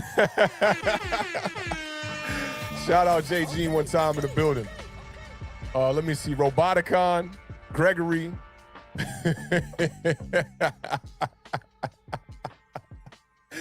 Hey, dog. All taking an overreaction. Stephen R. said, go cry to your mommy, not you, Awthentik. I'm just saying. 40 Lux said it's a major overreaction with about 6 O's one time. Mr. Mini Guy said it's an overreaction. He didn't realize how hurtful it was. I definitely do agree with the part and respect what you're saying. It's an overreaction. I think he did realize it. I definitely think he did. But it's like, yo, I'm mid-celebration. What am I stopping? Dog, this is... You know, I'm going to get to explain it. Let's get to y'all votes more. But shout out Mr. Mini Guy one time. How about them boys taking the U on this one? He did the night in the sideline, bro. Bro is a savage. Yes, he's definitely a savage, yo. Let me see. Kareem Yee said, I think he knew Foles was hurt. And I hate to laugh this much. I mean, the man ain't dead. He probably got a couple of cracked ribs or something. But it's a wild situation. I really have never seen nothing like that. And I hope they got a different camera angle. The one that they got that was on the broadcast, I feel like it was a bit too flat. Like, it's too low of an angle. I'd love to see I don't know if y'all remember the Tony Romo angle when Tony Romo got hurt on that primetime game where he hurt his shoulder. And like they had the camera that was above him, dog. And I don't like laughing at people's injuries, right? But like Tony Romo looked like a squished roach the way that they had him. He was like, just like on his side with his hand up like this and his other hand crooked this way. And they had the top down angle from me. Literally looked like a squished roach. I hope they have a different angle of this Kayvon one, because that would be the 22-man camera is going to look crazy on that one. I definitely got to holler at the homie BT to go get that, because I got to see that. Danny Dime Season says it's an overreaction. Dominic says it's an overreaction. 40 Lux says it's football. It's an overreaction. AJ Nick said Foles had to be sacked. This guy had a 4-0 record on. Yo, I did not know that. That's crazy. Definitely. A man of the culture says he should have hit him harder. It's no reaction.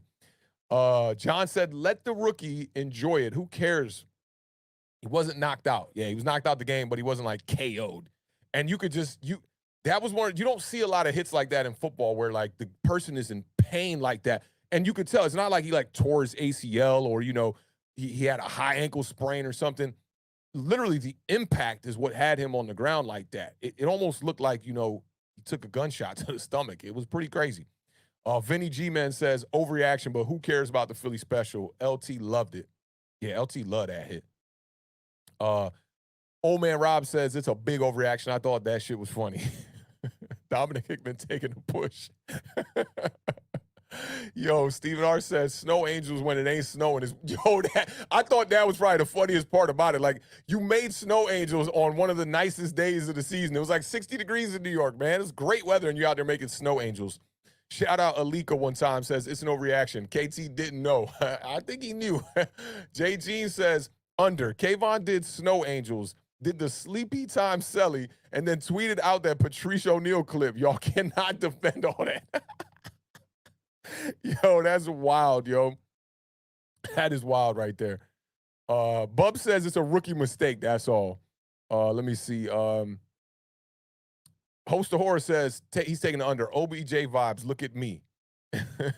Zeke Anderson says overreaction. Vinny G-Man says, you think they were trying to hurt DJ after that? Man, they trying to hurt the quarterback on every play. Definitely. Most definitely. You saw the little late hit where they hit DJ late when he was sliding. Yeah, they definitely trying to kill DJ. Facts. Nicking around says he mean by the sleeping celebration? Oh, what? I'm sorry. What did he mean by the sleeping celebration? If it was towards Foles, that was classless. If he meant he put the game to bed, I'm okay with it. Probably a little bit of both. Word said, did KT apologize? Bub said, yo, he did look over while Foles was on the floor and kept celebrating. Yes, he did. And it's the crazy part. Like, after he looked at him and saw he was on the ground, like, dying, okay? He's, like, literally dying. He still finished out the celebration. He stands up. The trainers are right there on Nick Foles, and he didn't even bat an eye. He just got up, kept it pushing. So I think he was definitely aware of that. Let me see. He said, Stephen Hart said, the hand hitting him while Foles was like my neck, my back, my neck. Yeah, that was crazy. That was crazy, dog. That was crazy. That was, yo. And I think Nick Foles, the thing about playing quarterback, right? When you get blindsided like that, it's almost better if you don't see it coming, right? And like your body is loose and you get hit. Nick Foles, you could see his arm was out like he was getting ready to throw, and he felt the pressure, and he tucked the ball and tried to protect himself. I think that's why the hit hurt even more. But his ribs got to be, yeah. That looked like he broke a rib. Let me tell you a story. I remember this one time, right? We used to, because I'm a skateboarder and I snowboard a little bit. I'm not really good at snowboarding, but I'm like definitely a better skateboarder. But we were snowboarding one time and sledding at this famous hill around my hood back in the day, at a Holy Cross, right? The hospital had these big ass hills back there. And this old dude, right? And this was probably when I was like 16. This old dude who was like about my age now, he's probably like 40 something, right? He's like, yo, let me get on the snowboard and whatnot. He went down the hill, and this dude hit the ramp, dog. And when I tell you he went flying, this dude was in the air horizontal like he was laying down on a bed, and then he hit the ground, and when you on a snowboard, your feet are strapped in. So like the board just like folded up underneath him and like hit him in the ribs. Everyone who was, this was like a famous hill, so there was probably like a good 150 people out there. Everyone who was like sledding and snowboarding all ran up to him, and I'll never forget, he's just like, I cracked some ribs, man. That kind of pain is what Nick Foles was in. I don't know what the x-rays looking like. It'll surprise me if Nick Foles don't got some cracked ribs, because that's definitely what it looked like. But yeah, the hand hitting him, Steven Arce, bro, like, it was crazy. This was one of those games where it was like too fun. It was too fun. We were having fun at their expense, and they were getting killed all day in this game. They were getting killed all day in this game. Let me see. Alika's taking the overreaction, says KT's a B. Sean G, same thing.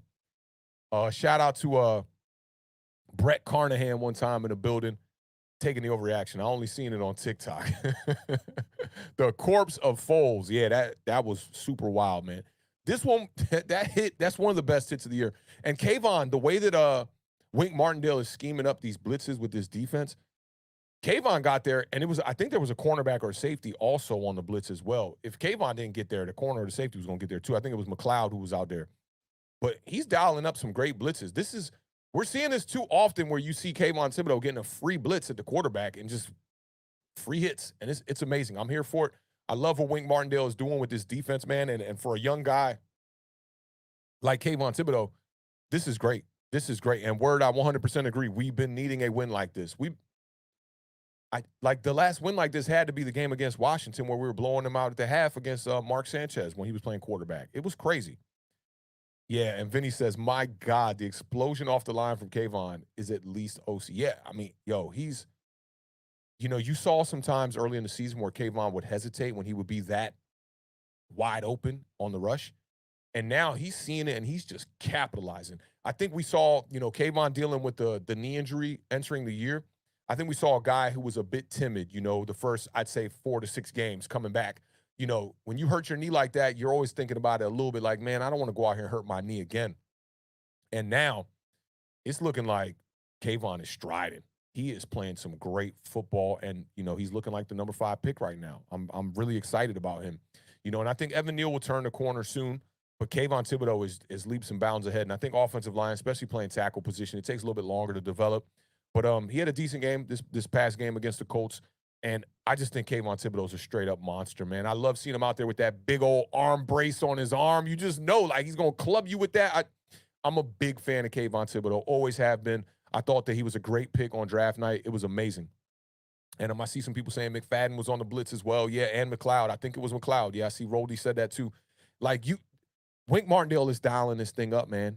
And I think on the low, Wink Martindale is like the unsung guy of the year for this team. Like, we really don't have to worry too much about the defensive side of the ball outside of a couple of games, and it's been amazing. As far as this Kayvon has no class, what the F did I just watch? Look, man, I talked about this all last year, right? Building a culture in the NFL has nothing to do with getting a bunch of nice guys on your team. This is football. You need to be smacking skulls. That's what they do for a living. That's why they get paid the big money. The game is high speed, high collision, right? A lot of hits are going to happen here.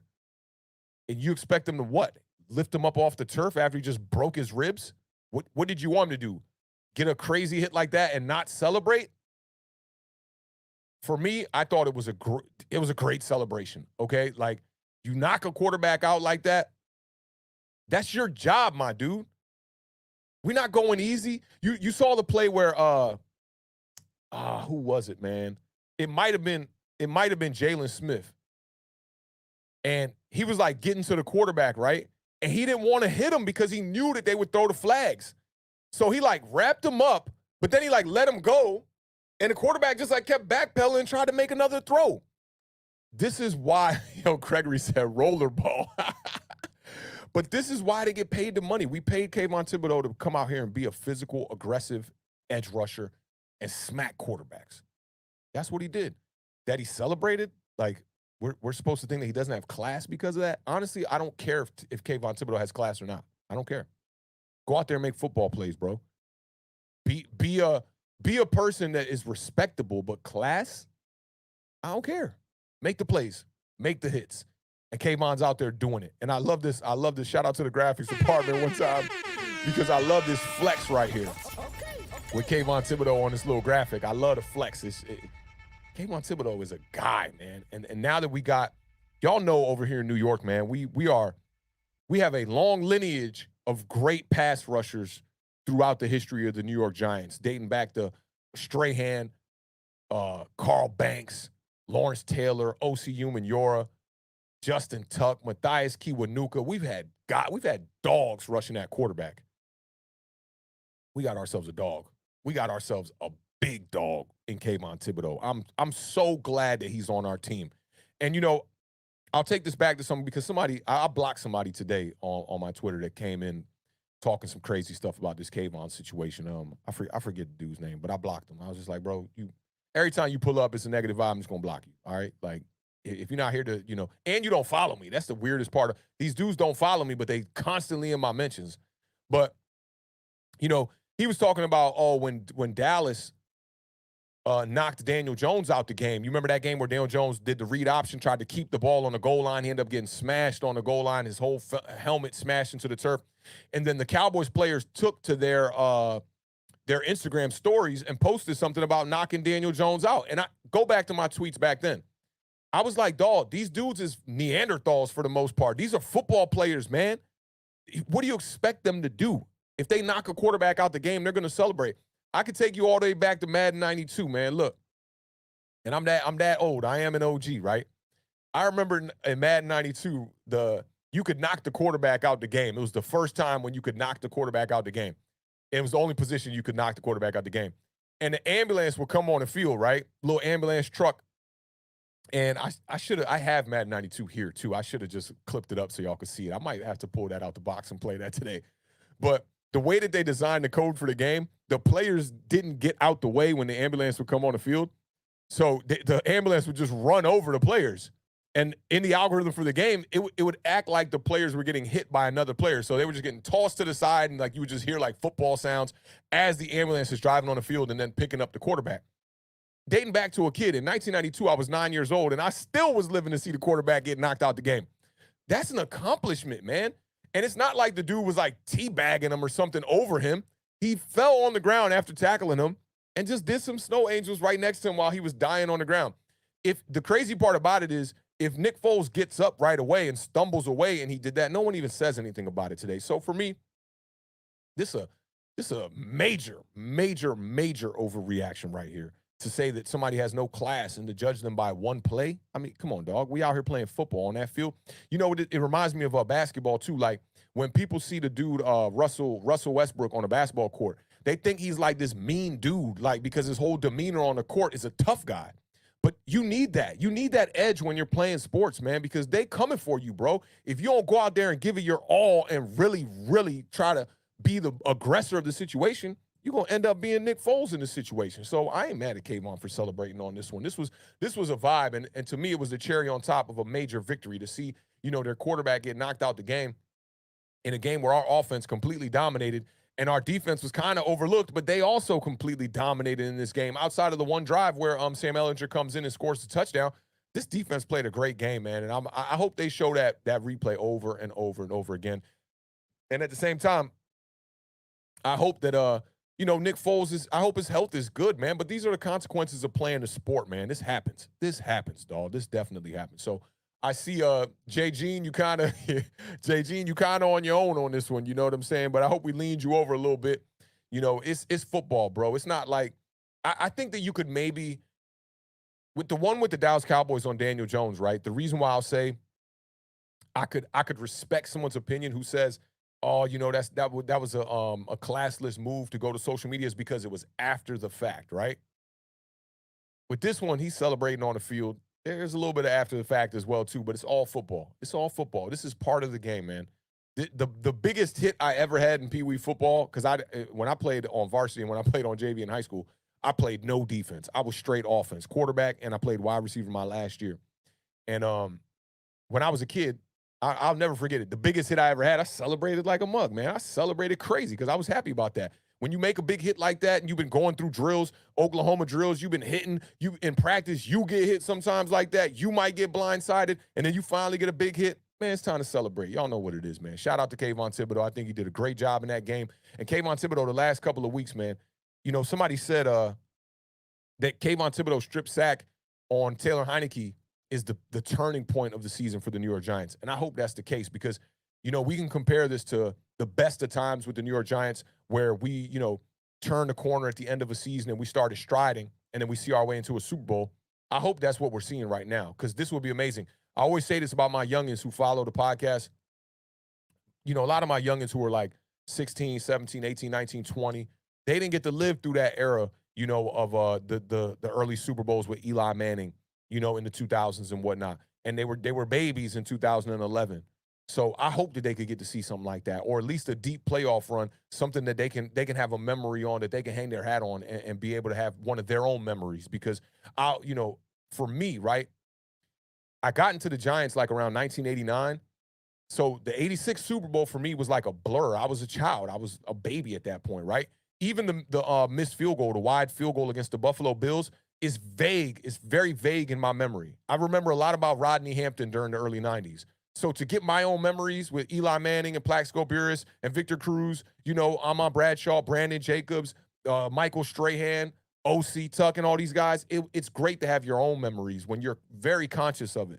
So for my youngins and for the the people that are under 20 at this point, I hope the Giants can get like somewhere deep into the playoffs, man, and give y'all own memories because you could have those in those rivalry conversations with Cowboys fans all day, and you were there to speak on it. There's Commanders fans right now. Shout out to the Beard, who he was alive and conscious during the Commanders, formerly known as the Washington Redskins, Super Bowl run in the early 90s. But they haven't been back to a Super Bowl in 30 years, pretty much. Cowboys, same way. It's been since 1996. A lot of these fans who are there, fans of these teams today, they have never even seen their team in the Super Bowl. As I like to say on the channel, man, you wasn't even in your daddy's nuts swimming around yet, and your team was winning the Super Bowl, and you have no memory of your own. So for all of y'all, I really hope y'all get those memories. And yes, DJ Adamets, thank you for bringing up Amani Toomer. There's so many players we could go over, man, from those era, from that era that, of those Super Bowl runs that we lived, man. So many great players. Mario Manningham cannot go unforgotten. David Tyree cannot go forgotten. These guys were great players, man, and they made key plays in big moments, which is why now I have respect for guys like Richie James, Isaiah Hodgins, and Darius Slayton. Nobody in their right mind thought that David Tyree was going to make the biggest play in the Giants Super Bowl that year. Nobody. I don't know if y'all seen the 30 for 30. Where they talked about his practice that week leading up to the game. He was dropping everything, and they have footage of it and everything. He was dropping everything. And this dude makes a helmet catch with Rodney Harrison right on him. Mario Manningham in the second Super Bowl. That catch on the sidelines, it don't get no better. It don't get no better. And I'm grateful that I was there for that moment. Like, I just can't forget them. They're just there for me. So for my youngins, I hope y'all get those moments, man. I really do. I really do. Because I've been alive for all the Giants Super Bowls, which I'm grateful for that. But for the youngins, I hope y'all get y'all moment. I really do. And if it happens this year, I'm all for it. I'm all for it. I'm the fan that wants the playoffs, and I want the deep runs. I definitely want the deep runs. But this one here, yeah, I think most of us are in agreement here. Maybe Kayvon doesn't have class. Maybe he does. At the end of the day, it don't matter. He's out there smacking quarterbacks. Do what you do, bro. I don't care. Just make the plays, win the games. That's what it's all about here. Oh, man, Lesnar talking about I love going to the parades, and that's one thing I haven't done. In 2011, my boy Noel, one of my homies I came up with in the Music Vibes, he was trying to go, and I don't know if he went, but, like, as I get older, I realize how important these moments are, that when you get a parade, especially if you don't live in New York like me, I'm down here in Washington, D.C., you got to go up there and just go, experience those parades, man. They're times that you're just never going to forget. And when I was younger, I was very, like, reserved on going to trips and whatnot and stuff like that. I'll never forget the Beard and a bunch of our other homies went to Mardi Gras when we were, like, probably, like, 17 or 18 or something like that, maybe 19. And they went out there and had a blast. And I got to live with those stories that they come back with all the time and be like, damn, I wish I was out there, man, because I ain't get to do, like, my major partying until probably my mid my mid to late 20s, I'll say. But yeah, the parades be fire, man. And all these New York Giants events, I try to make it up there. I didn't make it up to Fan Fest this year, but I made it up the year before. And I know that Talking Giants and Bobby Skinner and Justin Pennant, they're going to be doing an event like a playoff watch party. And I'm thinking about maybe pulling up there. I forget the bar, but once I get that information, I'll make sure to retweet that on my Twitter timeline and talk about it on the podcast as much as I can, because it's good to be around Giants fans. That's one thing I don't get, being out here in D.C. Like when I go to the bar, I might link up with one Giants fan or be there with my homie Pat, who's a Giants fan, and that's about it. But to go to like New York and rock out with y'all would be amazing. Like here in DC, right? Like we got a spot. I don't know if y'all got these up in New York, but we got a spot called Foreman Mills out here, right? And what ends up happening with a lot of the memorabilia from Washington, like the football team, the Commanders, the Redskins, when players get like, traded or they're not making an impact and their jersey sales go down, they throw them to these outlets. So they'll be at like Marshall's, they'll be at like a Nordstrom's Rack, they'll be at a Foreman Mills. And I just always wish I was in New York for that, because like I would get these old jerseys, bro. Like give me an old Odell jersey. Give me like an old Manningham jersey. I'll take that all day. And here in DC, these jerseys be like, you could get like an RG3 jersey for like $2. I'm like, I wish I could get that out there. So when I get out to New York, I'm definitely going to be trying to hit up all the spots and trying to rack up on jerseys and get as much memorabilia as I can, man. I got a ton of memorabilia. And shout out to the wifey, man. She got me a bunch of New York Giants hats. She got me this dope black stain one, and she got me this red one. I was rocking this one on the last stream. This joint fire too, man. She's been blessing me with a bunch of stuff. I got a couple of T-shirts and stuff. I'm all about the memorabilia. And if we get to another parade, trust and believe, I'm going to definitely be out there, Lesnar. I will definitely be out there. And let me see. Roldy says, I was at the 07 and 11 parade. It's always a great experience. Yeah, man. The only parade I've been to sports related was the Capitals parade here in DC, and that joint was crazy, man. Like the streets go crazy. The police ain't tripping, so you could pretty much do whatever you want out there, man, as long as you ain't doing nothing violent. And it's a blast. So trust and believe, the next one that the Giants get, I'm gonna definitely be up there, Roldy. You already know what it is, for sure, for sure. Let me catch up to y'all. Oh, yeah, Kareem E said, we got the Foreman Mills and the Marshalls and the Burlington Co-Factories. Yeah, you know about the commercials. Foreman Mills. Choice is crazy, yo. But they definitely got the bargains on the official jerseys. And I will say this, yo. This is a message to the New York Giants franchise. This year, the way that they cheaped out on the jerseys, that's some bullshit. No stitched uniforms all year long. Not only did they not sell the legacy uniform stitched, but the players don't even rock a stitched uniform. They cheaped out this year. And I know that's not on the doing of Nike or whoever the brand ambassador is for the uniforms for the NFL. But, like, when I look at the Seattle Seahawks uniform this year, and I'm not talking colors, I'm talking quality. The New York Giants quality of our jerseys is trash. That iron-on bullshit that they're putting out there and selling to fans for $150. And then the number, like, I'm looking at these Kayvon Thibodeau jerseys, the number is so little on the back of the jersey. Like, yo, I got my Tiki Barber jersey from, like, probably, man, that Tiki is probably from, like, 2000 maybe. That was when Reebok was doing the jerseys. It's a full-fledged, real-deal jersey that they were wearing on the field. It's got room in the shoulders for the shoulder pads and all that. Everything is stitched on it, down to the Reebok logo, the last name patch, and then they doing this fake iron-on patch where it's like, you put the stitches around an iron-on patch. Like, yo, it's terrible. And our uniforms are so, like, we got beautiful uniforms. Them adding the legacy uniforms this year, the all-white color rush. You know, I even love the home uniforms that they put out there, the blue and the white. All our uniforms is fire. I want them to bring back the red and bring those with a pair of red pants and then go with the legacy helmet. All these jerseys are so dope, but we got these bogus iron-on vibes. Like, I've been watching football for a long time, and ever since eBay first came out, like I remember when eBay started to become a thing, right? I ordered my first Eli Manning jersey, like right before the first Eli Super Bowl. So I probably got my first Eli jersey, which is this was during like the Mitchell and S days. It's so oversized. I mean, I was on my Jay-Z vibes. Like the jersey's like a double or triple X. It's like a damn gown on me. But I got that jersey back then, and I read up on my Eli jersey in 2020, I believe it was. Let me see. That was No, 2019. In 2019, I read up on the Eli jersey right at the beginning of the year. And that was when Nike got the contract. And those are stitched as well. Like, for them to drop these uniforms this year, dog, they look like, you know, when you get your kids a jersey or something like that and the number be all little, or like the way that they used to make these jerseys for the women and stuff like that, they be all little. Like, a message to the NFL and to the Giants franchise, yo, give us some real jerseys, man. This is bogus. And this is why I haven't bought a jersey. Like, I probably would have bought the Kayvon Thibodeau jersey, but it's like, it just looks so cheap to me. So I won't harp on that too much, but it's like, y'all got to do better, yo. Them uniforms is definitely trash. Definitely trash.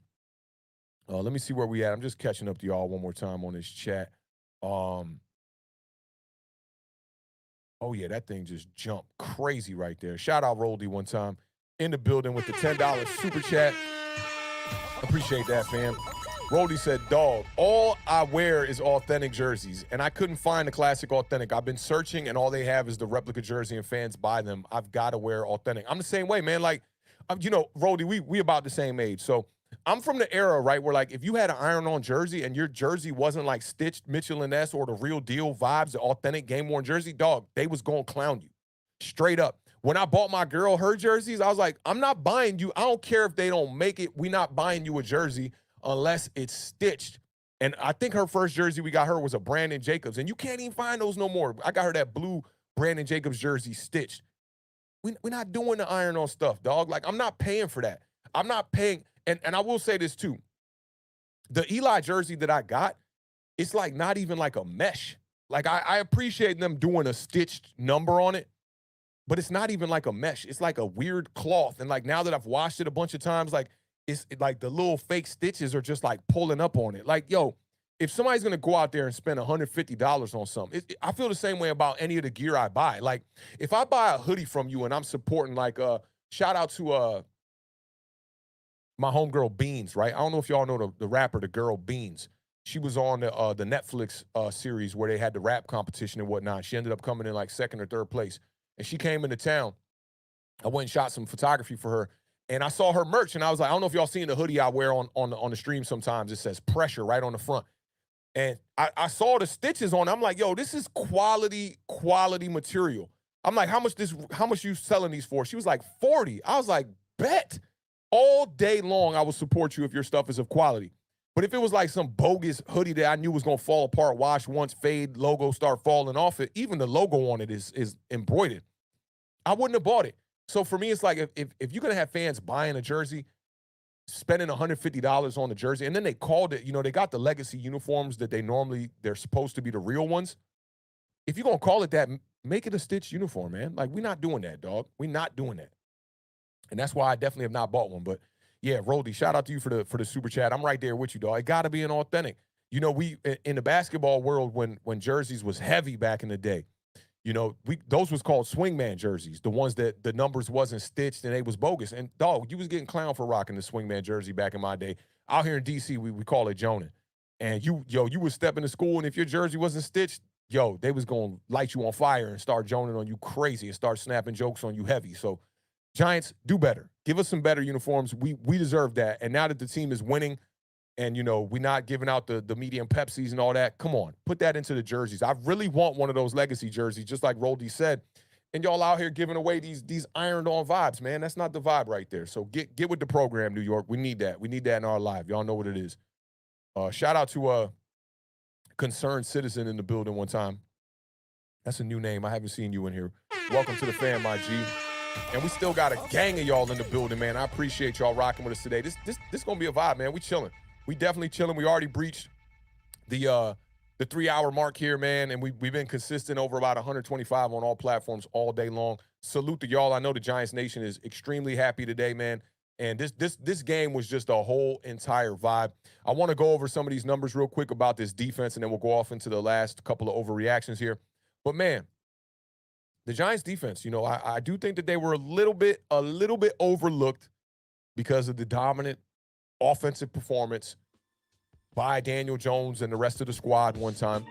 But now the Giants defense, they came into this game ranked dead last as far as rushing defense goes. And we held the Indianapolis Colts to 128 yards on the ground. That applause to them for that. Air horns to them for that. That's major right there. I know they didn't have Jonathan Taylor, but Moss came into this game. He had a couple of good games coming in. And I knew it was going to be, if we could stop them, we'd have a good shot at winning this game. Now, we got to talk about 21. I talked about Tiki Barber in the jersey, but we got to talk about Landon Collins, man. Shout out to Landon Collins, man. He showed up in a major way with that pick six. 52 yards to the house, man. And that, I love these stories for these players, man. I love these stories because they wrote Landon Collins off, man. This dude was a free agent throughout the whole entire year. And he got that interception with 1:45 remaining in the second quarter to push the score to 21-3. And to me, that's the difference maker right there. 14-3, the Colts could come out there, score a touchdown, and get back into that game. When you go down 21-3, and then, Graham Gano did add the extra field goal before the half to put it to 24-3, you pretty much dead. I didn't want to jinx it, so I wasn't saying we got the victory already, but I was pretty much like at halftime, like, we got this win in the bag. Ain't no way you about to see a giant collapse and the New York Giants end up losing this game. But Landon Collins ended up getting the 5th interception for this New York Giants defense on the season. I think that's dead last in the NFL, too. So we needed those. Dexter Lawrence, man, who is a Pro Bowler, balled out in this game. He had a sack in this game. Kayvon Thibodeau had the sack in this game. We talked about that one on Nick Foles. He definitely knocked Nick Foles out the game. Jalen Smith, man, he had a pretty decent game as well, too. I know a lot of people have been talking about Jalen Smith struggling to step up and fill these gaps when it comes to stopping the run. He did a pretty decent job in this game. He led the Giants with 9 tackles. 5 of those were solo. It was really good to see Xavier McKinney out there on the field with the clubbed hand. I swear to God, I thought I heard the announcer curse during that game when Xavier McKinney dropped that interception. I thought he said Xavier McKinney would have had that interception if his hand wasn't all effed up. I thought I heard him say that. I'm going to go back. I know a site where you can look at the broadcast over again. I'm going to go back and look at that to make sure because I swear that's what he said. But Xavier McKinney, man, he started at free safety, and he had 7 tackles in this game, 4 solo tackles, and he had 1 pass deflection and the drop interception and whatnot. It was his first game back since October 30th. Big shout out to him, man. And we're going to talk about some Daniel Jones, some Saquon Barkley stuff, some offensive stuff. But I just wanted to send a big shout out to this defense. They held the Indianapolis Colts to 3 of 12 on 3rd down. The Colts were 2 for 2 on 4th down. But we dominated this game, man. Time of possession, we won 31-28. The turnovers, the Colts had 1. We also had 1 turnover in this game. Let me see what else we got here. 2 sacks. It was a good day for the defense, man. And they got to chill, enjoy themselves on the sideline. They held the Colts to 252 total yards on the day. So big shout out to them. The Colts only had 5 rushing first downs and 7 passing first downs. So, yeah, I got to send a big nod to this defense. The defense has been the foundation and the backbone for this team all year long. And Wink Martindale, man, he's just been doing wonders with these guys. We've been banged up. We've had injuries left and right. The one blemish we can put on Brian Dable or whoever it was that made that call was to put Adoree Jackson out there at punt returner because we could definitely use him. And, hey, Roldy, I appreciate you bringing that up about the Dexter Lawrence sack where he literally pushed Quentin Nelson right back into Nick Foles, man. It was strength, man. Just straight up strength. And I think he was being double teamed, at the early onset of that play, man. That dude is just Dexter Lawrence is a guy, man. He's a guy, man. I love the energy that he brings to his team because it's ferocious, it's aggressive, but it's also like fun and lighthearted. You can tell that dude is just having the time of his life. I don't know if you guys got a chance to check him out when he was mic'd up on the Sights and Sounds a couple of weeks back. That dude is hilarious, man. It's almost like Dexter Lawrence could have been a comedian if he wasn't a football player, man. He's definitely hilarious. So shout out to Dexter Lawrence, man. He's the one thing I feel like that has moved in a positive way from the OBJ trade situation with the Cleveland Browns, man. He's the one thing that you could look back at and go, Let me see. So Chris P said, FYI, the Week 18 schedule is out. Okay, definitely got to take a look at that. I know there was a couple of games that were going to get flexed and whatnot, and I think some of those games got moved to Saturday. That's going to be interesting as well. But let's get off into this next overreaction. Let me see how many more I got. We went over that. Yeah, I feel like I'm missing one up here too. Let me check something real quick. Here. Yeah, I knew I was missing one because this is the most important one for real. All right. So we'll go with the most important Giant overreaction, I feel like, of the day. And then we'll round it out with a more chill one that has to do with week 18. So let's get off into this last Giant overreaction.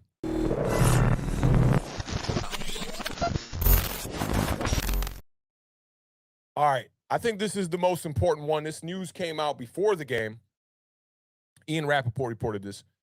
The Giants will, I think that's a very important word in this situation. He said the Giants will offer multi-contracts to both Daniel Jones, or multi-year contracts to both Daniel Jones and Saquon Barkley. What y'all thinking about this? Do y'all think that this news is straight legitimate and we should go with it? Or do you think that there might be some smoke to this? Do you think this is an overreaction? Or do you agree with the statement? Do you think that Daniel Jones and Saquon Barkley are both going to get multi-year contracts at the end of this season? I will throw out there the franchise tag is an option for one of these guys. But let me know what y'all think. Y'all think this overreaction? Or y'all going to take the under and agree with the statement on the screen? Let's see what y'all talking here.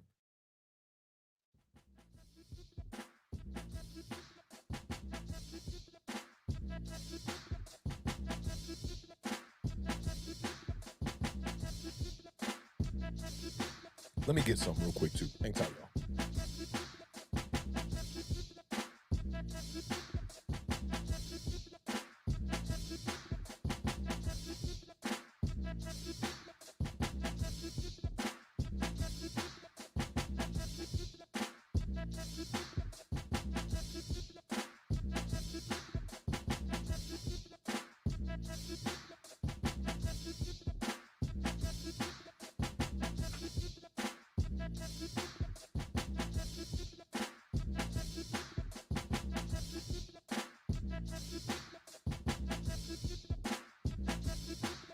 So I wanted to get two pieces of memorabilia that I have here that are gaining value as the day goes along and just very pretty. Like this signature for one, that's a pretty damn signature right there. Shout out to the Beard who blessed me with this for a Christmas gift. I want to say last year, right? And with this overreaction that's on the screen right now, right? The value of this could go way up if Daniel Jones increases the way that he plays and he gets this contract. Now, my girl also got me this one. This is from the 2020 season, I believe, and it was signed by every player on our team. And I'm gonna we gotta get some exposure because this is white. Let's get the exposure up just a little bit here so y'all can really see that. This was signed by every player on that team. It's got Sterling Shepard on there, Saquon Barkley on there, Nick Gates is on there, a bunch of pivotal players. Nick Gates has terrible handwriting too, by the way. This is right there. But shout out to Nick Gates, man. His story is amazing this year. I'm so happy for that guy. You got Saquon Barkley with the SB right there. This football is in the Do You Believe in Daniel Jones video that we created at the beginning of the season. But I think that this football represents so much to me because this was like the most trying times for me as a Giants fan. And the dope part about it is the NY logo is right there and Daniel Jones' signature is right under it, right? This could be one of those things that we look back on in like a few years and be like, man, remember when we were all in limbo about Daniel Jones and Saquon Barkley? You remember like entering the season this year, how people were like, Saquon Barkley is a shell of himself. He's washed. He's injury prone. It reminds me a lot, and I don't like doing this. Y'all know I talk about this a lot. It reminds me a lot of the Eli Manning times, right? And Eli Manning and the whole situation with Eli Manning, it taught me a lot, you know, because I was a Homer fan back then. I'll keep it real with you. Around like 2006, I was a Homer fan. Like Eli could do no wrong to me. I was just happy to have Peyton's little brother on our team at the time. And I remember telling my boy Patrick, who is you know, the reason why I am a Giants fan. He was out on Eli. He was like, dog, he's not the guy. He's had way too much time. It's not working. He's got the weapons around him. It's not working. And I was like, bro, just stick with him, man. Just stick with him through this contract. I think he's going to do it. I think he's going to do it. I didn't know nothing about football like that back then, to the point where I was, looking at it like assessing Eli like the way I am with Daniel Jones these days. I was just looking at it like, have faith in your players, And I had faith because Eli was my dude. Like, Eli was just, I just literally, like I said, I love the fact that we had Peyton's little brother on our team, and Peyton was such a good player. If that was in his genes, like, Eli was destined to be a great player, right? And it turned for the good. So this football could definitely represent like really bad. Last year I was looking at it like, damn, that football like doesn't mean a thing to me at this point because we're not a good team. But a lot of these guys, man, they built the foundation for this team. Like, I see Reggie Ragland's signature on here. You know what I'm saying? Like, it's really interesting. Some of these guys who came and went, right? But they were a part of just building what we have here today. I see Evan Ingram on here, who I wish Evan Ingram nothing but the best, man. Like, it's so good to see Evan Ingram shining with the Jacksonville Jaguars and really being a real deal playmaker over there and playing to his potential, And it's great to see this kind of turn in our favor, And I think that this question here, or this statement here, the Giants will offer multi-year contracts to both Daniel Jones and Saquon Barkley. We're at that point now where it's like nobody knows what's going to happen in the future, right? For all we know, a guy could have a career-ending injury. A guy could be traded. There's so many different things that can happen, right? So this is why I hate the people that like come back and do these major victory laps. Like, I had people that were pulling up some of my tweets from years ago, right? When I woke up this morning, and I'm just like, dog, y'all are spending time digging into people's takes that they were wrong on something. It happened when we stunk. People dug up my my take about Daniel Jones is going to be better. It was from 2019 where I said Daniel Jones is going to be better than Josh Allen. And now that we're good, you got people that pull back takes of like where I'm like, Taylor Heineke has more touchdowns than Daniel Jones. Or at the beginning of the season when I said, I think Tyrod Taylor could be the better option. At the end of the day, it's like we don't know what's going to happen. We're just giving out opinions, right? And, of course, sometimes you're going to be wrong and sometimes you're going to be right. But right now, I just feel like we're in that moment. We're in that moment where it sure feels like things are turning and they're going towards the right now, right? Where the Giants are playing really good football and we're going to the playoffs. I think this is the time where, and I talked about this a little bit earlier in the stream, our fan base, hopefully, I hope, I'm not in charge of what other people do with their lives and how they root for their team. But I just hope that, like, this year is the year that acts as the glue for the Giants fan base. And instead of, like, attacking each other, we can be adults and, like, everyone can have their opinion at the end of the day, like what we have here in the chat with the family, but we all still respect each other. Like, I know guys like Roldy are, they're not the biggest of Daniel Jones guys, right? Or OG Knockout, or there's a few people I feel like on our that come into our community that are like that. And then you have people that are very objective. James Williams is another one as well. You got people that are objective as well, like that are like me, that are kind of like, he plays bad, but he's playing bad. He plays good, he's playing good. He plays great, he's playing great. But hopefully this will be this year, and hopefully at least a playoff win can galvanize this community, because I'll never forget how I got off into it. When I used to live at this old house in Edgewood in DC before I moved here to North Capitol. And I remember it was like we first moved into that crib and I had not gotten cable yet, right? So everything I did was like on YouTube. And I found Entertainer's channel, right? That's how I met Roldy. It's through Entertainer's channel. And I remember, I'll never forget it. It was like 2018. And Entertainer was doing these videos like out of his apartment and whatnot. And they were like kind of like loosely kind of goofy and like, like he was kind of like, there was a lot of humor to him at the same time. He wasn't like the same serious football guy he is today. And he only had like a couple hundred subs on that channel. I've been rocking with Tainer since day one.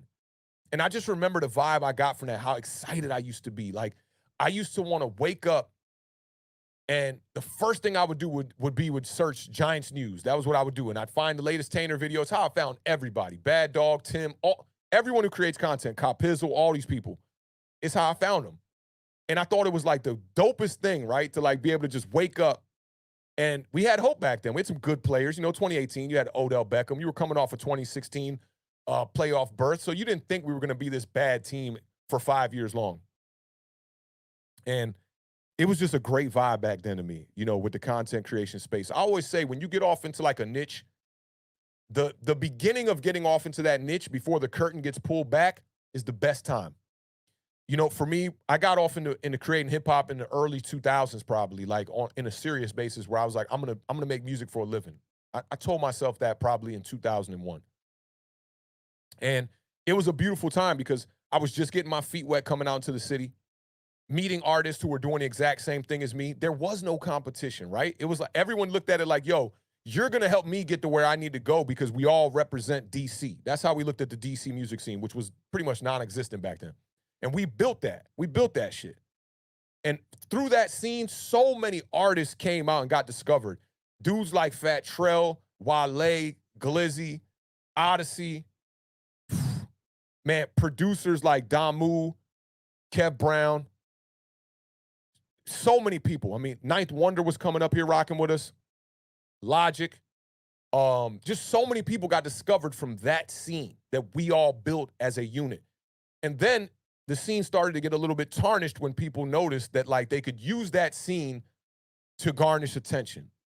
And I feel like a little bit of that is kind of happening with the Giants in a way, right? And not necessarily just off the attention, but it's like it's become a competition that has turned a bit toxic.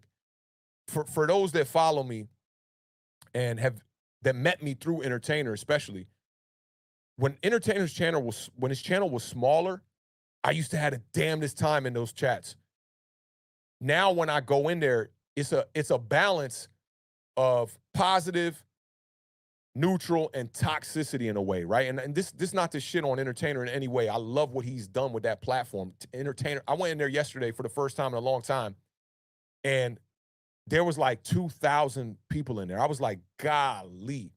But there's something about when you got these personal relationships, and that's why I say this. I say all that to say this, like, the best time is when you first start with any niche. Like, when y'all pull up in the chat, I know who y'all are off the strength of what you've said in my chat. I know Vinny. I know La Bamba. I know Roldy. And shout out to my man Lucas. Lucas pulled up at the perfect time right now, and he even says it right here. He said, I started watching Tana first. I used to disagree with everything he said back in the day. And this is how me and Lucas came to be homies. When I see y'all all in the chat, I know who y'all are. Steven Ars, who I've chopped it up with a bunch of times outside of the YouTube platform. It's great to see it in the beginning. And hopefully, like, this winning, because winning will solve a lot. And I see Mr. Mini Guy says, Awthentik sounding like an old head right now. Yeah, because I am an old head, bro. Like, don't get it twisted. I was born in 1983. I don't know how old you are, Mr. Mini Guy, but I've been here for a long time, right? And experiences make you experience your new experiences with a different eye. You appreciate things in a different way. And with the Giants community, that's why I appreciate it so much. It's like I'm seeing this new thing that reminds me a lot of what I saw in the music industry when I was coming up. And when the curtain got pulled back in the music industry, for me, I really wanted no part of it. Because you start to see everybody doing stuff for money. You start to see that everybody who's doing something is doing it with money. It's not a sport that is based upon who is technically the best. And that's why I say with the Giants community, find your value and give your value to the Giants community. Because, Mr. Mini Guy tells me he's 19 years old. You got a long way to go. You got a long way to go, bro. You got a lot of life ahead of you, bro. And I know right now you probably feel like, yeah, I'm an adult and I'm going. When I was 19, I was like that too. They couldn't tell me shit, bro. But trust me, like, be in the moment with those experiences, right? Even when it's just football, like, be in the moment with it. Because you never know. You never know. Like, you might not get another playoff shot here. It took us from 2016 all the way to 2022 to get another playoff shot. And before that, it was 2011. So these are few and far between. And I say all that to say, like, take advantage of those moments, man. Like, take advantage of those moments. Like, when you see them there, live in it, bask in it, and enjoy it. Because today, I feel like the winning of the New York Giants is going to galvanize us a little bit more. And I'll look back at that football in a couple years and be like, damn, yo, I thought I was going to get rid of this probably. And I'll look back at it like, wow, that was the pivotal, that was the transition right there. And even in music right now, we're in a major transition. We're in a major transition. I'm glad I'm here for it. You know, I was built for this shit, yo. And I'm glad I'm here for it. And same thing with the content creation game. And I think crossing those two platforms and molding them together is that was the calling for me. And I'm starting to realize that after a bunch of experiences through what I've done in media.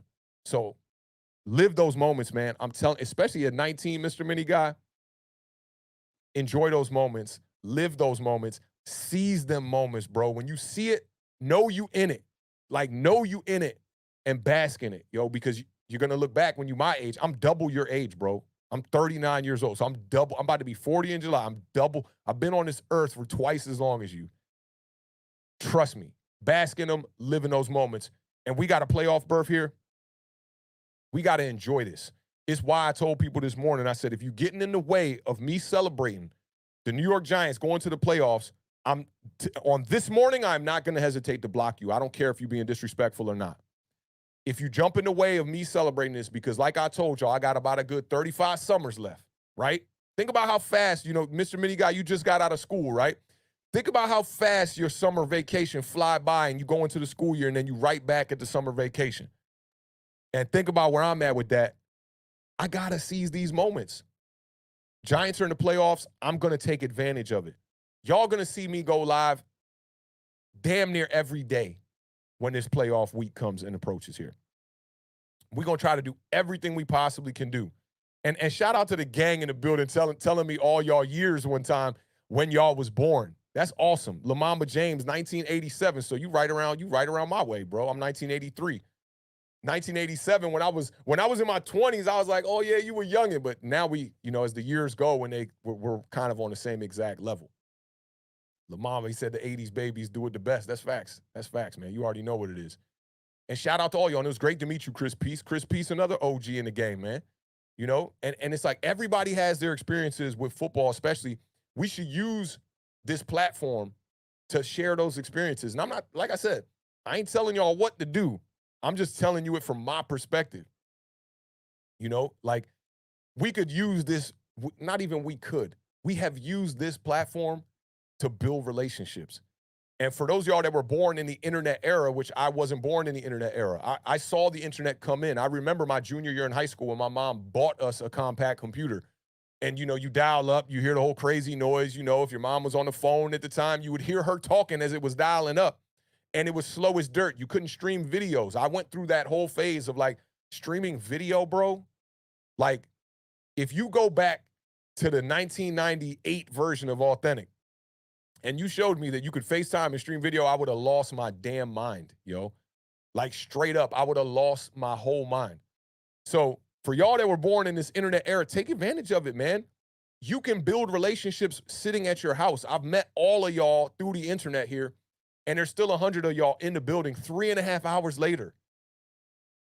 And I've met y'all through a computer screen, bro. Like, it's wild, and I'm grateful for it. I'm definitely grateful for it. And I see all of y'all shout. I'm glad y'all put y'all years because it gives me perspective. If y'all follow me on Twitter, right, when I get into like a silly argument and I feel like, you know, this feels like a argument from like my childhood or something like that, I always ask people, I'll be like, how old are you?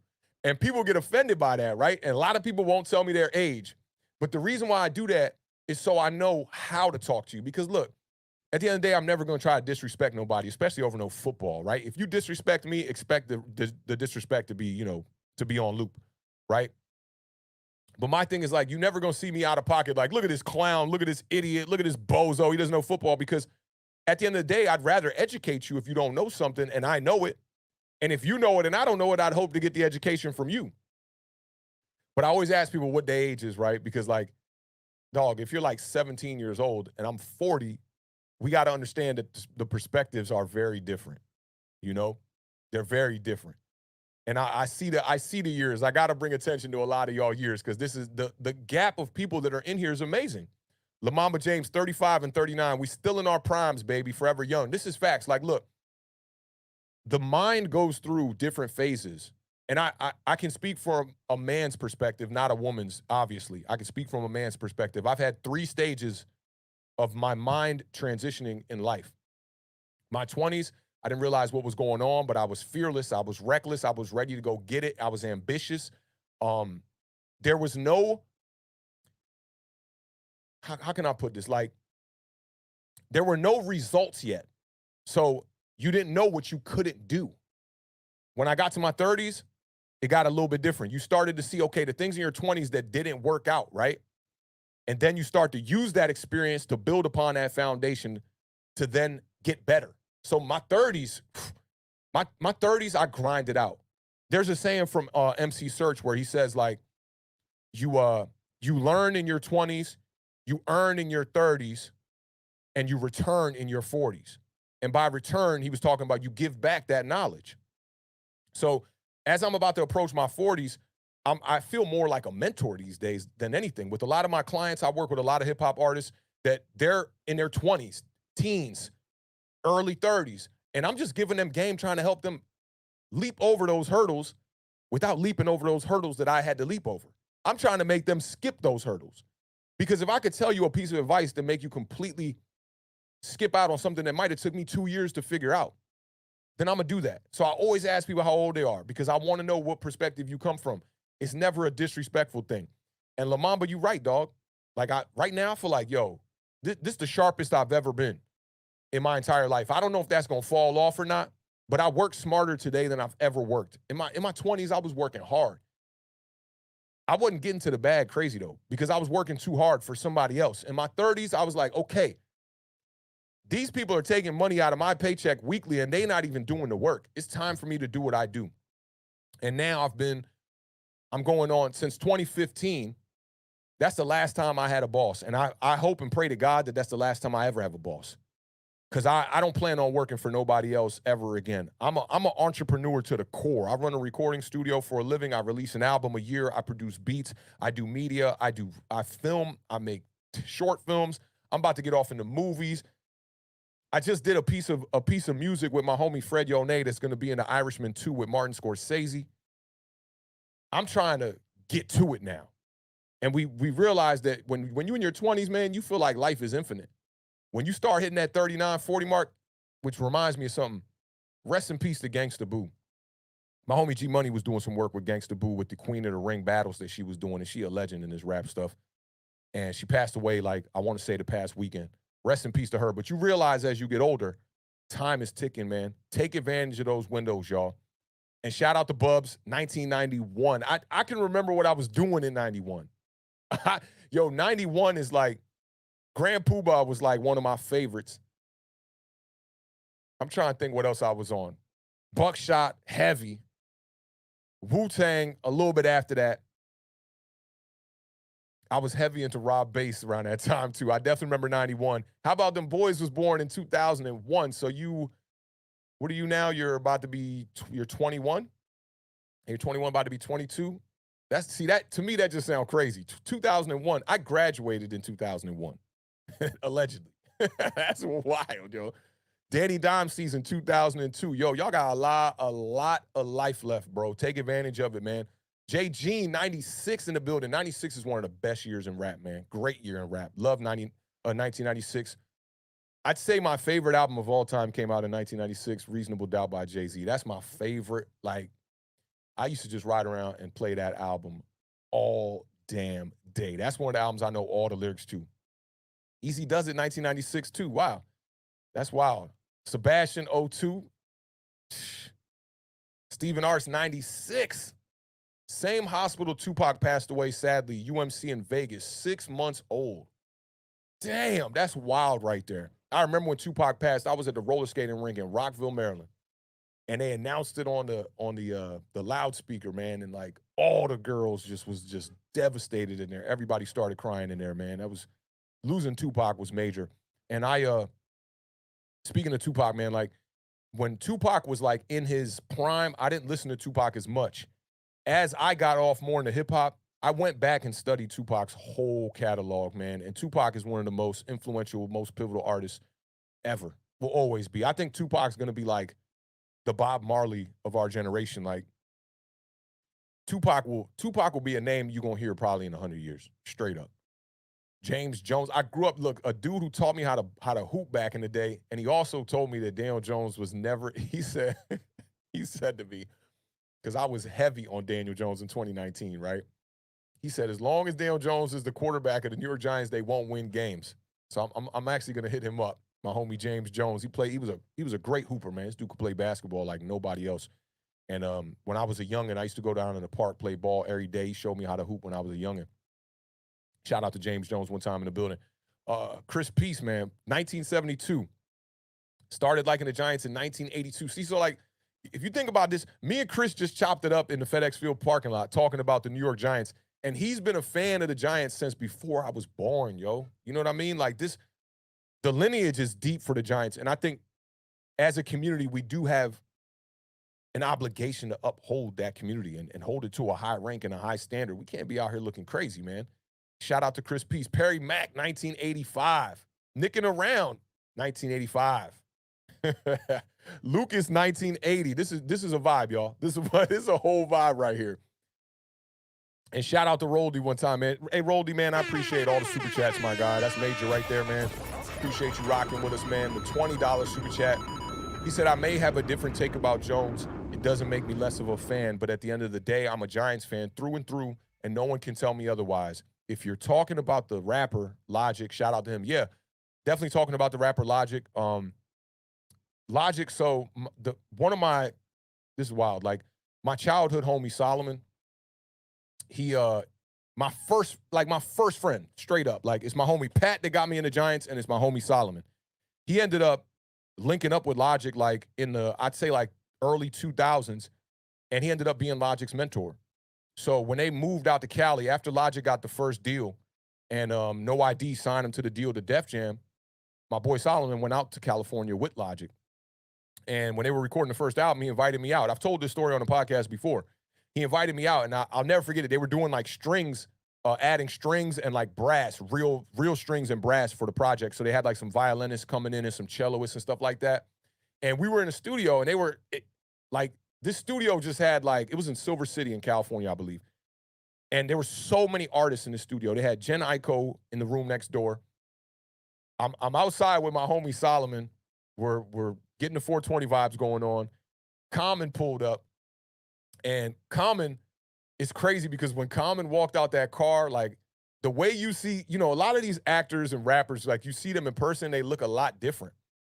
The way Common came out that car, he had the white towel over his shoulder, dog. He looked like he was like literally in a movie, dog. And my homie Solomon was like straight up starstruck. But I got to hang out with Logic and all of them during that. And Logic was in our scene, before that as well. I remember seeing Logic at Island Cafe in DC on a show. He was opening up for like Phil Ade and a few others. And I didn't mention Phil Ade. Shout out to Phil Ade, another pioneer in this game. Chaz French, all of them. They helped move this scene here in DC. But I was out there with Logic when they were recording, doing some stuff for the first album. And Logic is a super cool dude. And when you talk about the internet stuff and how like we were talking about Tim from Online Big Blue earlier canceling his channel and stuff like that. Like this stuff that people say to people, it gets to people, and Logic is a perfect example of that. Like when he was online, the comments that he was getting and the bullying he was getting and the stuff, the criticism that he was getting from hosts like Joe Buttons and other people like that affected him as an artist. And I remember he took a hiatus. He even said he was retiring for a while. It's great to see that he got back and came back. I haven't checked out the new projects that he's put out, but I need to do that, man. But shout out to Logic, man. And then when they came back on the tour for the second album, he invited me out. They played Pier 5 that's out here, and it's in the Maryland area. And he gave me all access passes, man, and like let me bring my camera out there. I took some awesome photos of them. I was like on the stage with them, man. And like Logic is a great dude. I went to high school with his two twin brothers, and his father is a pioneer also in the go-go scene out here in DC too. And I used to chop it up with his father all the time too, man. Like good folks, man. Came from the gutter for sure. And Logic, his story is great, man. It's great to see him prevail and be back in the music industry. I mean, and just doing things, like whether people like the music or not, that's up to them. But I think Logic is doing great things in the hip hop community, man, and doing a good job of upholding the lyrical side of things and like the real rapping side of things in an industry where it's like, the image is selling a lot more. So big shout out to Logic, man. He every time I've kicked it with that dude, he's been a good dude. Very like down to earth brother and very like welcoming. You know, it reminds me of one time I got to kick it with Vernon Davis out here on his birthday. And Vernon Davis was like the nicest dude I'd ever been around. Like it was his birthday. We were in the club and he was just so concerned with like what I was doing. Like, you good? You got drinks? You got like every 5 seconds, man. He was like one of the nicest people I'd ever been around. I'm just like, yo, dog, it's your birthday, bro. Like, and Logic is very similar to that, man. So big shout out to Logic, man. The first couple albums definitely fire. And this super chat is gonna make me go and listen to some Logic today. I'm gonna go and listen to some Logic today. So shout out to Logic. Let me see. SHU Carter, 1998. Sam Costanzo, 1991. Sheesh. Max, I didn't know you were this young. 1995 one time. That's wild. My brother's calling me right now, too. Alika, 1970. OG. What's going on, Alika? That's what's up. Nick DeWick, 2004. Gregory is 1965. I had no idea, dog. I had no clue, dog. Triple OG in the building, man. Big shout out to Gregory, man. Cowboys fan. Been rocking out with us for some time now, man. Big salute to you. John is 1987. Year of the Rabbit. Kareem Yee, 1976. This is 2 years before my brother. My older brother got 5 on me. Let me see. Bookend tackles. My firstborn was 1998. I feel old after seeing these dates. I feel you, bro. I'm like, I had no idea. You know, I know that our community is very like well spread as far as the demographics and the age go, but I had no idea like none of y'all ages and what year y'all was born. It's a good vibe here to know like where y'all stand as far as the age group goes, man. Y'all got a lot of y'all got all of us, man. We got a lot of life left, man. A lot of life left. Roldy, 1985. Roldy always struck me as he was going to be 81. I thought he was going to be a little bit older than me. Solving the Race Problem, 1991. JoJo Freelancer, 1981. Solving the Race was 1991. Let me see what Nicking Around says. I don't give a damn how anyone else wants to root for their team, but I stay away from the negativity when the team is rolling. I'm happy as hell. Someone want to get hung up in a player, that's on them. Facts all day, man. I 100% agree with this Nicking Around. This is what it is right here. Stephen R says, shout out to the old head Giants fans in here. One thing I wished I could have seen LT play, but I seen 2 Super Bowls and the next great one like Strahan. And the greatest Giants quarterback, Eli Manning. Facts. We're blessed to have seen Eli just come out of nowhere and just completely ball out. I got to see Lawrence Taylor, and it was amazing. You know, I caught Lawrence Taylor like at the tail end of his prime, and then I saw the downfall kind of Lawrence Taylor as well. And then it's weird. A guy like that wouldn't retire as abruptly, I feel like, in this day and age. You know, I forget how old he was when he retired, but I do remember that very well. Let me see. AJ Nick said, I watched the NFL in my area in the early 90s. Then it got cut off. But then when I got DirecTV, I started to watch it again. Where you from, AJ Nix? I want to know what area they cut that off at. David G, 42 years young, in the building. I see it in the profile pic, bro. Yeah, you looking like you a good 30 right there, a good 28 one time. We got a lot of life left, man. We got to enjoy these times, especially when the New York Giants are in the playoffs, man. It's major. It's major, yo. Let me see. Yo, John said 25 more minutes and I'm off work. I told you, fam, it was going to fly by. I told you. Rozelle said, rest in peace, Gangsta Boo. Yup. Big facts, y'all. Big facts, yeah. Class of 04 represent. La Mama said, I love 96 rap. Yes, 96 rap was great, man. That was a great time. Great time in rap. And then followed up by like the DMX era. I thought that was another great era in rap as well. X went platinum twice in 1 year, man. He was, rest in peace, DMX too. Great artist. Old Man Rob, 1968. Most of you were in your daddy's. Yeah. Most of you was in your daddy's for sure. Definitely swimming around hoping to get to the to get the golden ticket. That's facts. Five Blizzard said, Awthentik, check out my album on all digital platforms. Five Blizzard, Lincoln. All of y'all do that. I'll make sure to do that as well. Yo, everybody in the chat, you want to show some love to Five Blizzard, go send him some streams his way. That's what's up. David G, 1980. A Man of the Culture, 1995. Yeah, man, y'all in the building. Mario Victor, 1988. Y'all in the building. Y'all are in the building, man. Let me see. Nick DeWick said, wow, Pizzle's family is being threatened and might shut his channel down.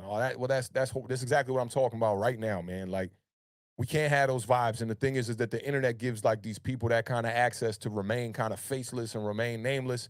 You know, so I got to commend the moderators in my channel because y'all been doing a great job, like, just holding it down. Like, I see the chat from every platform over here on the back end of our production studio here, right? And I rarely see anything that I'm just like, oh, the hell is that? Like, y'all be on it. Big salute to y'all, man. I hope everything goes well for Pizzle. I'm gonna reach out to him after I hop off the stream, make sure he's good, man. Shoot him a text and whatnot. But yeah, that ain't no room for that, man. Y'all already know ain't no room for that. No Mets, no Nets, no Jets in the building. Shout out Forever NYG. You already know, fam. We in the building. No Mets, no Nets, no Jets said DMX, pun, and cannabis. Yo, I'm so glad you brought up cannabis, man. Like, I'll never forget this too. Like, to me, right? A dope era in rap. I want to say it's 1997, the summer of 1997. Def Squad was putting out these compilations called Survival of the Illest. They had Mobb Deep on there and a few others, and they introduced cannabis on there with what was the it wasn't the LL Cool J diss. It was the one where LL Cool J thought he was dissing him. It was damn, Fourth Round Knockout, I think it was called. It was called something Round Knockout, and it had Meth, LL, Cannabis, and like one other artist on there. And I was like, yo, Cannabis. At that time, I thought Cannabis was the best rapper on the planet. For like a good 9 months, I thought Cannabis was the best rapper on the planet. That dude was straight up on fire, man. And then when he dropped Second Round Knockout after the whole split up with LL, man, and I thought LL Cool J did him extremely dirty, aired out those conversations and whatnot. Yeah, Cannabis was ridiculous. And that was right around the time that Eve popped off too, who Eve is a female MC that not enough people talk about, I feel like, when they start to name people on that Mount Rushmore. Eve she came out with that What These Want, crazy record. I thought that was, at that time, that beat was just one of the best beats to me, man. But yeah, big salute to No Mets, No Nets, No Jets bringing that up, man. Pun, don't even get me started. I could talk pun all day. Pun is in my top 5. Endangered, what was it called? Endangered Species? Endangered Species, I believe, was the debut album. And then Yeah Baby. Oh man, when Pun passed, my mom had a 2000 Camry at that time. I used to run around playing that Yeah Baby all the time. Yo, what was my man? Tony Sunshine on them hooks, man. Yo, I miss it, bro. I miss it. It goes back to what I was saying about when you first get to it, man. Like, I don't have like that same appreciation for music anymore, you know, as I once did, like around that time. Like, man, Pun, oh my God, Twins, DITC, man, with Fat Joe and all that stuff. That was all a great era, man. That was all a great era. Shout out to Roldy one more time, too, man. Appreciate the super chats. Roldy been holding us down today, man. Salute to you, dog. He says, show love to my man, AZ. That's facts, bro. AZ was on fire. At that time, I thought AZ was probably the best lyricist in the game, too, and had the best rap voice. When AZ dropped Sugar Hill, oh, my God. It was, to have a record like Sugar Hill be on the radio in constant rotation, I don't know what it was like. I'm sure it was in rotation in New York. But at that time, I was living in Maryland. Yo, that was in rotation so heavy out here. It was like #1 record at the time. And the beat, man, and the lyrics and the fly, kind of like, you know, that talk that AZ had, he was one of the best. He said, Roldy said, 95, I was listening to his Do or Die constantly. One of the most underrated rappers of all time. Yeah, AZ is definitely one of the most underrated. And I don't know why, like, his career was kind of short. He had Asiatic after that, and then I don't really know what he dropped after that. I think there was one, like, called Pieces of a Man or something like that, possibly. Man, y'all about to have me go digging back in the crates, man, listening to some old school hip hop today, man. But yeah, AZ was on fire. And when you say AZ, I gotta mention the homie, another one who I think is an unsung rapper that is very overlooked. And I want to say, yeah, he was in the firm before they put Nature in the firm. My man Cormega, dog. And I know Cormega was rapping off beat a little bit back in the day, but the stuff that Cormega was saying, the life jewels that Cormega was saying on his records, oh my God. I'm gonna do myself a service. Today's gonna be a day of, I'm gonna cook up some beats when I get off, and I'm gonna listen to some old school hip hop for damn sure. Shout out to Roldy, man. I appreciate you supporting today, man. That's major. Yeah, Cannabis was crazy, Roldy. He was going crazy. Old man Rob said, love Pun. Capital Punishment, the first album. Dog. The skits, everything about that album is classic. Everything about it. The videos that he dropped. I remember my brother was the first one to let me let me hear the first single off that album, the original I Don't Want to Be a Player. And then they did the remix with Joe that had like a little bit more of a commercial swag to it and whatnot, man. But yeah, shout out to Pun, because Endangered Species was the third one, actually, I believe. You're right. Capital Punishment was the first one. Classic album, yo. Yeah, Tony Sunshine was crazy on the hooks. This a good vibe. We always get off into these little hip hop conversations every now and again over here, man. We morph from the New York Giants and we morph into the hip hop stuff. It's only right, man. It's only right being that New York is our squad. Shout out No Mets, No Nets, No Jets, man. Definitely appreciate that.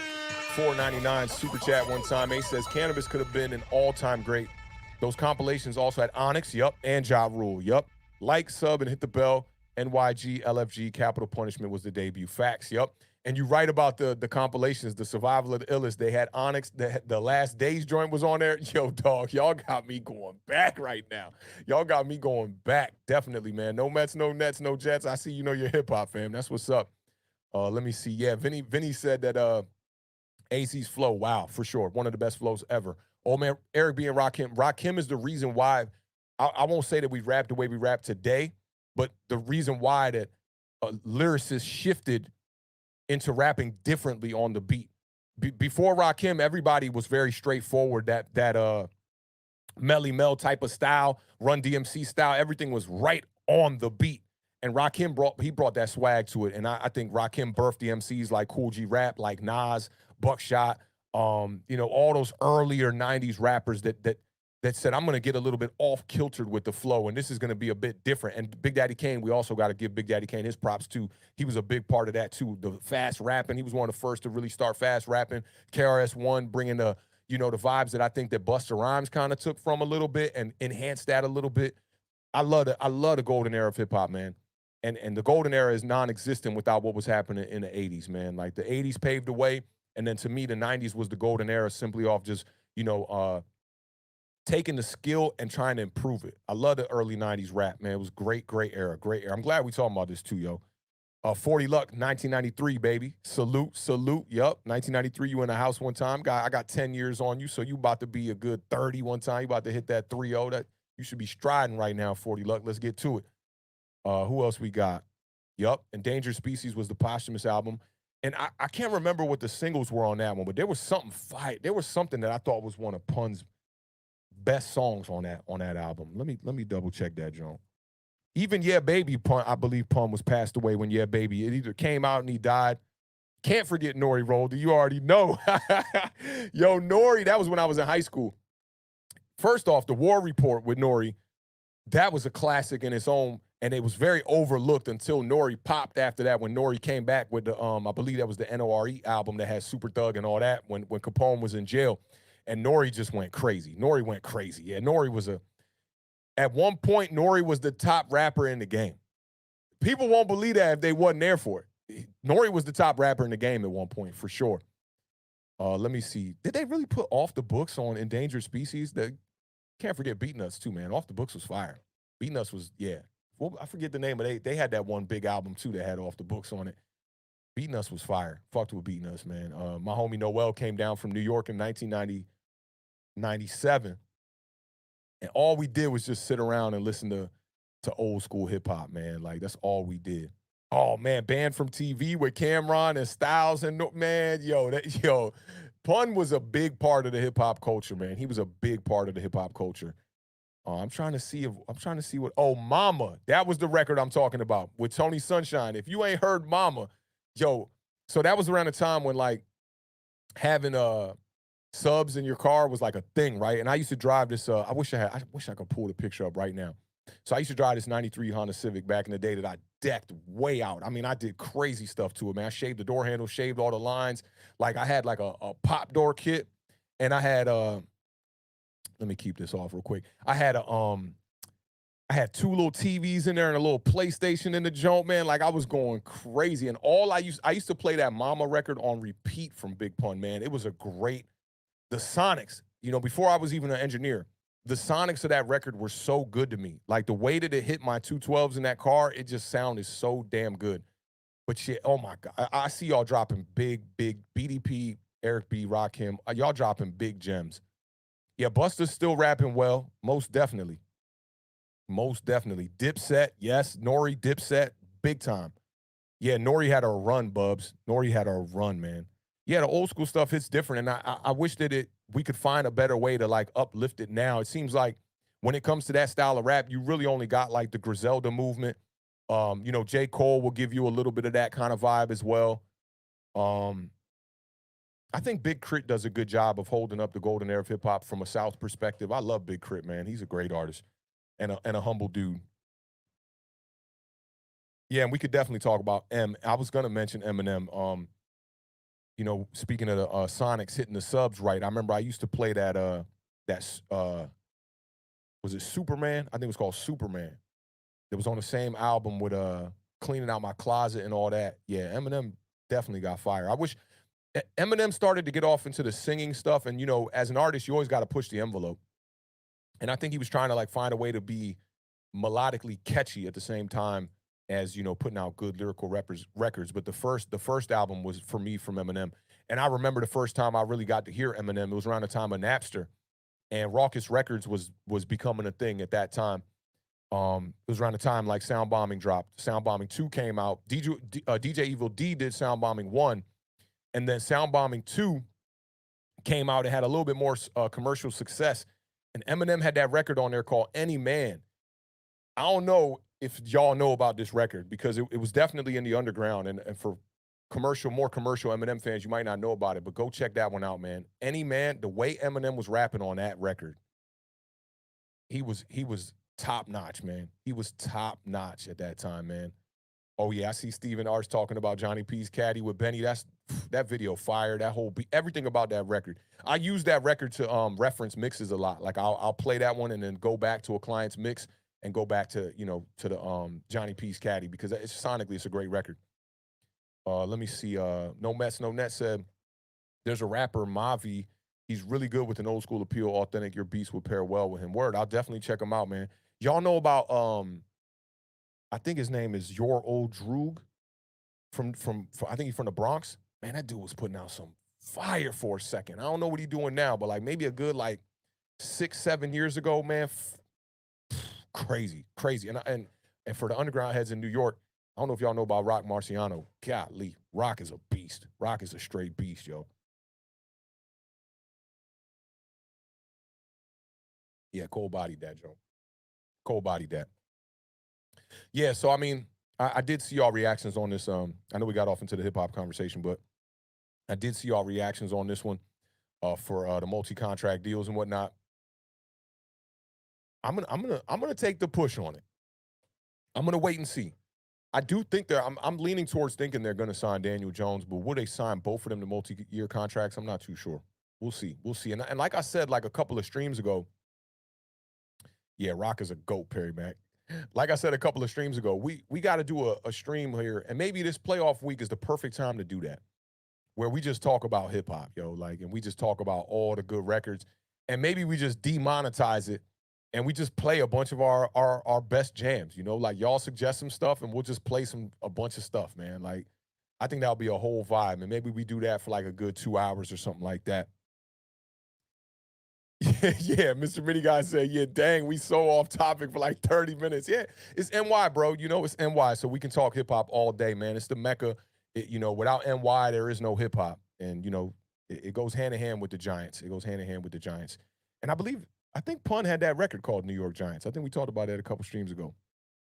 But Rock is my guy. Check out Stove God if you haven't already. I will. So I'm gonna just keep a tab open right now. I will definitely check that out. So look, I got one more. We just hit the 4-hour mark on y'all. I definitely wanted to do that in celebration of the New York Giants today, going to the playoffs. This is major, yo. This is major. And I got one more I just want to get y'all opinion on. So when I get off into these arguments on Twitter, I got some gas for it, right? What y'all think about this next one here one time?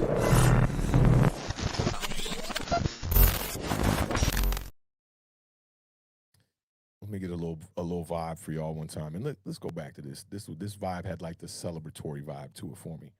The Giants are not going to rest players next week. I don't see it happening. What's y'all thoughts on this one? Y'all think this is an overreaction? Or do you agree with this statement on the screen? The Giants aren't going to rest players. We're going to go out there and try to handle business and take care of the Philadelphia Eagles. So, shout out to the homie Lord Brunson one time, but 3 weeks ago, he was like, what y'all think? We going to lose 3 straight? Yeah, it's kind of looking like it now. Lost 2 straight. Might lose this last one to the Giants. We don't know. What y'all thoughts on this, man? Is this an overreaction or not, yo? Danny Dimes 8 in the building. What's going on, fam? Hope all is well. Oh, yeah, we got to do that. How about them boys? You already know. Sebastian's taking the under. He thinks the Giants are going to go out there with the starters and try to handle business. Same thing with Bubs. Danny Dimes agrees with the statement, too. He's taking the under as well. Let me see. Push.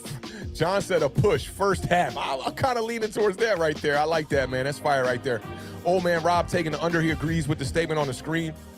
Mr. Mini Guy said overreaction. It's Philly, bruh. Stephen Arce is taking the under. He agrees with the statement on the screen. Bookend, same vibes. SHU Carter said that's tough and tight, but I'm going to go with the U.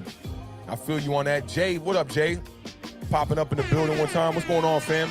Big salute to the Giants Nation. He says it's an overreaction. How about them boys says, play them mofos. We got a division to win, bro. He's speaking for the Cowboys perspective. That's real. I appreciate the honesty one time. How about them boys? Salute to you. Jay Jean says, taking the under, can't risk injury one time. So you actually, I think this is an overreaction. The Giants are not going to rest players. Yep. So you're going with the overreaction one time. Let me see. Sebastian says, we don't owe them nothing. That's right. That's right for you. How about them boys?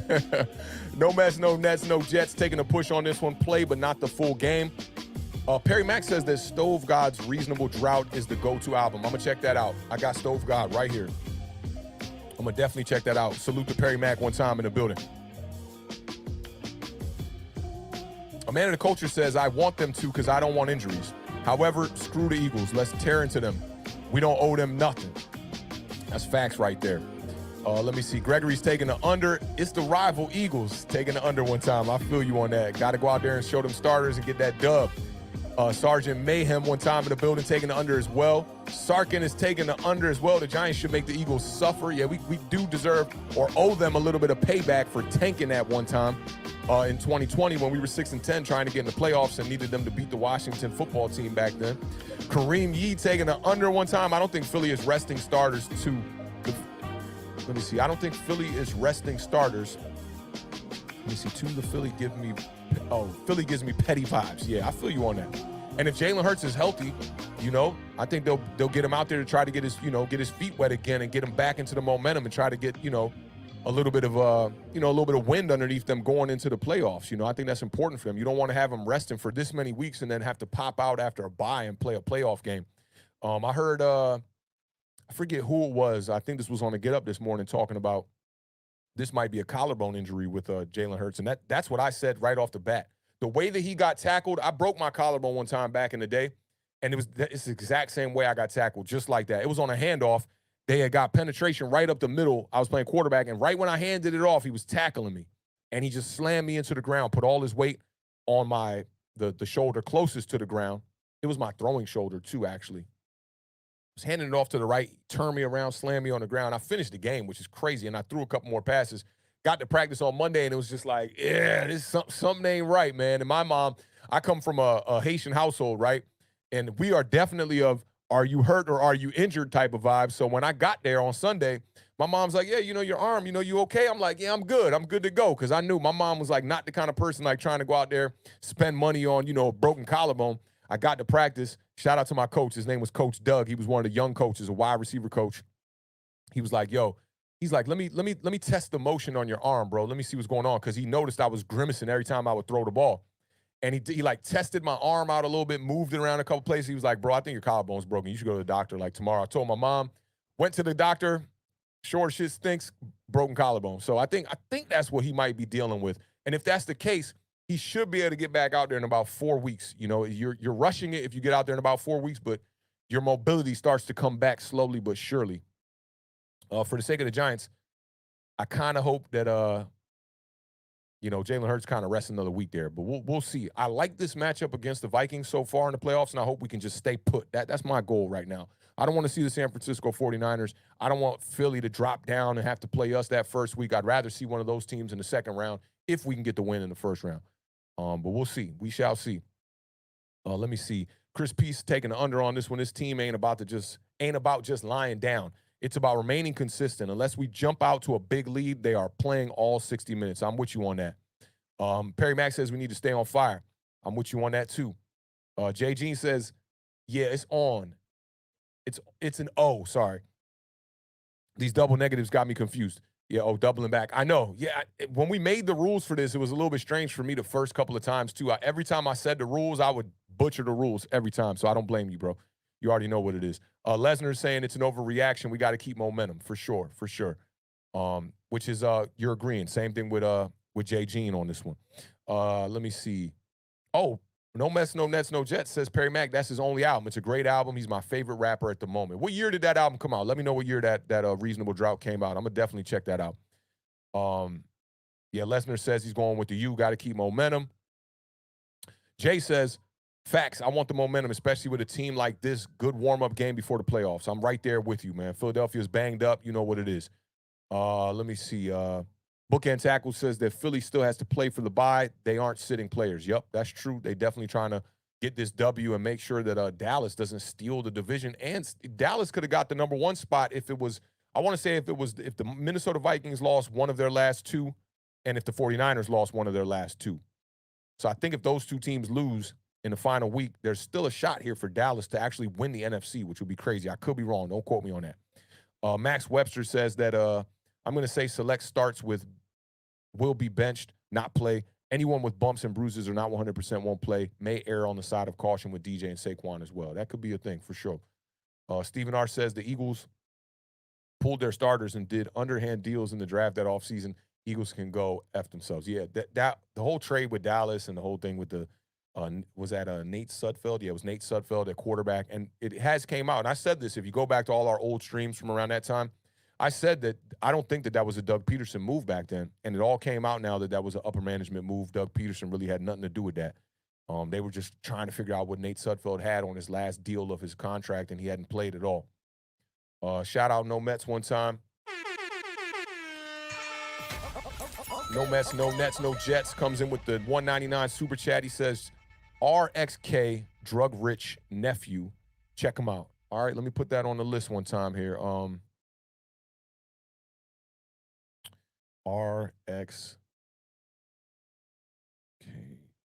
Okay. I'll definitely check them out. I'm going to spend the rest of my day just listening to some music. I haven't done that in a long time, so I'm going to definitely do that. Shout out to Marjorie just pulling up with the bombs in the building one time. Hey, just got off of work, and I see you are still live. What did I miss?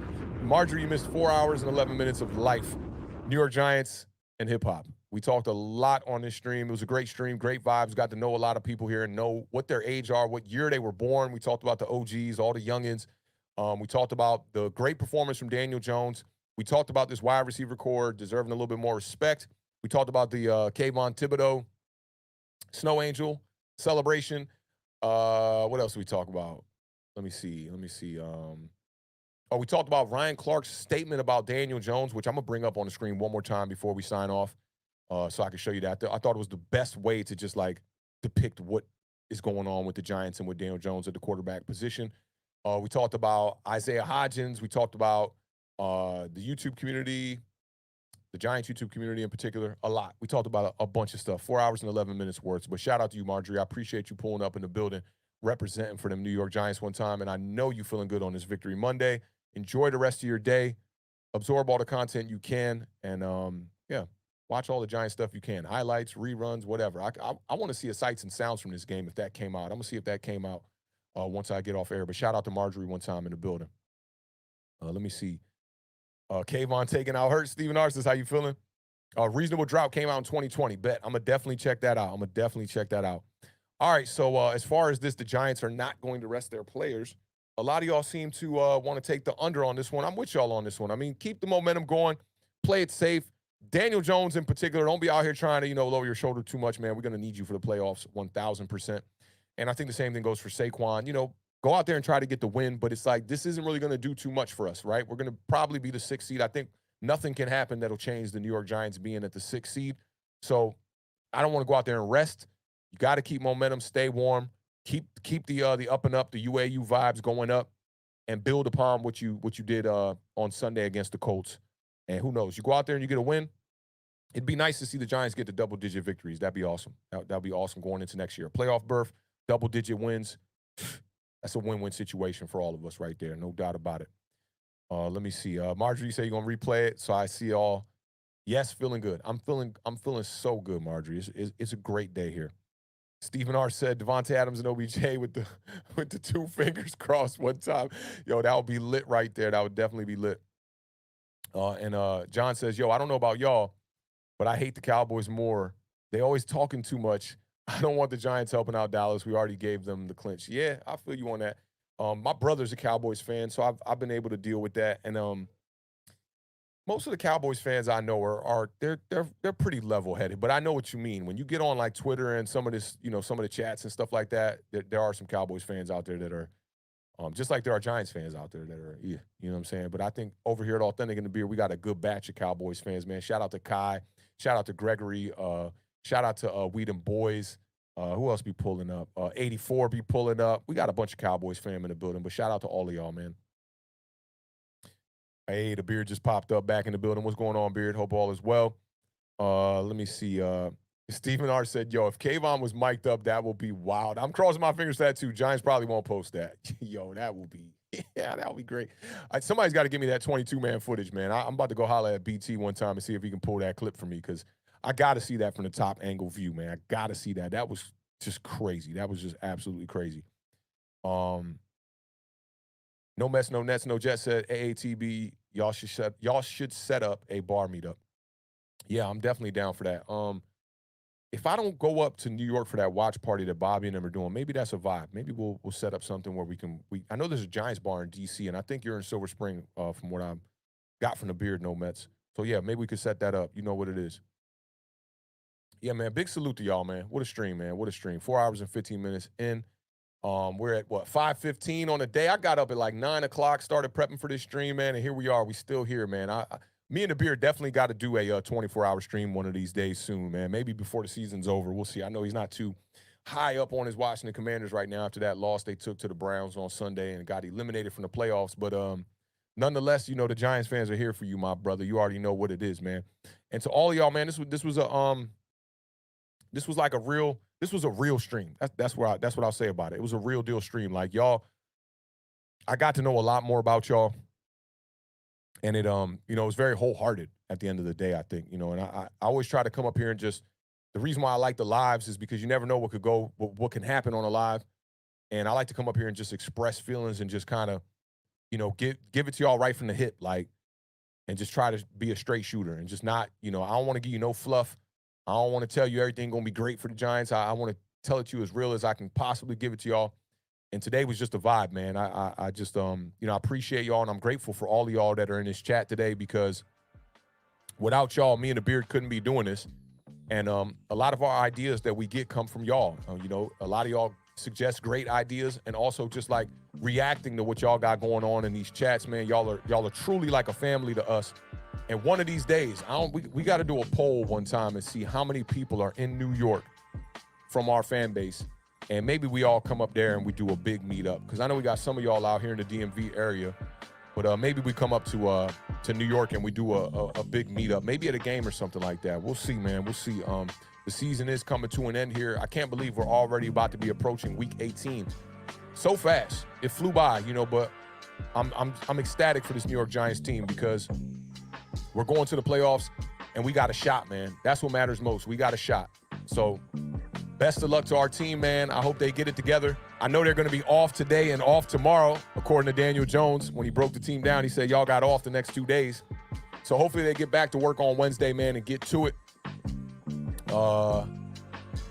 Gregory's got a question for you, Beard. Make sure you get on that one time. But big salute to all of y'all, man. And to those of y'all that were here from the beginning, especially, and rocked out throughout the whole entire stream, salute to y'all, man. It's major to me. That means a whole lot to y'all. Just sit up here, rock out with me while I'm just giving y'all some thoughts on life, some thoughts on hip-hop, and some thoughts on the New York Giants. Maybe we take a play from Tribe Called Quest one day and we title something like that.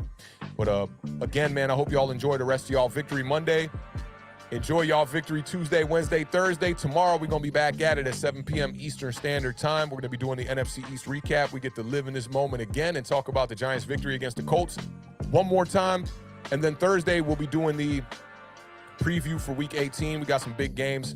Dallas going up against the Washington Commanders. And the New York Giants are going to be taking on the Philadelphia Eagles. And then we'll have Thursday Night Football. I believe they're still going to do Thursday Night Football that week. We might not. I'm not too sure. I got to look into that. But again, man, major salute to y'all, man. This is for y'all right here one time, man. Like, straight up. And I know y'all are extremely happy about the New York Giants getting to the playoffs, just as I am. And hopefully they can give us a little bit of a run here, man. And this youthful team can find a way to put us in the second round of the playoffs. I already see y'all beat me to it. Shout out to the gang. Y'all make sure to put them biceps in the chat before we get up out of here. Y'all know what it is, man. Left side, strong side until that casket dips. Keep living those dreams.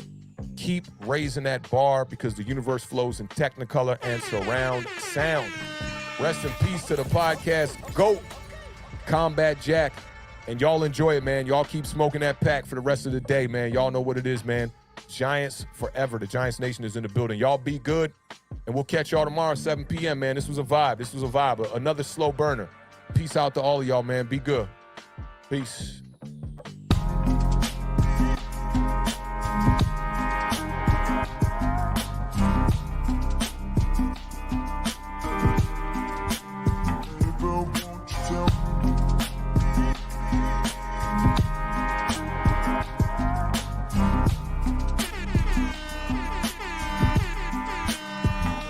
Spike don't care.